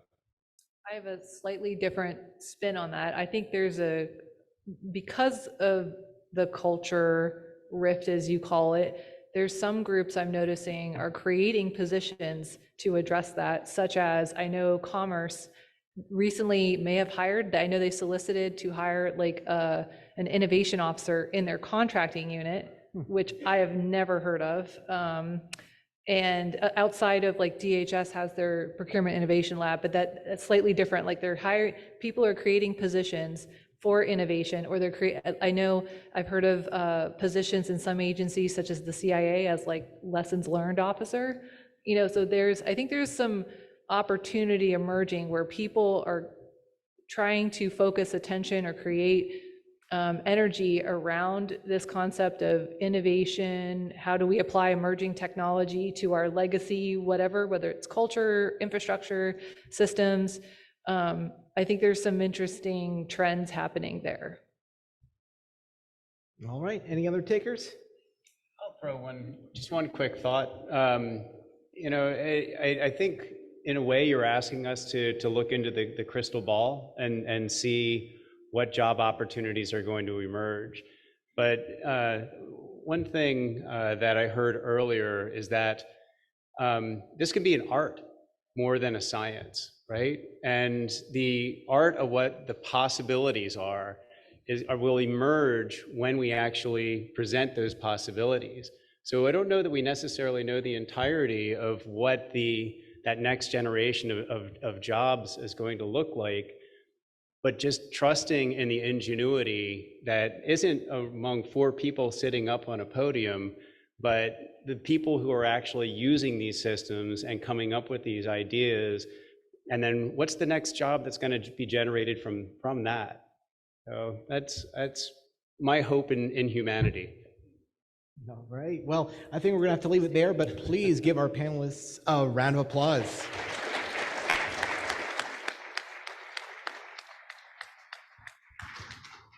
Thank you, Jory. That was a fantastic discussion. Appreciate it. We'll see you probably the next adventure we have. I'll be back. And a little shout out to Michael over there. He helped us develop the better procurement event that's coming up here, and we have a working group around better procurement. So we're at our last Tech Talk of the day. It's a 7.5 minutes power talk by Steve Boberski. And Steve is the CTO, I don't have my glasses on, but the CTO of Genesis. He's one of our most active participants, and no pressure or anything, but you're actually going to be member of the month for the month of March. There you go. I didn't even know there was a member of the month. That's very cool. Yeah, well, you'll get it. That puts you in the running for member of the year. Oh, very cool. So I have 7.5 minutes, right? So just quick, who I am and what we do. Public sector CTO for Genesis. We are a customer experience company. We focus on, changing the dynamic of how you and your agencies would interact with your constituents. Typical call centers, what we used to be called, right? Call centers emerged and modernized from call center to contact center to customer experience, right? Along that journey, technologies evolved with it. And everybody's in their modernization, this is a modernization summit, right? Everybody's in a different journey, a different point in that journey. Everybody's got something they've moved, something they haven't. How do you figure out where you're going? When the contact center space and customer experience, we talk about analytics and journey mapping because you can't figure out where you're gonna go unless you know where you are, right? So it's really important for any type of technology migration. Discovery, I talked about it earlier, talk about it real quick. Discovery is the most important part. You have to have the right stakeholders, and you really have to make sure you're gathering data points and you have measurable statistics where you're going. So from a contact center perspective, what we do is we can sit and we can introduce into an environment, any manufacturer, any OEM's environment, a way to analyze an end-to-end journey of a constituent, regardless of what channel they come through and regardless of where they're headed. So if you have a web page, if you have text, if you have typical call center where you're calling in on the phone, how do you figure out how to make that better? Where do you need to go with it? Well, the first thing you need to do is figure out whether what you have now is working or whether it's not, right? So in order to do that, you need a snapshot. The technology we introduce is called Pointillist, and it's a way to do journey mapping, right? It's the first phase of what we call journey orchestration. Once you get this map complete, you can start moving into where would I introduce AI, where would I maybe predictive routing, some kind of engagement, otherwise to optimize these transactions. But first you have to see if they're making it or not, right? So typical example, a web page. First thing everybody wants to do is throw a bot at it. We talked about this all day. They do not solve problems. They can automatically, they can introduce challenges, right? The worst thing in the world is when you go to a web page is if you're starting to do a transaction immediately, something pops up and says, can I help you? I'm good. I didn't ask for help, right? So can I help you again? And you can say no. They'll pop up. That gets old fast. But even when you have a bot that's very carefully orchestrated, you still have to be able to measure the success and efficacy of whether or not that's really doing anything you need it to do, right? So what Pointless does is it measures transactions across multiple channels for one person or a group of people. So if you see someone's coming to a web page, they may or may not have enacted a transaction. From you can get a lot of statistics of what's happening on that web page, but where do they go next? And why do they go next, right? If you don't have the right information, you might say, oh, look, everybody's going to this web page from here. They go straight to calling an agent. I need to hire more agents because, this transaction demands more attention. But you need to find out what's happening on that web page, right? But if you don't see that transaction, if you don't notice that they're moving from the web page to calling an agent or to a different medium, you don't have that data, you're going to miss that, and you're going to make maybe a decision that doesn't make sense, right? Also, you have to decide where to spend your money and how. Once you start optimizing the technology, and it doesn't matter if it's contact center, it doesn't matter if it's database optimization. Once you start down the journey of discovery and analyzing, you're going to have an opportunity to appreciate savings and all kinds of other benefits, but you have got to have a plan, right? So when I was in high school, I was in the Civil Air Patrol. It's a ground search and rescue auxiliary of the Air Force. If a plane goes down, they call us. The other thing we did was look for lost hunters who would endlessly go into the woods with a compass and no map. I don't understand. I had a compass. They're just going to walk north. If without a map, without a place to compass does you no good. So you can have all the data in the world. You also have to have that vision, right? So we talked about this earlier on the panel I was on. Everybody else has talked about it. When you're starting this journey, make sure you have an idea of where you think you want to go. So the way we do this is it can be large scale or small. We recommend you take some key transactions and take a look at that journey from end to end, and then make sure you have measurable statistics on the other end and say, I want to determine, it doesn't matter if it's a statistic like reduced call handling times, or I want to reduce the bounce rate off my web page, whatever it is. Make sure you have trackable, measurable statistics so you can measure your success, right? All of this is aimed at, modernization, optimization, whatever you want to call it. It's all about improving the experience for the customer and improving the experience for the employee on the other end.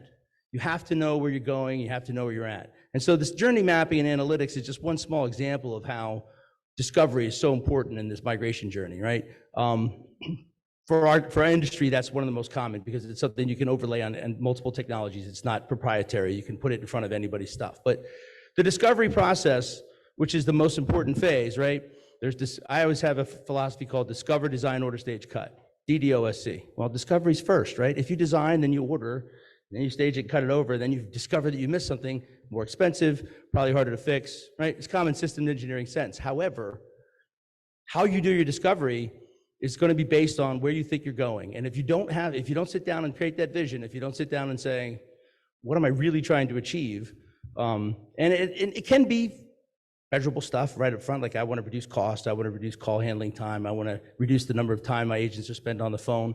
But if you take, and we talk about introducing empathy into this equation, and we believe by doing that, by making the experience better for the citizen, the constituent, and for the employee, that all those other things will take care of themselves. So once I've done my journey mapping and I identify what we call friction points, which is where am I having trouble? How can I fix it? Maybe this bot needs to be optimized. Maybe the web page needs some tweaking. Maybe I need to change how calls are routed, introduce some type of automated routing to make sure they get where they need to go. Whatever I do to optimize that journey and I measure that success. If you're doing it properly, what's going to happen is when someone's calling in or whatever medium they use to reach you, you will be context aware now. You've gathered this information and this data. You've now orchestrated their journey to be optimized. And I can now present data to the agent that says, oh, I know where you've been, and I know what you've done. Once I have that information, I am now empathetic to the caller, right? So, or whatever media. I keep saying caller, it's habit, but it could be email, chat. As long as I know you've been to the website, you've tried to do something and may or may not have been successful. I know maybe you've called 3 times and didn't stay in queue long enough. Maybe you requested a call back where your issue wasn't resolved. I have that history in front of me now. I have an AI, some analytics going on in real time we call it agent assist, which can maybe put up some suggested FAQs based on analyzing the call and the context to say, here's some questions, here's some things they might want to know, here's some information that could be handy. But once you do this, you start focusing on the citizen experience and you be empathetic as an agent. I've now optimized the agent's experience. Agent is happier. They're not playing inquisitor. I don't have to ask 20 questions. I can go right to the problem. I can absolutely start helping the person. I know where they've been. Once you've done that, everything else takes care of itself. The caller is now spending less time on the phone or whatever medium he's using because you didn't have to explain where he's been. You as an agent are happier now because you don't have to play 20 questions. Did you reboot your machine? Did you try the website? Have you done this? When you start optimizing that journey and you start introducing empathy and you start making the conversation more effective and more efficient and happier, employees happier, less pain, less roteness. Maybe you have introduced some bots for self-service and this time it's optimized. Wherever you tweak that journey along the way, right? Once you introduce this empathy and you do it carefully, you have an opportunity to get everything fixed itself. Call times are shorter, handling time is better, retention is better, problems solve themselves. The money will find itself. It'll pay for the rest of the journey. So it's about discovery, guys, and I think that, I use CX as an example, but that's where we're going. Yep, I think, Steve, we need to start a working group around this. I tried this about 2 years ago, and there's just so many problems that aren't your technology that get in the way. It's like I've got unions at this one call center. I've got like 5 different call centers. I'm putting out bids that require you to have a physical person. They could care less about the technology. They just want people. So I think that's something we need to maybe organize, because I think there's a lot of chance. We're talking about customer experience. That's how you improve customer experience for our veterans. They don't know what to call. They can't get through. My poor daughter had her IRS. She got a note from the IRS. They screwed up her taxes. I almost jokingly said, go call them, try to figure it out, but I didn't. We had a chance to get a use case, but it's game-changing stuff. We're working with NINA and FCC on, next generation suicide hotline integration with 911. Talk about in the future adding escalation through video, not losing contact with that person. Now you're changing people's lives, right? But you still have to figure out how they're reaching you, where you can touch them, and how you can better improve that contact, right? So technology is an enabler, right? That's Thank you, Steve. Thanks. See you next time. Yes, sir. Yeah. Okay. All right, we got the diehards left. Actually, most of you are sticking around. That's fantastic. We have our next panel, and we've got Mickey. I got on the wrong page, Mickey.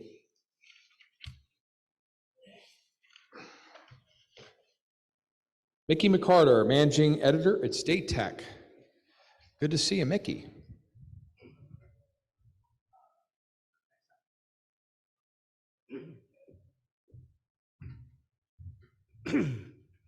Thank you, everyone. We'll call our panelists to the stage, and I will introduce them for you. This is our last panel of the day, so, to echo Tom's sentiment, we thank you for sticking with us for so long and being so attentive. As our panelists walk on the stage, I am going to introduce them. I don't know what order they're sitting in, but the order I have them here on the list, we have Jane Zentmeyer, the Deputy Director of Architecture and Transformation for the Office of the Inspector General at the U.S. Department of Health and Human Services. Andre V. Mendez, the CIO of the U.S. Department of Commerce. William Watkins, Director, IT Program Management in the Office of the Chief Information Officer at the National Nuclear Security Administration in the U.S. Department of Energy. And Guy Cavallo, CIO of the U.S. Office of Personnel Management. Thank you for our panelists. Would love it if each of you might say a few words about, your IT modernization milestones in the past year and what's going on at your agency.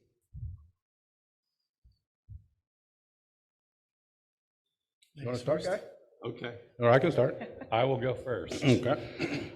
We all know that the world of hybrid computing came up suddenly with COVID with us, but what I saw when I got to OPM is that we were still in the process of expecting people are only going to be at home another day so they can work on that 400-page document on their laptop screen, and it'll be just as efficient as when they had big monitors in the office.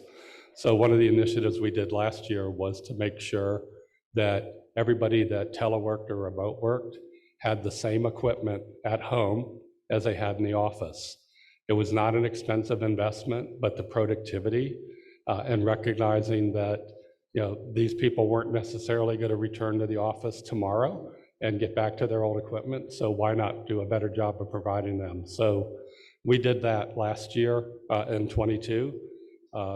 I will say our FEV scores went up about 20%, so it was definitely well received by our users.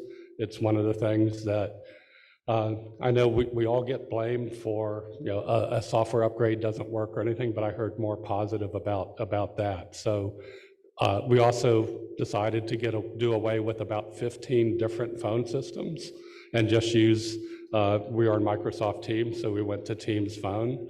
So the enterprise now had one enterprise solution for productivity, for sharing, versus 5 or 6.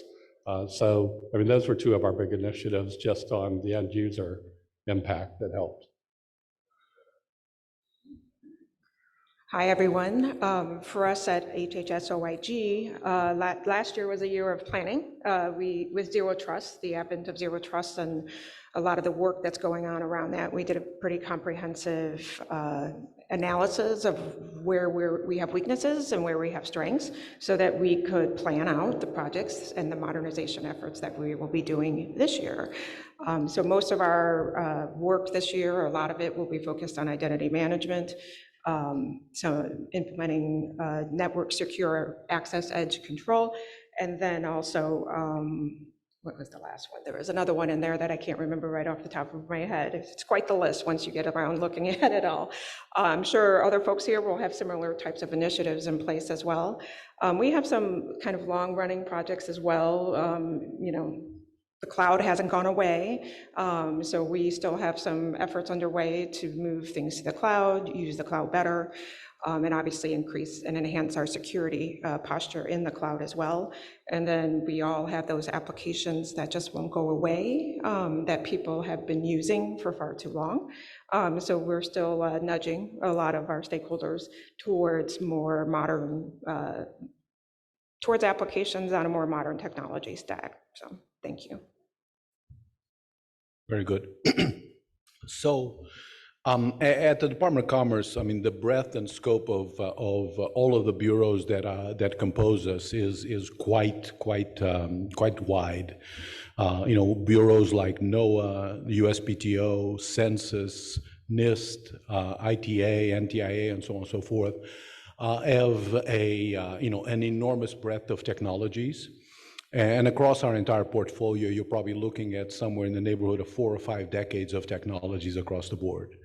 We have bureaus that are 100% cloud-based already, some that are very close to that.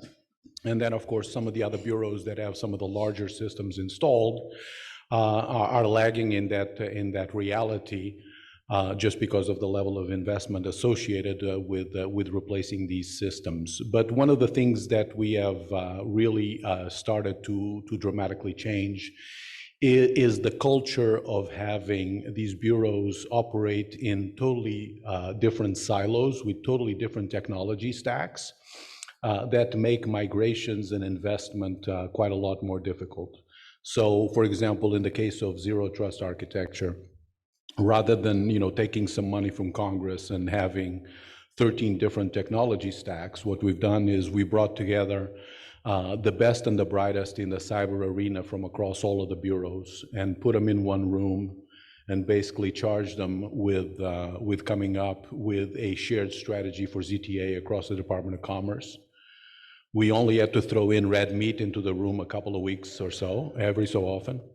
But the reality is that they came after initial reluctance, I will tell you that. They came away with a well thought out strategy that we are now in the process of implementing that uses that shared paradigm and that hopefully will reduce both the complexity and the number of lowest common denominators from a cybersecurity standpoint that will allow us to move forward. Because one of the things that we absolutely want to do is leverage data across multiple bureaus because of their potential significance. For example, with weather data and economic data and census data and patent data, you can create a very interesting ecosystem of new knowledge that you can then leverage modern tools in order to mine and to leverage for the benefit of the American taxpayer.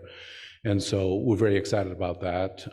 It's not without resistance, but culture, as you all know, is at least half of the challenge of technology migrations and technology evolutions. How do you follow that, right?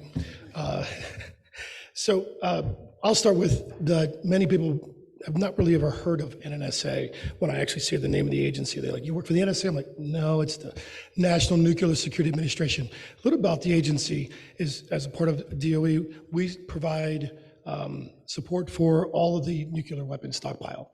And so that's our main mission. Other parts of our mission include non-proliferation efforts, as well as reducing nuclear terrorism threats across the globe. And then the last part of that is to provide nuclear propulsion to our Navy fleet. And so to that end, my job is to make sure that we provide IT systems, both and OT systems across the environment with an emphasis on cyber security readiness and, of course, mission enablement. And so some of the things that we took on this year was to, of course, support the Executive Order 14028 with zero trust and enabling some cloud technologies. And so a lot of our networks are air-gapped. So we started involving private cloud technologies so that we could then leverage some of the cloud-native application development platforms such as OpenShift, and then start to modernize a lot of our infrastructure and applications that manage a lot of those mission-critical systems.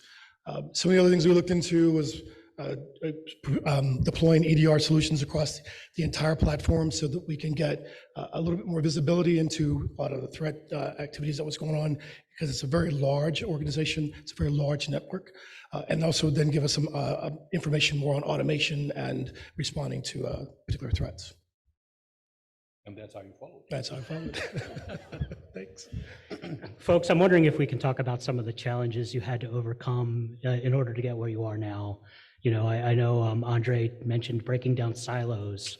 You know, historically, you know, I think some agencies could have people in the same office who didn't talk to each other as well as they might, and now they were all working remotely for some unspecified period of time. Plus, you had to build all the systems to enable them to do this remote work, or at least augment the systems you had in place to support that. I'm wondering if anybody might sort of share some of the challenges and the journey to where you got now. Sure, I'd love to jump in on that one. I love modernizing with technology, but legacy processes and not changing the culture will always defeat modernization. I will give you an example.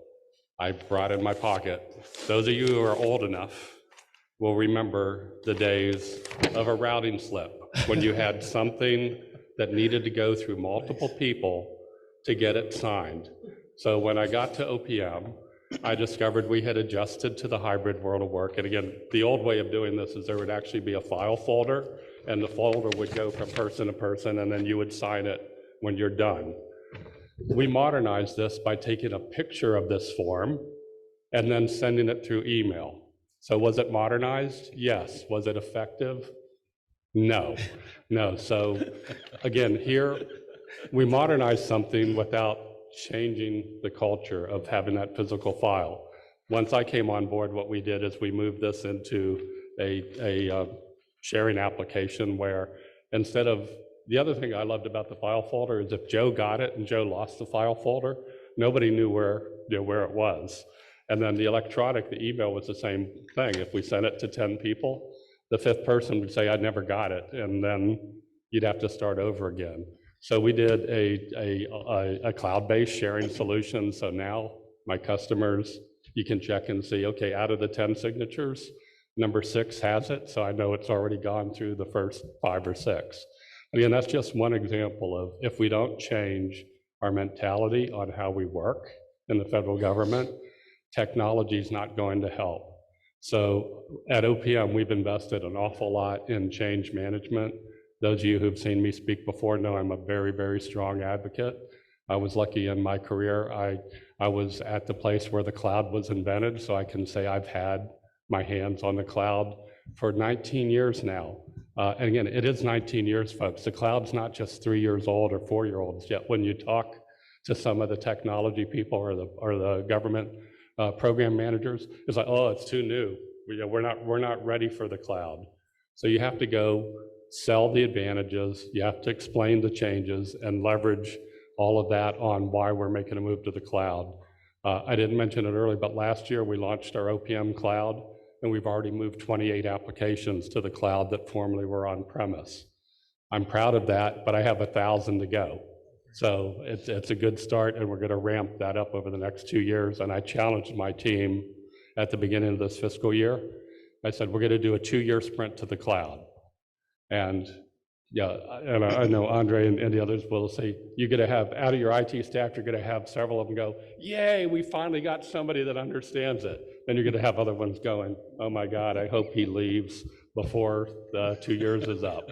So, but I think I gave my team a goal. It's a very hard goal to meet, but without that goal, this could take 20 years. So changing the culture, setting the tone, you have to lead from the top and challenge and help push the team. The other thing we did is we offered unlimited cloud training to everybody on my staff.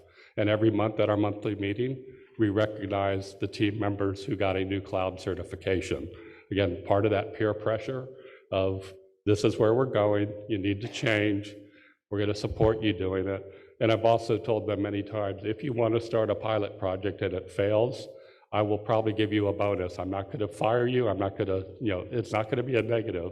I want you to try it and fail instead of being afraid of failure. I'm a big advocate of change management too. Once you've built a couple applications, the favorite conversation I always have with a lot of my teams, you end up in a situation where the stakeholders have asked for something in the business process. But for some reason, the developers did exactly that, and nobody helped them figure out, well, maybe that's not really what they were asking. And it's interesting to watch the communication breakdowns between our stakeholders who are simply asking for X, but somehow the developers gave them X, but everybody really wanted Z. And it's fascinating to try to work through those issues and to understand sometimes the technology is not broken. It's doing exactly what you asked it to do, but you really didn't want it to do what you asked for. And getting your stakeholders over that initial understanding that they are responsible for their business processes and we are implementing something to work for them. It's not always the technology that's broken. It has been a fascinating change that I think is going to have to continue to occur for many years to come. I think the other place where we often break down is not just with IT versus or working with their stakeholders. It's also in, especially for the cloud, you need to also have your acquisitions folks on board. You need to have your budget folks on board. I've often gone to do modernization efforts in the cloud, and when you get to the contracting thing, well, in 220 days, we'll be done with your new contract. Okay, well, in 220 days, which is like 8 months, there's going to be a whole nother IT solution out there that needs to be modernized. And so we tend to run very far behind simply because we have to wait for the acquisitions process to finish. And the same thing, with our budget folks. Well, what do you mean you don't know what the cloud is going to cost down to the penny next month? I don't. It kind of works like the air conditioning. Do you know what your air conditioning bill is going to be in July? And I think sometimes that impedes our efforts towards modernization because not only are we working with our stakeholders, we're also trying to work with those folks in acquisitions and in budget to try to help us move forward. So really, when it comes to modernization and culture change, it's culture change across the board in order for it to be successful. Absolutely. So my first cloud-based system was in 1981. We called it time sharing, and there was a mainframe that provided services for everybody who dialed in on Ray Calvedic 300 baud modems. And that was a cloud-based system effectively, whether you like it or not, right? In 2009, Special Olympics was 100% cloud-based in the modern cloud interpretation. In 2014, my first agency was 90% cloud-based, and the only part that was not there was HD editing for video. It was very difficult. In 2018, ITA was basically 100% cloud-based. So the solutions are out there, right?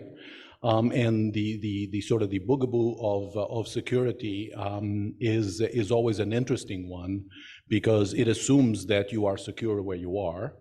And that, when it comes to comparison with modern systems, all of a sudden, the old systems become nirvana, all of a sudden, for no specific reason, but they become something that we can't get away with and risk, damaging the organization by going to something new. So that doesn't work. The culture needs to change, and the way that we collaborate needs to change. And that's across the entire federal government, quite honestly. Let me give you an example with zero trust architecture. So SolarWinds happened, and we got a request from Congress that said, how much money do you need to make sure that this never happens again? And so we pulled all of our bureaus, as if that was possible, but we pulled all of our bureaus and said, what do we need to do in order to ensure that this doesn't happen again? And we came back with an estimate of $230 million. And about 3 months later, Congress said, what can you do with 113? And so we had to figure it out. Now, if we had run the old model, what would have happened is we would have gotten $113 million. We would have spread it pro rata to all of the different bureaus based on their size, and they would develop 13 different zero trust architecture technology stacks, right? I said, no. Went to our budget team and said, I want to administer this thing. I want to bring everybody together. We design one system, and then we all implement it. I was met with, what? No. Congress will never give you money at the central location. They want to give money to the front lines, at the bureaus, not to bureaucrats like you at the Department of Commerce. Okay, I convinced them, please let me try to sell this to OMB and see how it goes. They let me try to sell it. Went to OMB. Explained exactly the same thing. The same face. No, the Hill will never give you the money like that. They want to give the money to the front lines, to the bureaus, not to the bureaucrats at the Department of Commerce. Let me talk with Congress and see what we can do. We went to Congress, exactly the same reaction, right? But in the end, they relented and gave us the money. And now we're going to have a zero trust architecture that is shared across the board. We will leverage economies of scale from a purchasing standpoint, from a training standpoint, from a knowledge management standpoint, and creates an environment that is now manageable, right? And half of the time we spend, we spend our time and energy and human resources managing all these different systems all over the place and not getting anywhere.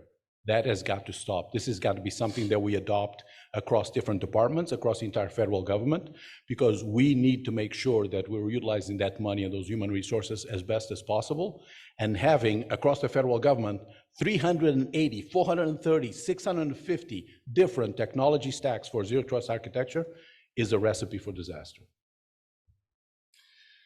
So if I haven't been with NNSA long, about 5 months or so at this point. And so I came in with a clear set of eyes as to what the environment needed, how I could put a management overlay on some of the things that we need to get done in the organization. And immediately I found there was a disconnect, and much like the culture that I think that we all depict up here, is how to take the new modernization efforts and the innovation efforts into your organization. And I don't really think people think about it that way. I think a lot of times they just think, oh, you're just going to throw cloud in, and next thing you know, everything's going to work for you. Or you're just going to lift and shift, which I think is like the worst words in the world, because they just don't work, right? And so first we have to put a platform in place that we feel like it can nourish development of cloud native technologies, show them a different way. But on top of that, we have to encompass cybersecurity, because that's the main part of a lot of what we do here at NSA. And so educating them, because a lot of times they don't have their hands on the keyboard. They're not working with the technology necessarily. They're not working with the application layer. They're not working with the infrastructure or the storage layer. So showing them how these things have to integrate with cybersecurity to protect them, but to enable the mission. And I think a lot of time that is lost. That's the challenge that I believe that we have, is that there's so much emphasis on putting controls in place, following RMF, making sure everything is set exactly needs to be with an audit for an auditor to come through.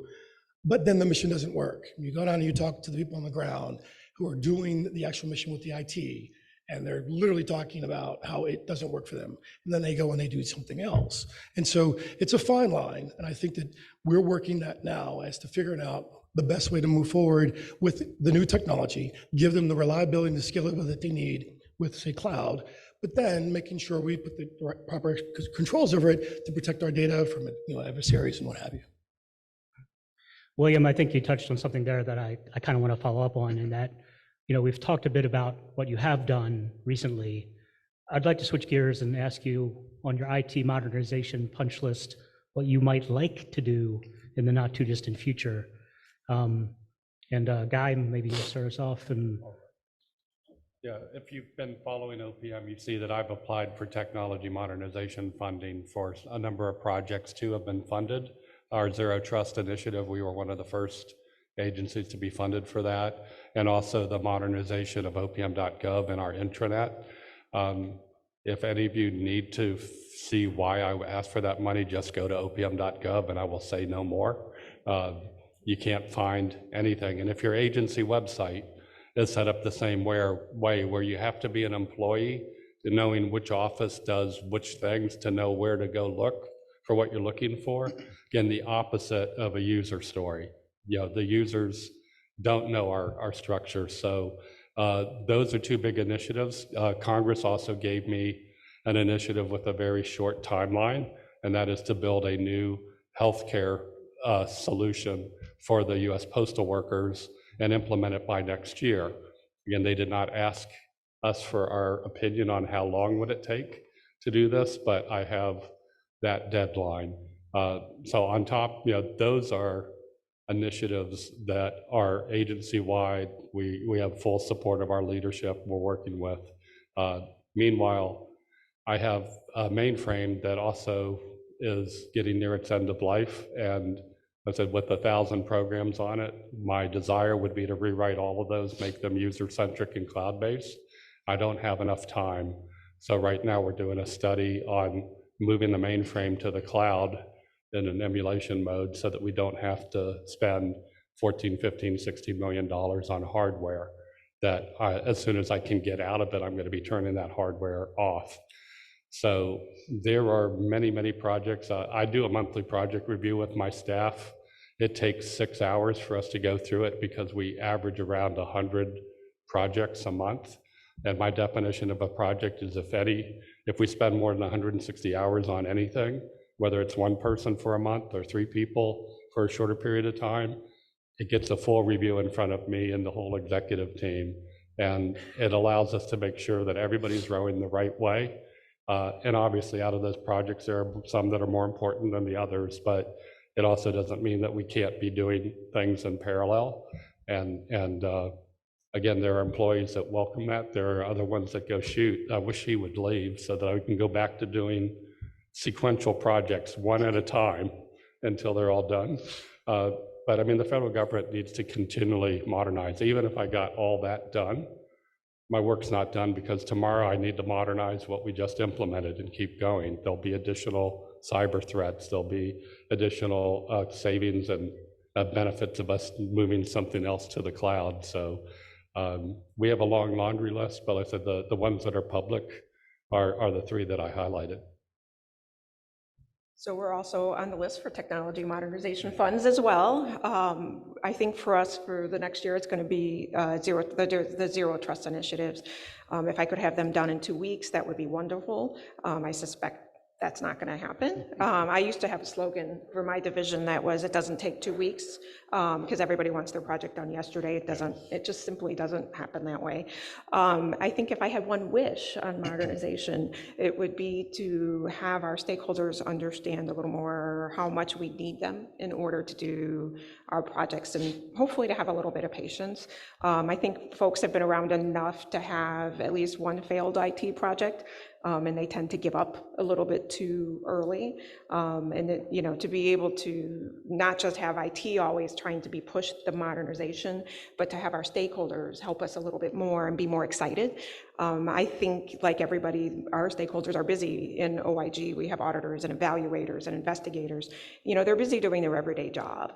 And they don't, when we come along and say, hey, we got this new thing for you, they're not always that excited that we've showed up for them because they're too busy doing their audits and evaluations and things like that. So for us, some of it is going to be modernization around our data as well. Like, how do we work with our data, our operational data, in a way that can really help us streamline the IT systems that we use to support it. We can't have everybody having their own data sets, because then we have multiple systems that come out of those multiple data sets. So we have a number of areas from which to grow in, but I think a lot of our focus will be on the zero trust architecture projects that we've identified, and then also just continued work with our stakeholders.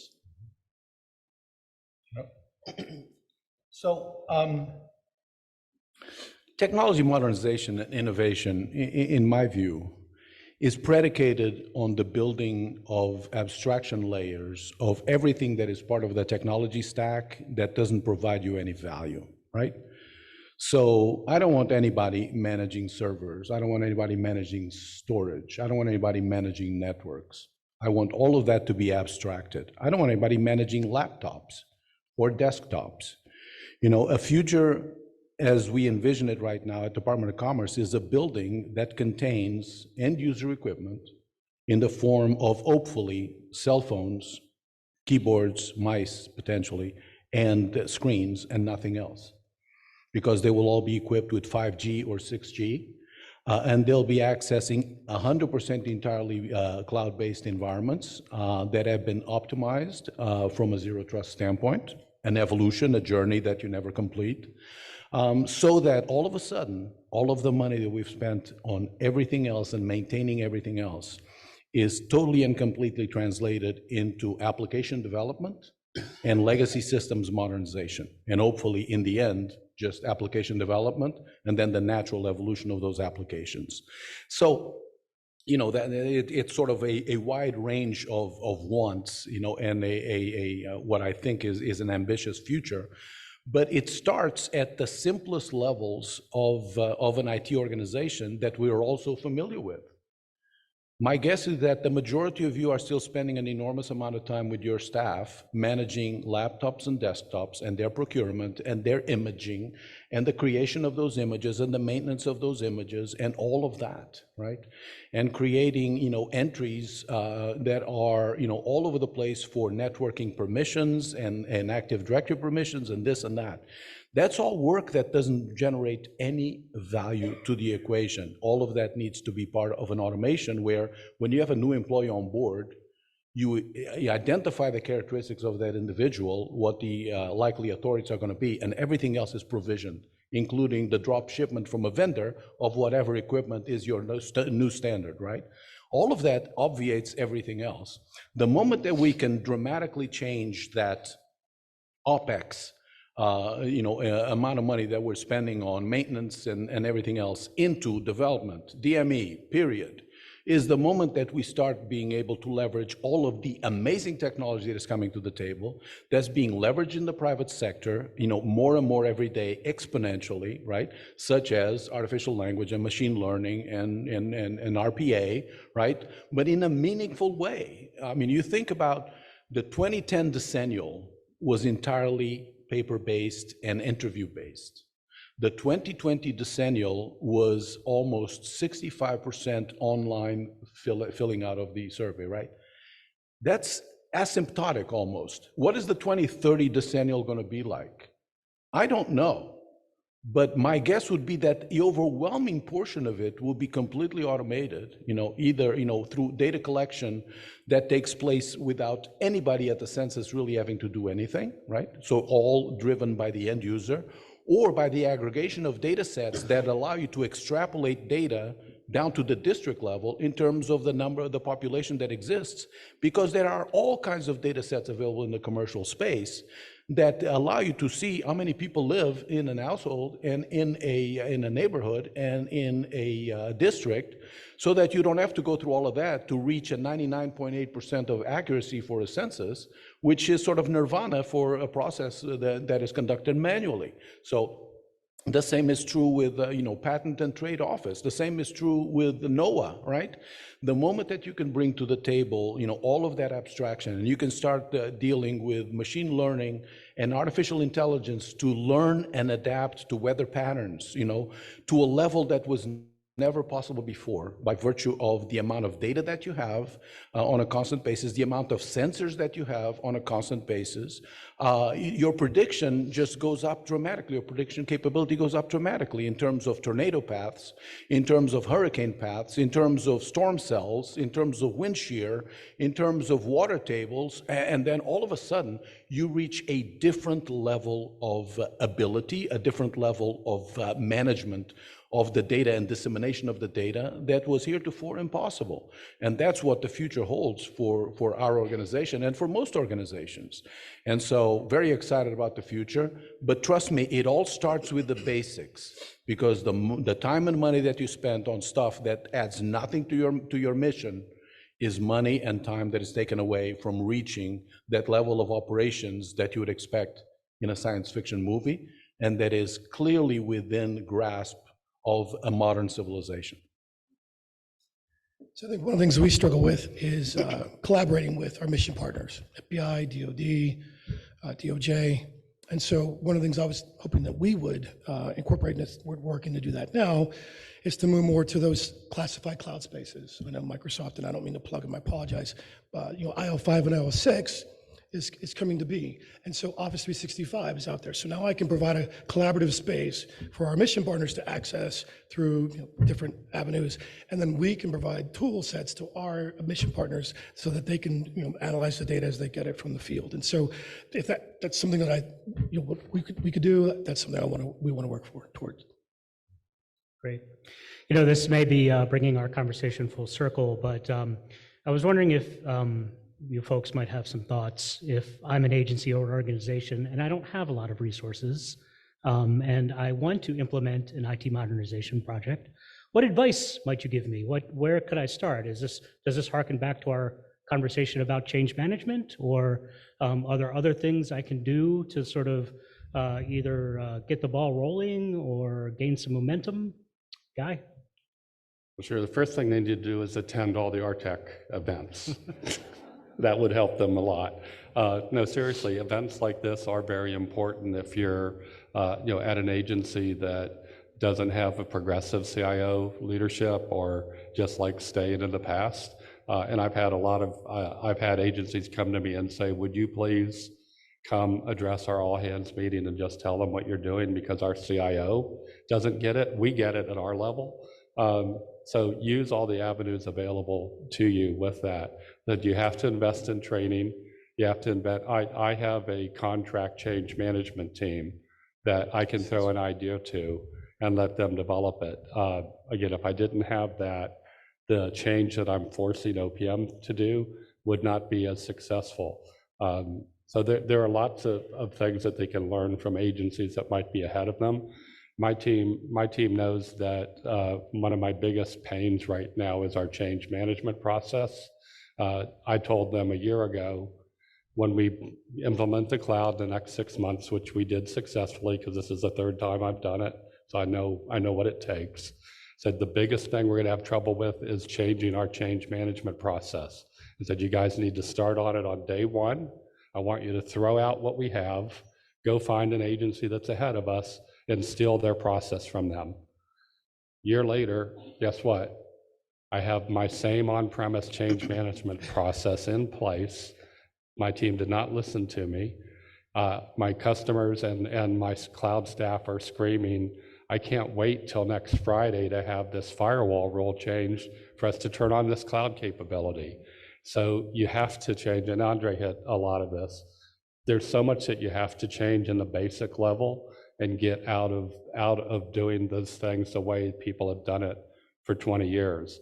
I mean, find me a CIO or an IT director that says, gee, I really wish I had Exchange and GroupWise back so I could manage email again. I mean, thank God the cloud vendors have taken that off our plate. But like Andre highlighted, doing imaging, getting configurations, all of those things are coming to the cloud through automation, that we're not going to have a staff member sitting at a table with 8 laptops that they just opened up the box, plugged in, and typing images into them. Again, that change is coming. So an agency that's not there, definitely spend time with the CIO Council. There's a small business CIO Council that I've also helped participate and share some of our knowledge there. But don't be afraid to ask. I haven't found anyone in our CIO community that is not perfectly willing to share what worked for them, what didn't work. The other thing I tell everybody is if you're not in the cloud yet, start on your pipe to the cloud, because it's going to take you longer to get a decent sized pipe to the cloud than it's going to take for you to launch the cloud. I've tried it 3 different times, and 3 for 3, I had to sit and wait for a bigger pipe to the cloud after we already had it ready to be able to start moving things, because the major vendors still struggle with that. So again, just even knowing that, because traditionally you would go ahead, architect the cloud, build it, and then say, let's order the pipes for it. Well, if you do that, you're going to be sitting 6 months waiting for anything bigger than a VPN line to your cloud to use it. So talking to those of us who have done it before is a great way for them to learn. So we're a small agency, so we're always scrapping for resources and trying to utilize, what we have as best we can, and seeing what opportunities are available to us for additional funding. I think I mentioned before, we have a technology modernization fund request in to help us mature along our zero trust architecture that we have planned out. We also have a running joke that we should grow money trees in our backyard.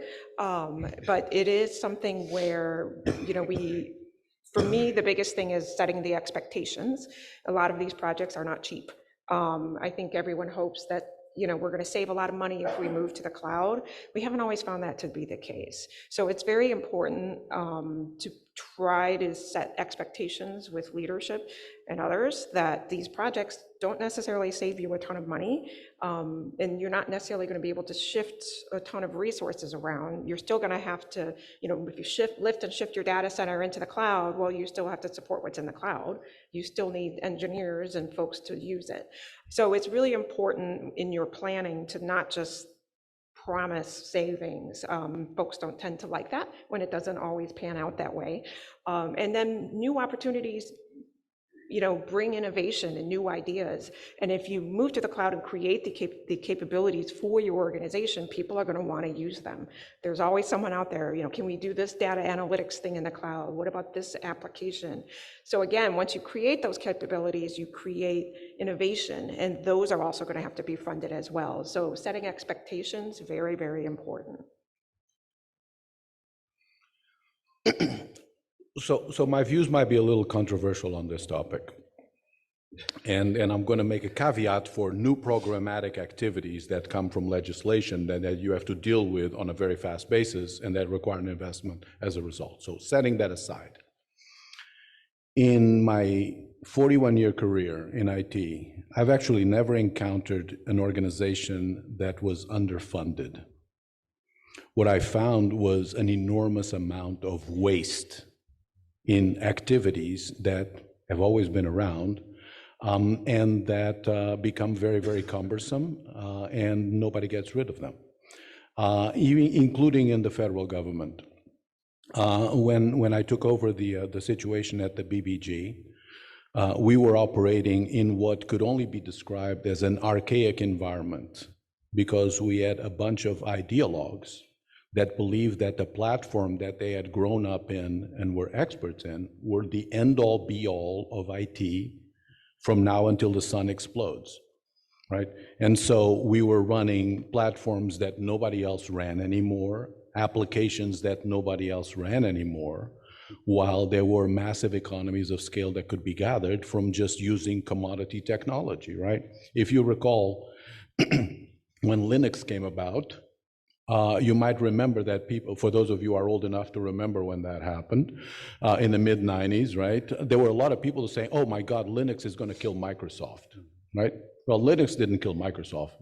Linux killed Unix, right? Why? Because Linux was entirely non-proprietary hardware with non-proprietary software that replaced proprietary hardware and proprietary software and did exactly the same thing at 1/10 the price. Right?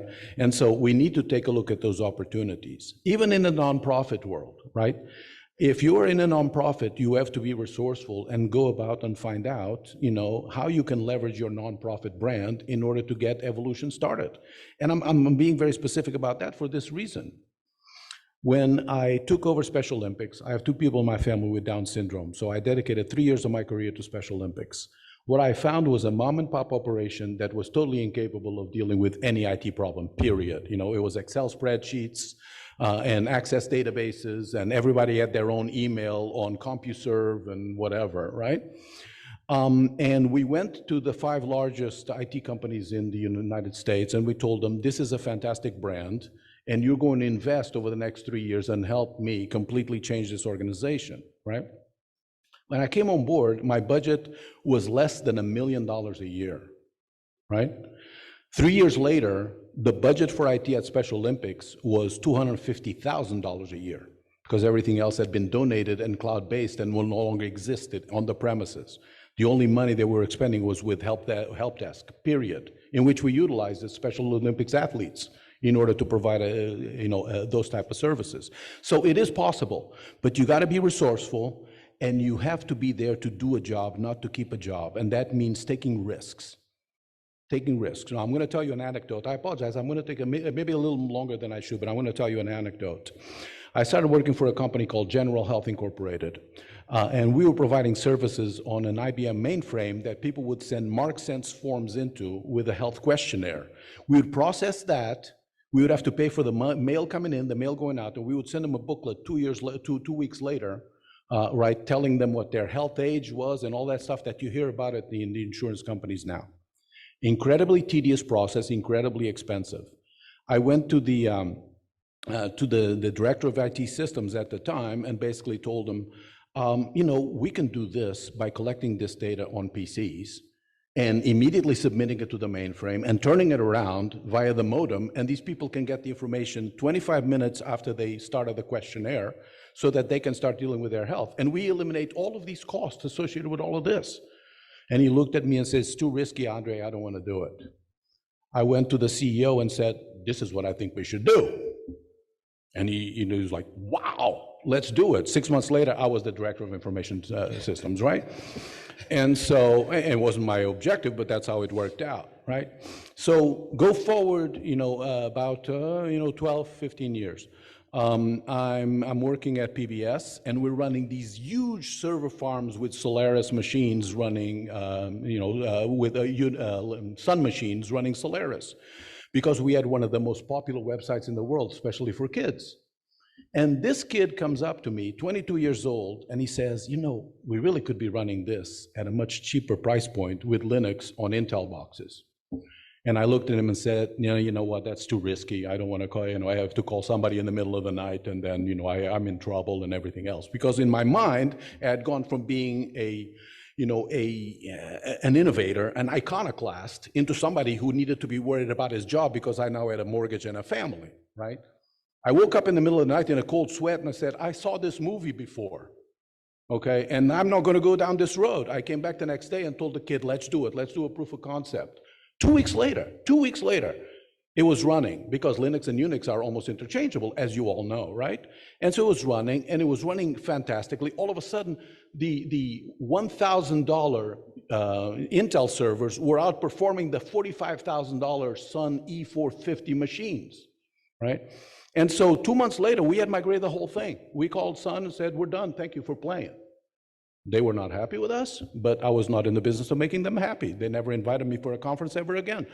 But guess what? We absolutely, completely reduced the cost of operations, right? So you have to be resourceful. You have to be able to take risks. You have to be able to understand that you're there to do a job, not keep a job. And if you do that on a constant basis and are willing to get innovation to come in and to listen, as much as I hate to admit it, to young people that have ideas that might be a little less crusty than our own, right? We can make enormous progress forward.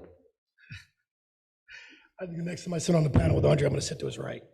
Okay. So I can't add much more to what was already been set up here. If you've got a waste of resources, you should get rid of that and invest those added resources to people. That's the one thing that I think is going to help the most. Get them involved in your innovative activities. Have them part of that modernization effort, right? The other thing I would mention is talk to vendors. Well, a lot of times vendors are a dirty word. I apologize, I don't mean that personally, but if you talk to them about their particular use cases, you might find that they don't currently have it in their current tool set, but they might work toward it. Ask them what's in their roadmap. See if there's something there that can help you out. That's one thing that could always help you improve, because you might not be thinking about it at the time, right? And so other than that, that's pretty much it. Great. Tom, we're just at time. I don't know if we have time for a few questions. And we can go over time if everybody's okay. Yeah. Just maybe a couple. Hey, Colleen. Just state who you are and your affiliation. Hi, I'm Colleen Law. I'm with ATARC. I think organizational change management has been something that's come up a lot on this panel. I was wondering how much of that you feel like you need to deal with internally versus how much you could get help with from outside sources. Real quick on my side, like I said, I had a couple federal people with it, but I wasn't enough. So I also brought in a contract team to help do that, and they help set up all of our all-hands meetings. One recommendation I have for everybody is use some type of polling solution in your all-hands meetings in a hybrid world. Don't just have people sitting at home staring at their screen.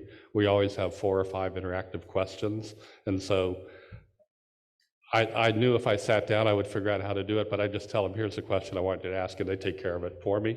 But we've had them vote, like, here are the 5 top courses that people have asked for soft skills outside of technology. How do you rank them? And in real time in the meeting, I'm able to address, okay, I see that's number 1. Promise you we're going to start that next week.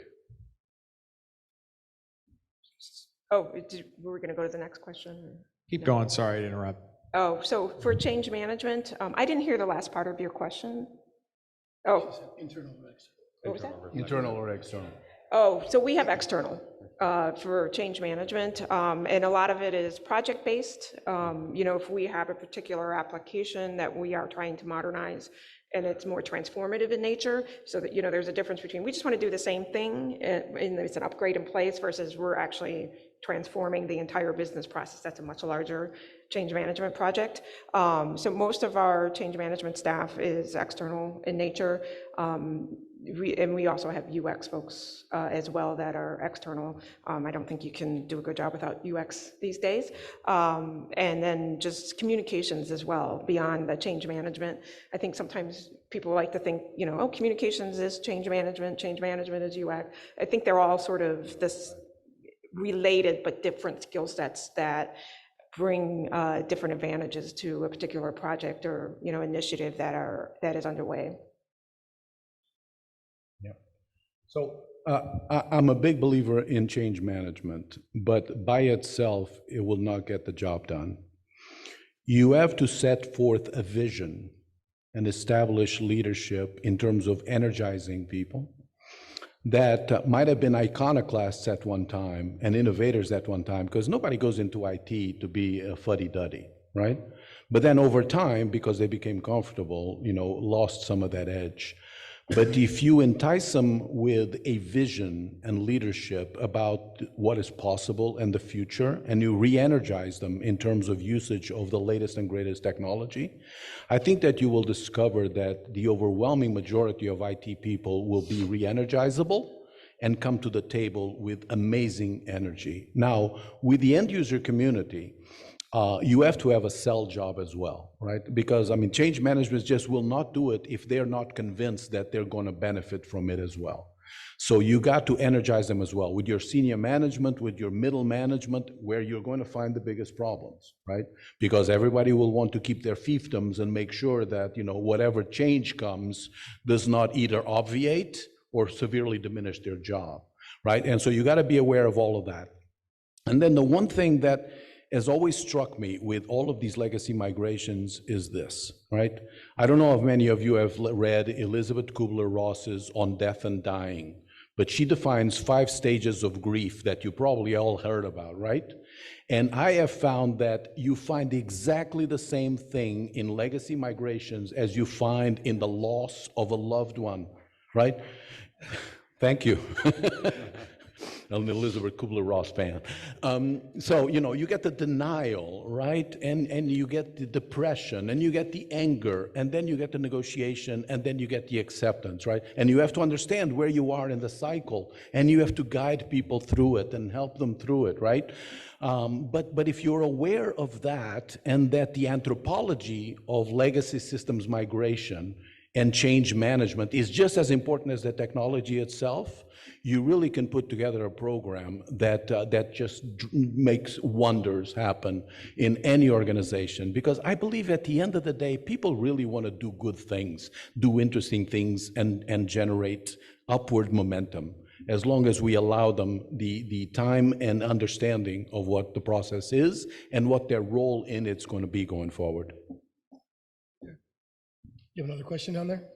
We have one more. We have a real professional asking the question too, and it'll be the final question of the day. No pressure, Jory. No pressure at all.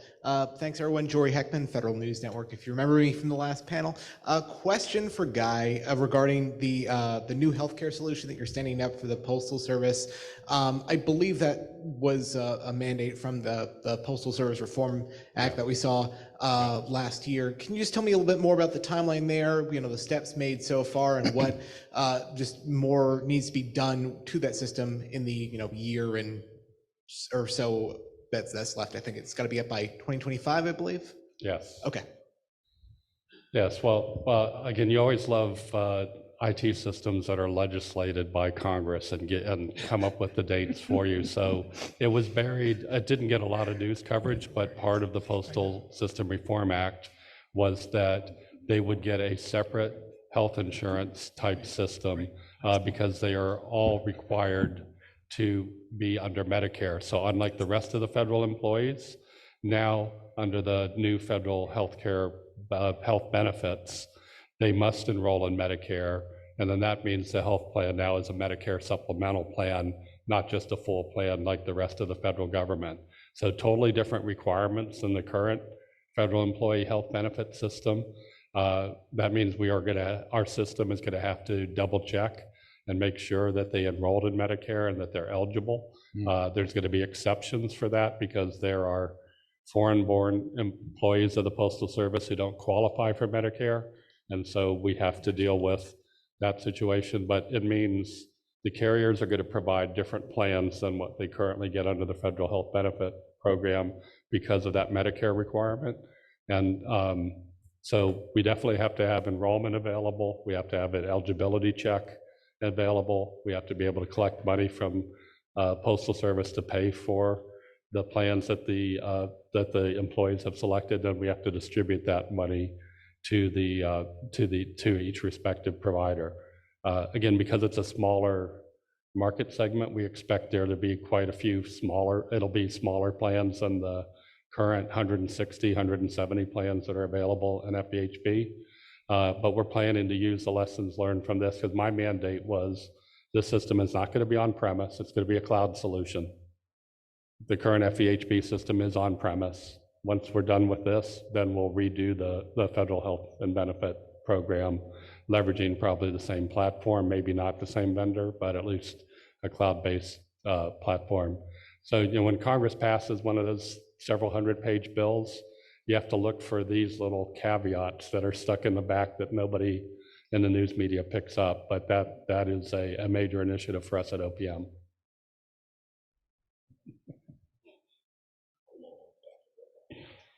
Is that it then? Great. Thank you, everybody. Thank you. Thank you, Mickey, and thank you to the panelists. I really like what William said about talking to the vendors. We look at them as partners, and that's just, we got some great market research that you can do with these folks. Thank you, Genesis, Elastic, Nutanix, Okta, Devo, REI Systems, Rubrik, Avanti, Leadership Connect, HC3 Solutions, and Pyron. Round of applause to our partners. And Guy alluded to, you need to join ATARC. I will say, because it was said in a public forum, James Saunders, who's his CISO, actually credited the work that ATARC did, led by Jerry Karen at HHS OIG, for getting $10 million. So that's some real money. Couple things we got going on. If you want to do this, you can sign up for the next event. You have this QR code. We are mobile friendly. You can sign up right now if you would like. We've got a couple events coming up, and we've got our GuyTech conference coming up in May. So, but we've always got something around the corner, including our Better Procurement breakfast. Thank you, Karasoff. Thank you, the staff. Great job. And I was going to say see you next year, but we'll see you at the end of the year. Thank you.